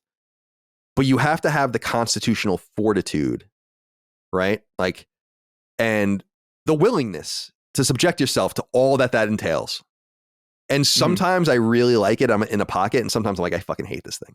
You know, mostly I think it's really destructive, but from an information sharing standpoint, it's like the circumvention of all of the places of power where everything goes, you know. There's something really interesting about it to me, the way what it's developed into. I think the issue now is that like with the combination of AI and bots, I feel like I feel like there was a point in time where it was like a good way to share information, but now it's kind of like there's so much just false information and like AI driven information and like bot driven information that's just not real, that it kind of becomes back to what it used to be, which is just like an even bigger crapshoot in some way.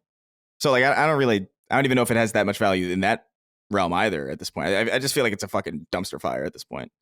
But we'll see how it shakes up. I don't imagine. What wasn't there like a decline in like a crazy decline in value for the website? Although granted, that's because Elon overpaid. Well, yeah, there is a decline in. Yeah, I mean, he got, as I understand it, kind of got captured in paying that much when he wanted to back out. But yeah. I mean, it's for another show, but I continue to respect the shit out of someone kind of doing something like that and giving and breaking the monopoly, like the social media monopoly of that I think clearly exists in terms of information sharing and all of the rest in some place, in the smallest place, frankly. It's not Facebook, it's not Google, it's not one of these big companies, but I don't know. I respect the shit out of it, but I think it's becoming harder to use, but it's becoming easier. It's becoming harder to interact with and get something out of for me. But I think there might be something more to it than what it is for me. And that's maybe some interesting information sharing, unfettered, which... Well, it's very fettered, though. And so what's that? In the sense that it's just like AI, it's just all AI shit and like bots now. Like I get like my DMs are fucked. I can't use my DMs anymore. Oh, like, really? I don't have my DMs on, so I don't even. Yeah, unless you follow me. Well, you're right. Yeah, like my message requests are crazy. It's just like what the fuck, and it's the worst it's ever been. I don't understand how it got this bad. One thing I do notice is like every once in a while, because I have no like female followers don't exist really. Like we're very male centric. You know, probably 19 out of 20 people that listen to us are male, and so when you see like a string of female followers, you know, like when it's like you go on your thing and it's like you don't even have to look. It's like this is obviously, you know, AI or bots or whatever. That's the one thing I've wished this since long before Elon bought it, which I wish they would just do a major account purge. I just want to know how many followers I actually have. If it's 3, that's great. I don't give a shit. I just want to know, you know, as opposed to like, no, you have whatever. And it's like, no, you really don't. And there are people with 1 million followers out there that don't get any interaction on their shit. It's like, what is going on with this? So right. A lot is broken, but I like it as like a portal into just like collective human consciousness. And then if you can filter it, you can, and if you can't, you can't. And it's pretty fucking crazy and it's pretty chaotic. And I would say it's majorly disruptive, but I don't think the disruption is necessarily a bad thing either. But I digress. Yeah. All right, let's get into listener inquiries. Wrap this thing up. 6 questions, concerns, thoughts, and ideas from the audience over on Patreon. Patreon.com/laststandmedia. You submit your inquiries to the weekly thread in the news feed. I go through them. You've heard a bunch of them already throughout the show. We have 6 more here of random topics to get into as we wrap things up. We'll begin with Paul E.T., who writes in and says, "Hey lads, a genuine question for you guys. Have games stopped being demonstrably innovative? I'm not saying games aren't good or even getting better. The question is, are games focusing more on perfecting what has already come before instead of attempting to tread new ground? Has the yearning for more detailed textures and higher resolutions and frame rates come at the cost of smarter AI, more authentically interactive worlds, and genuinely new experiences? I'll leave you with a telling quote from Masanori Yamada, former lead programmer of the Tekken series. It's from a brilliant conversation documentary about the birth of PlayStation from Polygon. Yes, you read that right. In the dock's closing moments, Kazuyuki Hashimoto, Makoto Iwai, Shuji Itsumi, and Yamada talk about the future of gaming, and Yamada says this, quote, I am a bit worried that games aren't changing much these days. I feel that hardware is improving, but not games. By chance, I got to work closely with PlayStation. I feel incredibly lucky. It was also incredibly fun. I'd love to work on something with that same level of challenge and innovation again. The fact that we can't makes me a bit angry. It's frustrating. I feel ashamed that things remain monotonous, end quote. What say you? Cheers, boys. Have a lovely day.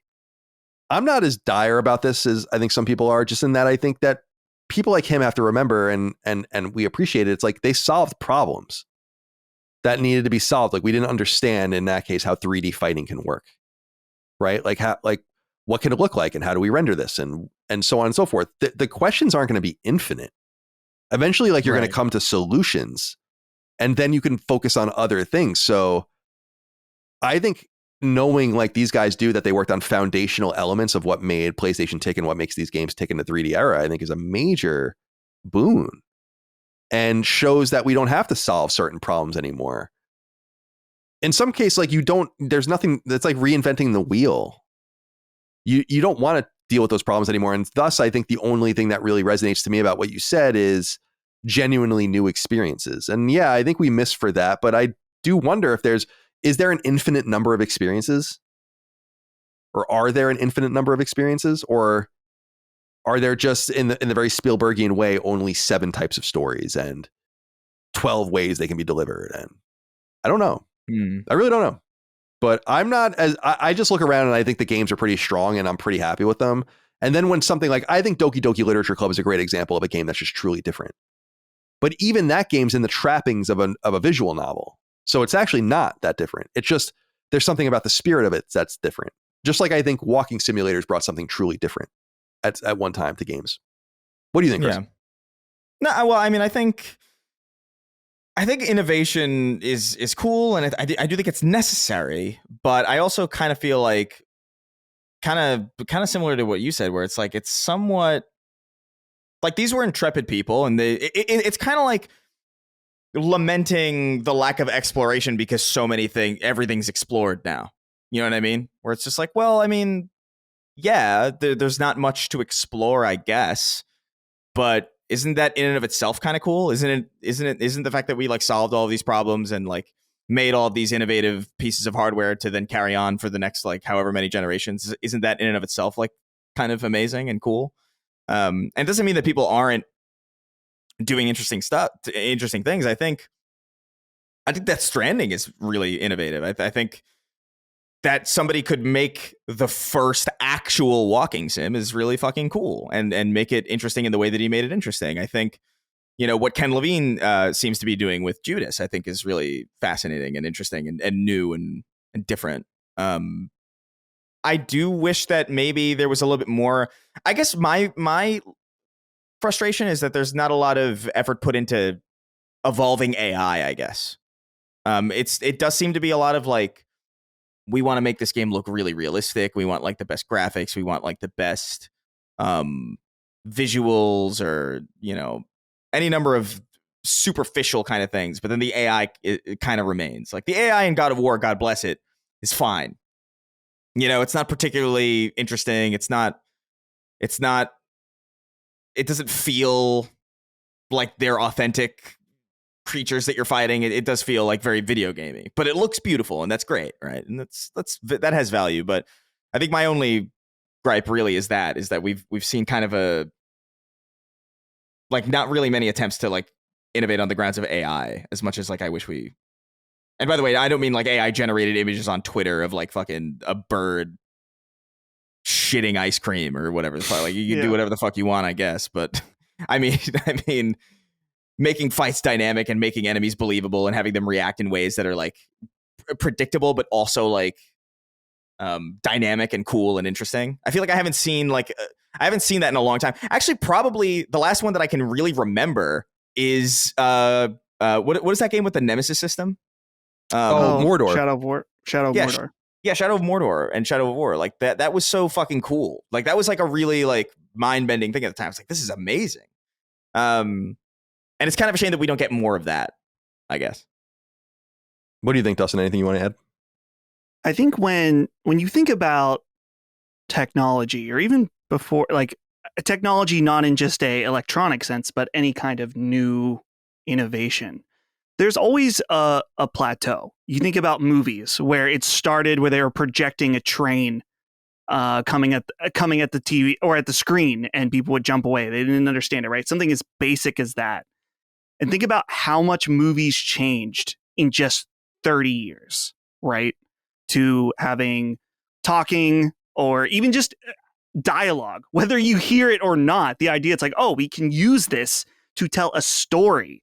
Then it has color, and then you can see that the most innovation in movies happened very quickly early on.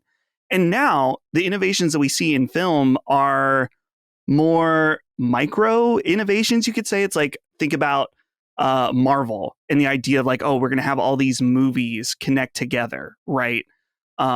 Sometimes you see innovations that don't work, like that Megalopolis movie that has it has a live actor that comes up and talks to the screen and is really wacky. I still want to see it, but you still see people trying new things, but it doesn't necessarily always stick. Same with, like, think about smartphones. When the iPhone came out, you'd never seen anything like it in your life. And just, I don't know, 8 years on, and we're more than 8 years now, but it got to a point where it's like, oh, well, this new iPhone is mainly just a spec bump, and there's like one or two nice things, but it doesn't fully innovate. And in fact, iPhones for the last 4 or 5 years, I can't think of the last like truly groundbreaking new feature, where they're going to have Apple Intelligence soon, where it remains to be seen how innovative that ends up being. But my point is, most of the innovation in games happened in its infancy early on, much like these other things. And so, yeah, it makes sense now that games are kind of figured out in a lot of ways. And so the type of innovation we're going to see is going to be smaller in general. And I think it's true. Like Colin said, there are games that do take the formula and put it on its head. And we do see big things too. Like, imagine in the PS3 era being like, yeah, there's going to be the most popular game mode is there's over 100 individual players that drop onto one map, all fighting for one last survivor. We'd be like, holy shit, that's insane. Obviously, they tried to do something kind of like that with MAG. Didn't really work out. But simply that idea of having that many players all competing against each other for one spot, that was crazy. So we have seen innovation. It's just not going to be like when you first played a PlayStation, it's your first 3D game. Mm-hmm. I think those days are over. And dude, VR too, which VR has shown that it's not a mainstream, this is the way we play games now. But that is a huge innovation in games, and it still remains to this day. So I think it's just a matter of switching of what your level of expectations you expect from innovation. Yeah, macro in the beginning, micro as time goes on, I think is generally kind of, because that's how I feel about consoles too. Like the jump from PS2 to PS3 and Xbox to Xbox 360 is fucking hilarious. Like it's ridiculous. Like I've said this a number of times, but like there's probably like no leap. I'm not speaking graphically, by the way. I just mean like what these machines do and like how we relate to them culturally as a ubiquitous device. Like that was that moment in time, and ever since then, it's just like our PS5 has more in common with a 360 than a 360 does with an original Xbox. And I think that's crazy. Like we do, oh, this is what I used to stream my fucking Netflix on. Oh, this is, I hook up Spotify to this. Oh, I jump into a party like with it's this is the primary way I hang out with my friends. Right. And it wasn't before that. It wasn't. Before it was like, it was this thing that you would play games on. Maybe you had it online. That wasn't necessarily a given. Maybe, if you shelved the extra money for Xbox Live or whatever, you could download a demo maybe from a demo disc or something. Maybe you could put a DVD in there, maybe max. But like it's crazy. And the innovations just get smaller and smaller. And that's just that's normal, I think, once you reach this apex. I think VR is like the next kind of frontier for that, but like it really depends on how much money people see in it, which I would imagine is probably not that much at this point. VR seems kind of, I don't know, kind of in the gutter at this point, but it just doesn't seem like it's going to be a growth platform. I think people can make money there, but Not big companies, I don't think. Yeah. All right. Javin Mather wrote in and said, gentlemen, it continually brings me joy that Colin is a 60 frames convert, but maybe my question would be better answered by Chris or Dustin. Should PlayStation and Microsoft forego touting, let alone pursuing 120 frames? Both companies profess their current consoles are technically 120 frame capable, but I've scarcely seen any titles that hit this frame rate, and those that do go above 60 on the appropriate type of TV hover on the 80s and definitely not stable. Reasons for my question are: one, maybe devs would be better suited to aggressively pursue a locked or near locked 60 frames when possible and basically disregard 120 frames or unlocked altogether. And two, I played games with a controller at 120 frames on PC, and while it does feel a bit more responsive, it seems more like diminishing returns. Whereas using a mouse at 120 frames feels markedly different from 60 frames by nature of it inherently being a one-to-one aiming and pointing device. Would love to know your thoughts. Take it away, guys. Dustin, you want to begin? Yeah. Well, I think that it's important that a lot of devs that do 120 FPS modes that's not their primary target mode. In fact, most of the time it's kind of a nice bonus where it's like, hey, we optimize this for 60, and when it's unlocked, we are able to get it 80, sometimes more frames. And so we want to give players that have a TV capable of that the option to do it. And I think that when you do have games that have optimized 120 FPS modes, it's a game that is a shooter, something that you are going to feel that difference. Even though it is, I agree, diminishing returns, difference between 30 and 60, way, way higher than 60 and 120. But 120 still, I would argue, is a huge jump when it's there. So especially as we move into PS5 Pro, I would like to see more 120 FPS modes, or even just unlocked modes for people that have VR TVs that can take advantage of it. More and more people are going to start to have these features, so it makes sense to lay the groundwork. Even though I don't think we're ever going to see a day like PlayStation 8, every game is 120 FPS. I don't think that's the case, but I want to see these modes for the people that care about them, myself included. Chris? Yeah, I think 60 is a perfectly fine target. Like that is the bare minimum for me, and it is actually like the level that I feel most comfortable playing things at. I don't really care that much about 120, but I've played games at 120. Like I think Destiny 2 runs at 120. I think Halo Infinite does as well if you bump it down to 1080p on Series X. So like, I mean, these are shooters though. These are like competitive shooters where like your extra frames matter, and so you're gonna want to take advantage of that. But I don't think it would ever be a target. It would only ever be like a kind of a side effect, and I think that should always be like a thing. Like if they're able to do it, I don't see why they wouldn't include it. You know, it's more options to play. I think is always better, but I wouldn't expect it. Like I wouldn't even want it really. Like it's like 120 baseline. It's like that's okay. Just focus. Just get 60 and I'm fine. Like it's not a big deal. Yeah, 60 has changed everything for me. I mean, I was totally fine not really caring for generations about frame rate, but once you can reliably play a game at 60 frames, then you don't really want to go back because you become more accustomed and notice it more. And when I started not Dead Rising, but Silent Hill 2, it starts at 30 frames and you have to put it in the 60 frames mode. And I noticed it immediately, which is just so funny. Where I was like, "Oh, this fucking motion blur garbage," you know, and you're like, "Oh, I thought it would be set to," because you know how you set your PS5 to 60 frames. It's supposed to tell the games to do that, and sometimes it just doesn't do that for some reason. I don't know why. So that was what I was experiencing there, but nonetheless. All right. Anton K wrote in and said, "Hey CDC, we're getting close to the PS5 Pro. Is it me or does it seem like opinion on this thing is turning around? Since Digital Foundry has been posting comparison videos and highlighting the tech of PSSR, I feel like people are becoming more favorable towards the console. It seems much more significant of a boost than at first blush. What do you all think? Stay slitty and moist, boys." Slitterhead's right around the corner, by the way. That's not right. too far away now. All right, so what's our gut feeling on PS5 Pro? We are 2 weeks-ish away from it now, arriving at our respective homes. Chris, how you feeling? You feeling bullish, bearish? What do you think? Yeah, I think I'm feeling bullish. I think I always felt that what we were told about it on paper was exciting. I just feel like it's a difficult thing to convey. And I think once all the Digital Foundry stuff came out and you had like professionals really getting their hands on it and really showcasing like what it means and how it translates, I think that was a bit of a boon to like public perception where it's like, oh, okay, so it does do more than it would seem that it does based on just hearing about it or even just seeing like a really compressed YouTube video kind of detailing. Like I still really feel like that Mark Cerny presentation was terrible. Like I don't think it really did anything.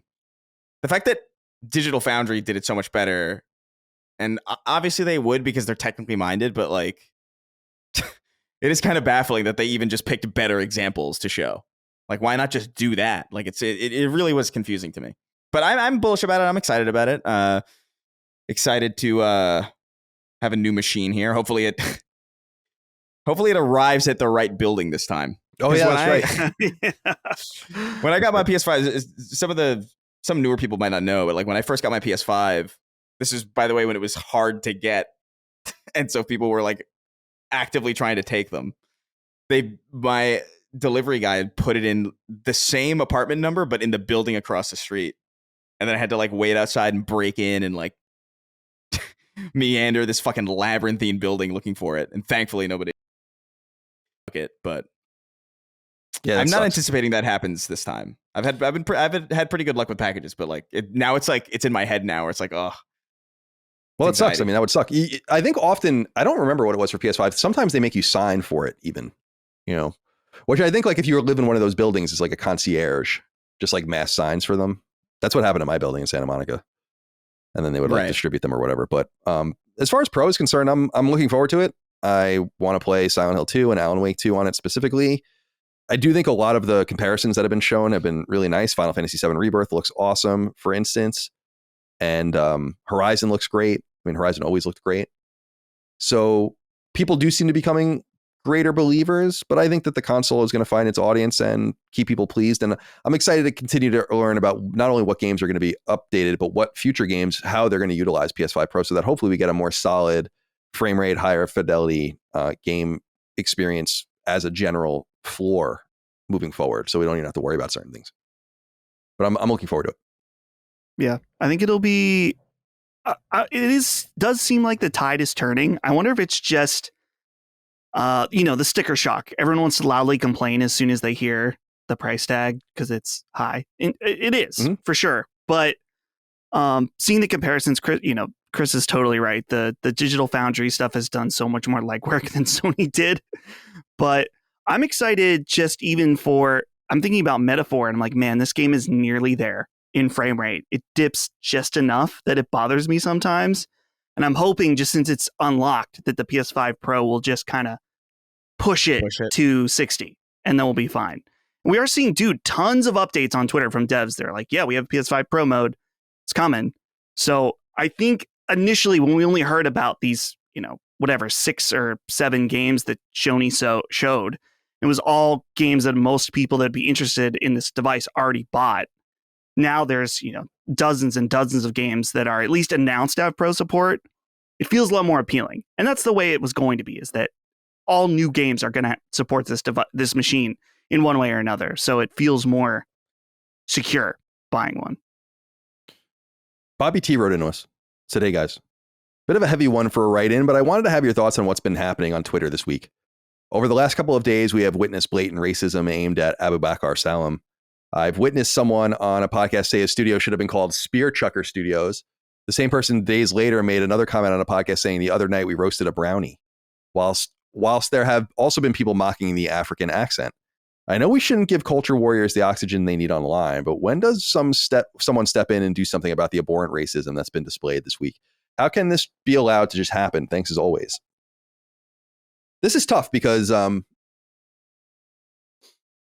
talked about this on Summon Sign, and I put out a video that was controversial where I think the gaming ecosystem has a largely intellectually bankrupt social scene that is not predicated on facts as they become available or differentiating between products and attacking the proper targets in a war of culture, but rather devolving to the basest reactions. And this is what I was saying specifically on the show about Subnautica 2, where people were complaining about the pilots or whatever, the craft's captains or whatever, just being black and Asian or whatever. And I'm like, but why? Like, what are we arguing about? And there's not very fine of a line between like legitimate culture war stuff and racism. It's pretty obvious what's one and what's the other. And the things that people and specific creators have been saying about Abu Bakr are really fucked up, you know? And now you ask, what can we do? When will someone step in? Maybe it's up to platforms to do something about it if they feel like their terms of service are being, breached upon or whatever. But moreover, I just think that, and I'm a true believer in this, that like the best combat of speech is just more speech, and overcoming the ignorance, overcoming the bigotry that exists, and continuing to focus the laser back on what needs to be focused on. The actual racism, the actual potential racist hiring practices, the potential of erasure of characters based on ethnicity or whatever the case might be, whatever specific target you want. But it seems like everything's an easy, low-hanging fruit boogeyman that stops everyone from getting into the true meat. And it's why I wanted to have him on my show to begin with, to talk about Kinzera. And I don't know, man. So you're saying like, when will someone step in and do something? I don't know. I don't know if there's anything to be done. I think people like this maybe shouldn't be silenced. Maybe you should let them speak as much as humanly possible so that you see and can compare and contrast how fucking insane some of these people are. And the more they say, the more clear it becomes. Maybe you don't want to put this in the shadows. Maybe you want it like out front to really jostle people awake and refocus their attention and all of the rest on other things. It's unacceptable. You know, like anything can be funny. Racial humor can be funny.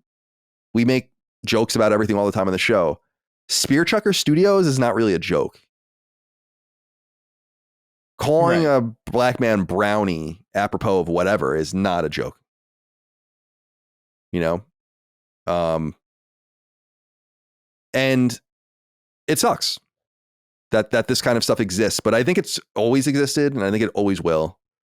And I think we just have to, listen, you want to know what I think overall, Bobby? I feel bad for these people because no one gives a fuck what these people think about products like games. If they stop their shtick, it's over, because people aren't there for that. They're there for the mean-spiritedness. They're there for the goading. They're there to experience the schadenfreude of action against people they don't like. They're not there to talk about games, to get into the philosophies about them or how they're made and what we think about them. It's not about that.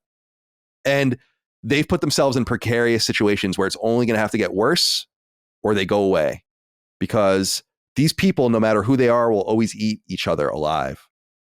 Whether it's on the left, whether it's on the right, whether it's about this, whether it's about that.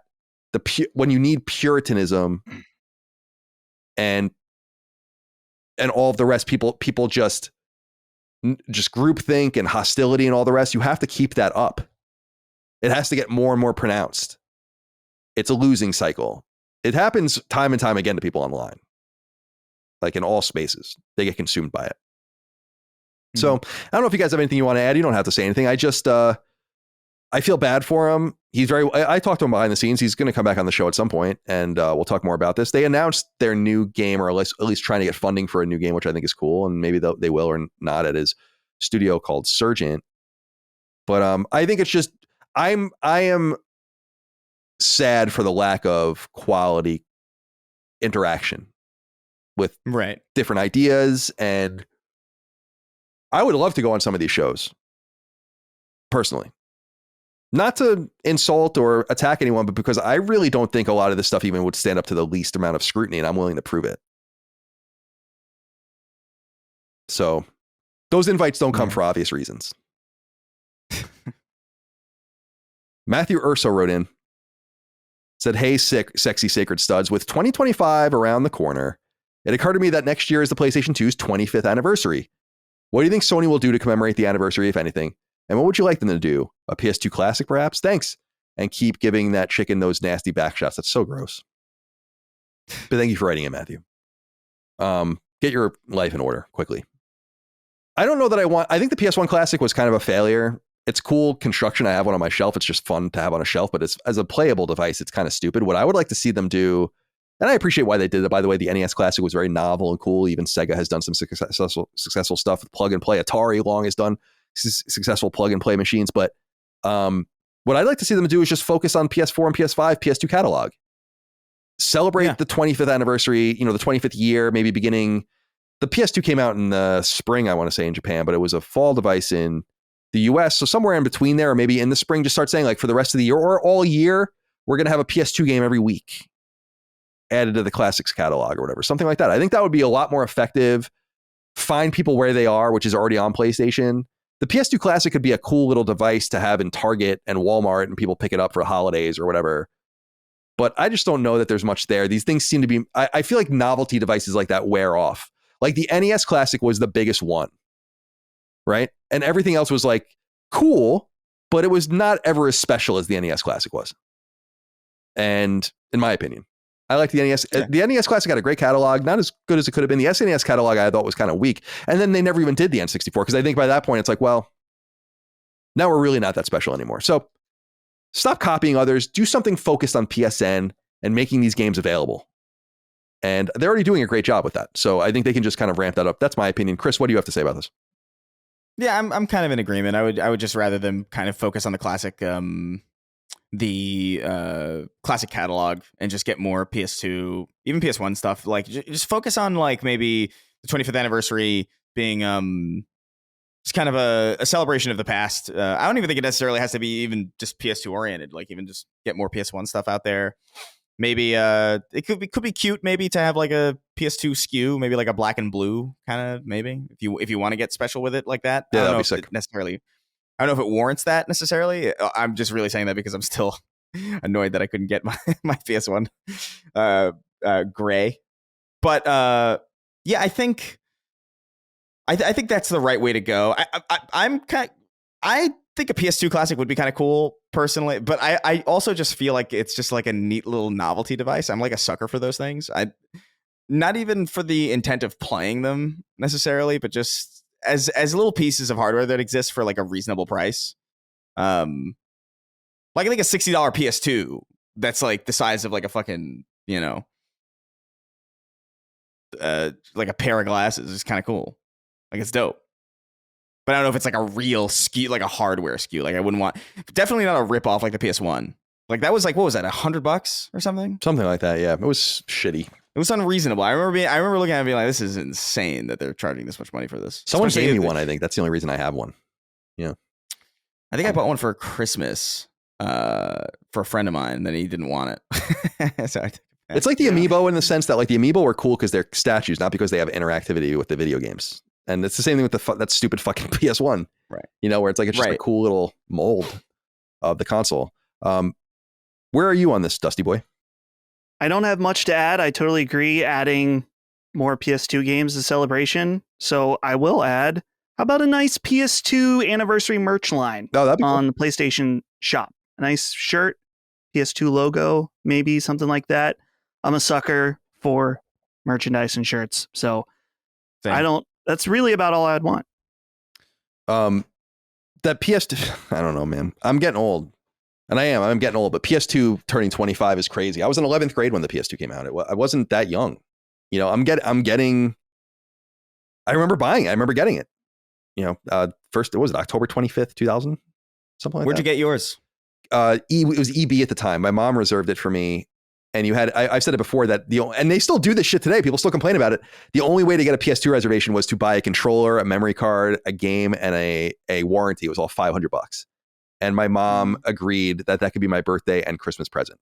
So my birthday's in October, as people know, and then Christmas obviously in December. So we reserved it, and then I waited until it was available and went in and got it. And that was my Christmas present. And I was fucking amped. I was so amped. Yeah.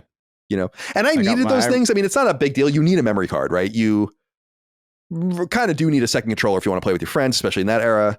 You're going to need a game. I think I bought Summoner as the game. And although I bought a lot of those launch games and so on. And the warranty I never used.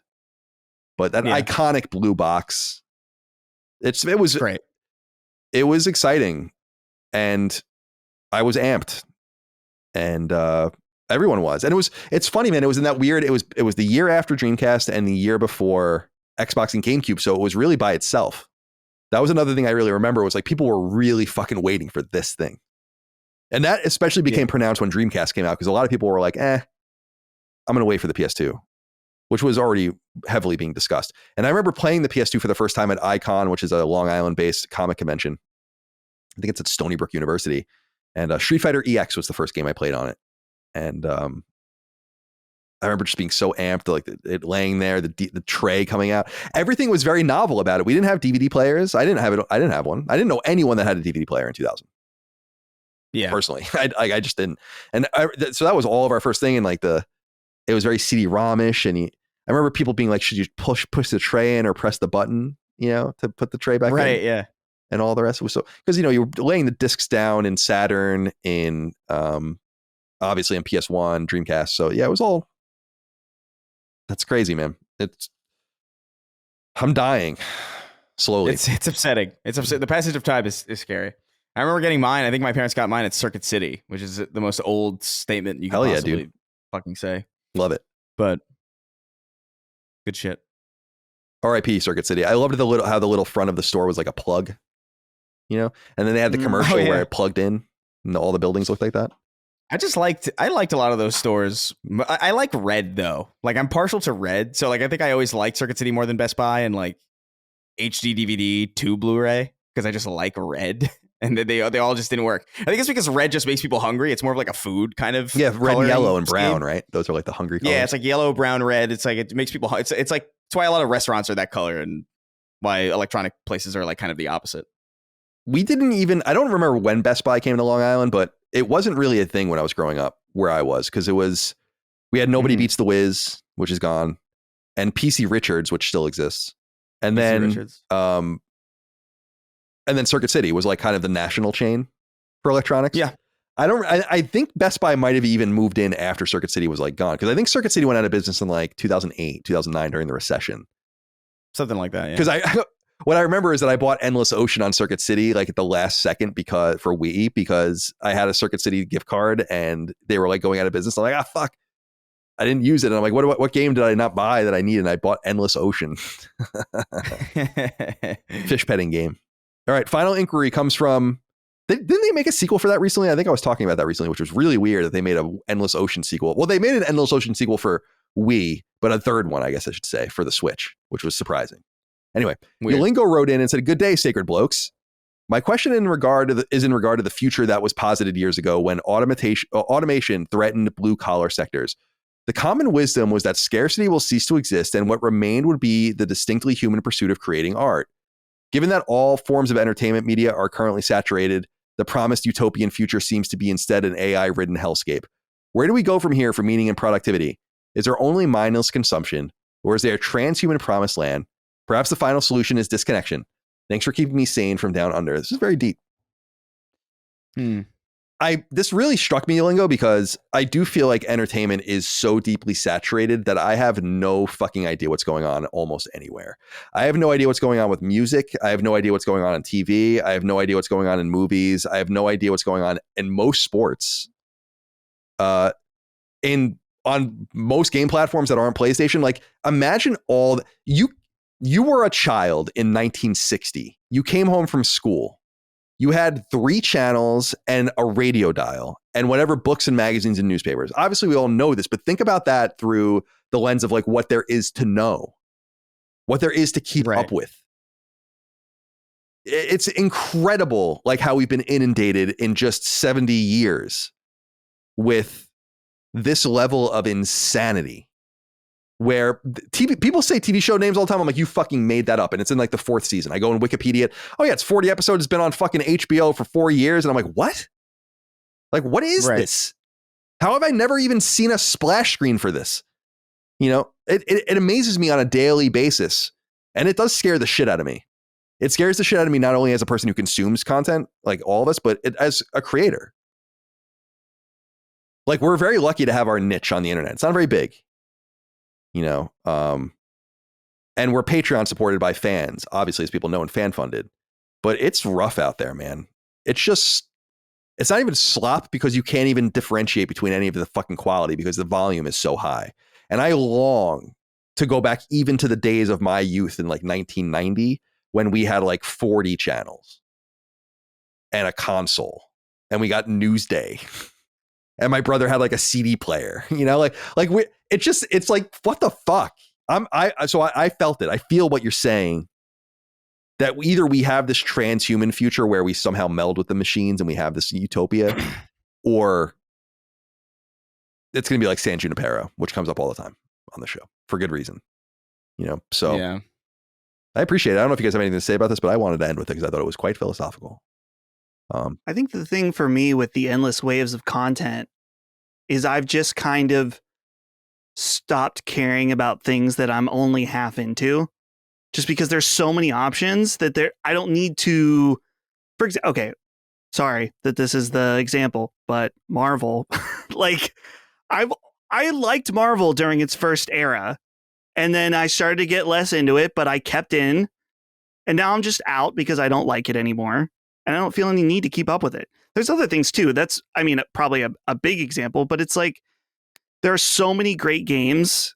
And I think this is sometimes something that I question myself on, where I'm like, am I only playing great games that I know I'll like? How does that affect me as a critic, where there are so many games that are good that I'll like, that I don't need to waste any time playing games I don't like, which I think is an efficiency mindset from my perspective. But I also think about, I'm like, oh, that's not good if I'm not playing things that are mixed, or maybe some people like and some people don't. I try to get out there and check out new stuff regardless. But yeah, it can definitely feel like an endless wave of content and entertainment, but just zone in on what you like. Yeah. And don't worry if you haven't seen a million episodes of something, as I say as a One Piece fan. Anything you want to say? This question just gets my mind racing in like so many different ways, because he brings up automation, then like that kind of brings me down this rabbit hole of like, what are we going to do when everything's automated and there is no need for real work?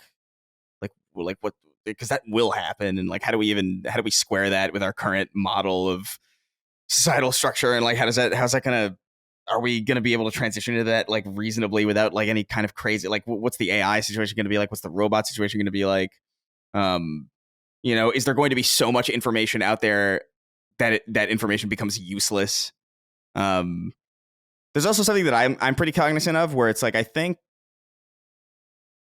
we kind of lament on the show sometimes like illiteracy or like people getting stupider from our perspective. And it's like, I wonder how much of that has to do with the fact that like the individual facets of our day-to-day conveniences are so intricate and complex that we just don't have the faintest idea how they work. And so there's just so much more room.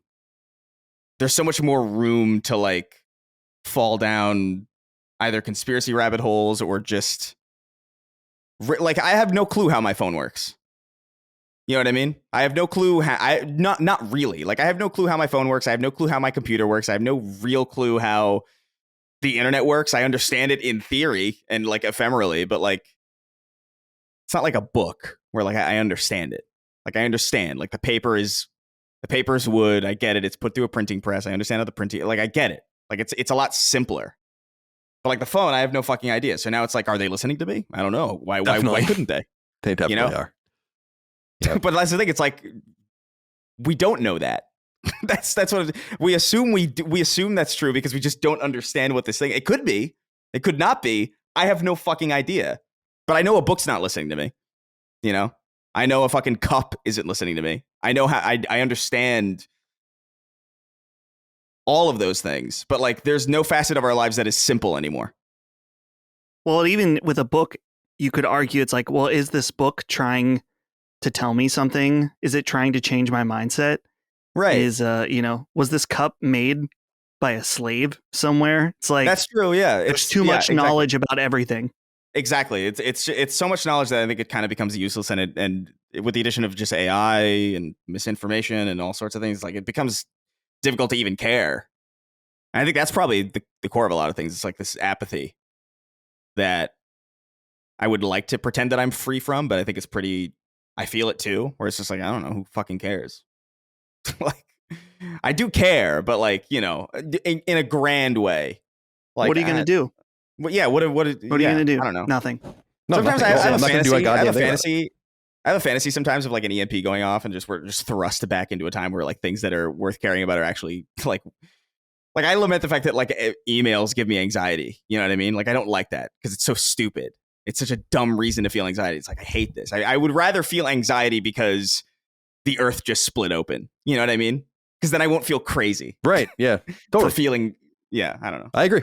I don't know if that answers anything of what he said, but that's the train of thought my mind went down when I was reading this question.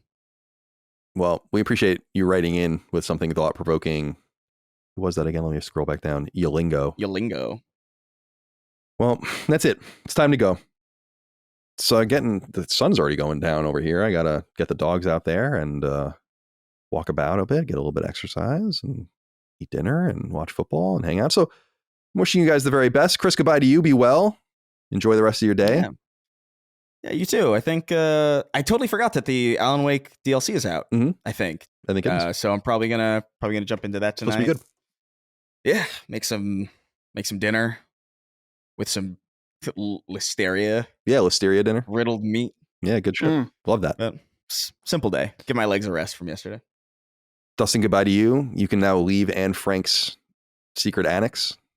Oh, yeah. Oh, well, this maybe isn't a good time to do my, I have another trick up my sleeve here, a little, in the Anne Frank. Oh my God. Oh, wait, no, I'm leaving so we can bring out the balloons. Yeah. Oh my God. Yeah, there we go. Oh, Jesus my Christ. God. But yeah, glad to be back. I feel refreshed, and I'm going to be coming back to all the other shows pretty soon. So you have that to look forward to. And I had to come back because I heard you guys are slacking. All the comments I read, it was what? 2.5 hours, 3 hours? Yeah, there's only so much we can really say to each other at this point. We're like an old married couple. Like, what else do you really want to say at this point? You know, there's nothing left to say. We should just do a whole episode where we just sip tea in silence and read a book. Yeah, you read a book, I'll read a newspaper. Yeah. And then it'll be 2 hours of that. Yeah, that sounds good. All right, well, be well. Enjoy the rest of your time in Virginia, DC, and safe travels back home. And thank you all out there for your love, kindness, and support, following Sacred Symbols, Last Day Media, etc. We appreciate you and couldn't do it without you. Patreon.com/lastdaymedia for early ad-free access, etc. LastDayMedia.store for merch. We'll see you next time. Until then, goodbye. See ya. Take care, guys. Sacred Symbols, a PlayStation podcast, is a product and trademark of Last Stand Media and Collins Last Stand LLC, and is proudly recorded in the USA. The show is conceived by, is written by, and is directed by me, Colin Moriarty. My co-hosts are Chris Raygun Maldonado and Dustin Furman. The show is produced by executive producer Dustin Furman. It's edited by associate producer Ben Smith. All of Last Stand's theme music is by my best friend, Ramon Narvaez. As you know, all of Last Stand's shows, including Sacred Symbols, are fan-funded on Patreon at patreon.com/laststandmedia. The following names are at the producer level on Patreon, our highest tier, and we're grateful for your thoughtful and kind contributions to our independent endeavor. Thank you.